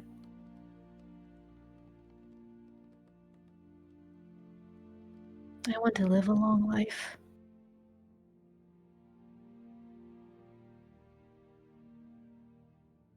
Well said.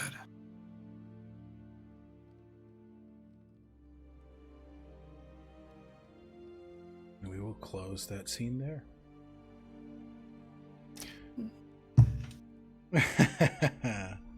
Very tender. All right. And guys, as you all continue about your tasks, that's where we're going to end tonight's chapter of Known Realms Tolesh. Nicely done, everybody. Ooh. I can't wait to see Asandra tomorrow at training. This is gonna fucking attack this man through the veil of training. Hey, come on down. Yeah, hey.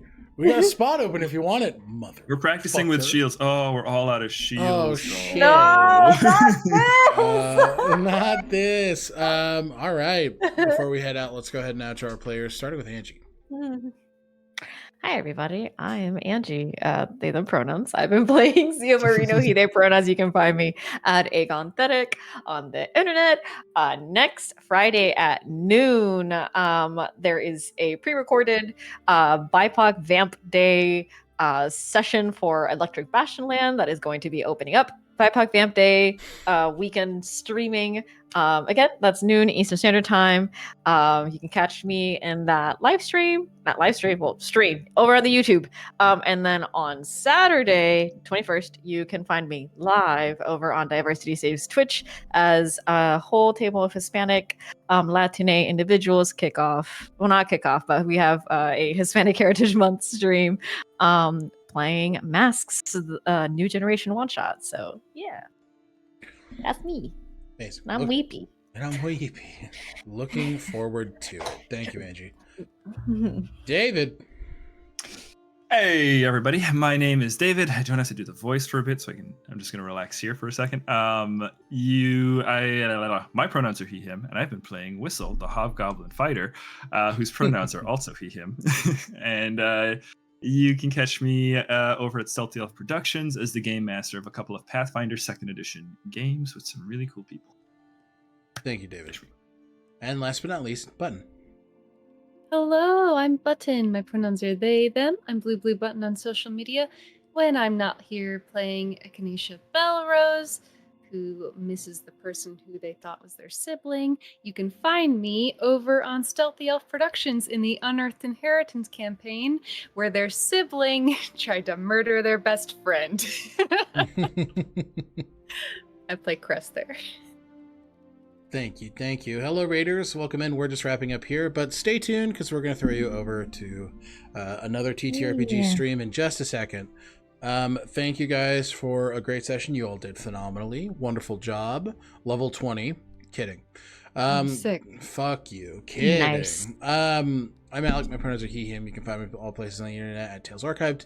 The Archivist here for known realm Tolesh. And when I'm not here, you can find me playing Fenris over in Heroes of Asteria Unearthed Inheritance. Yeah, guys, please go ahead and check out Hey Mooney.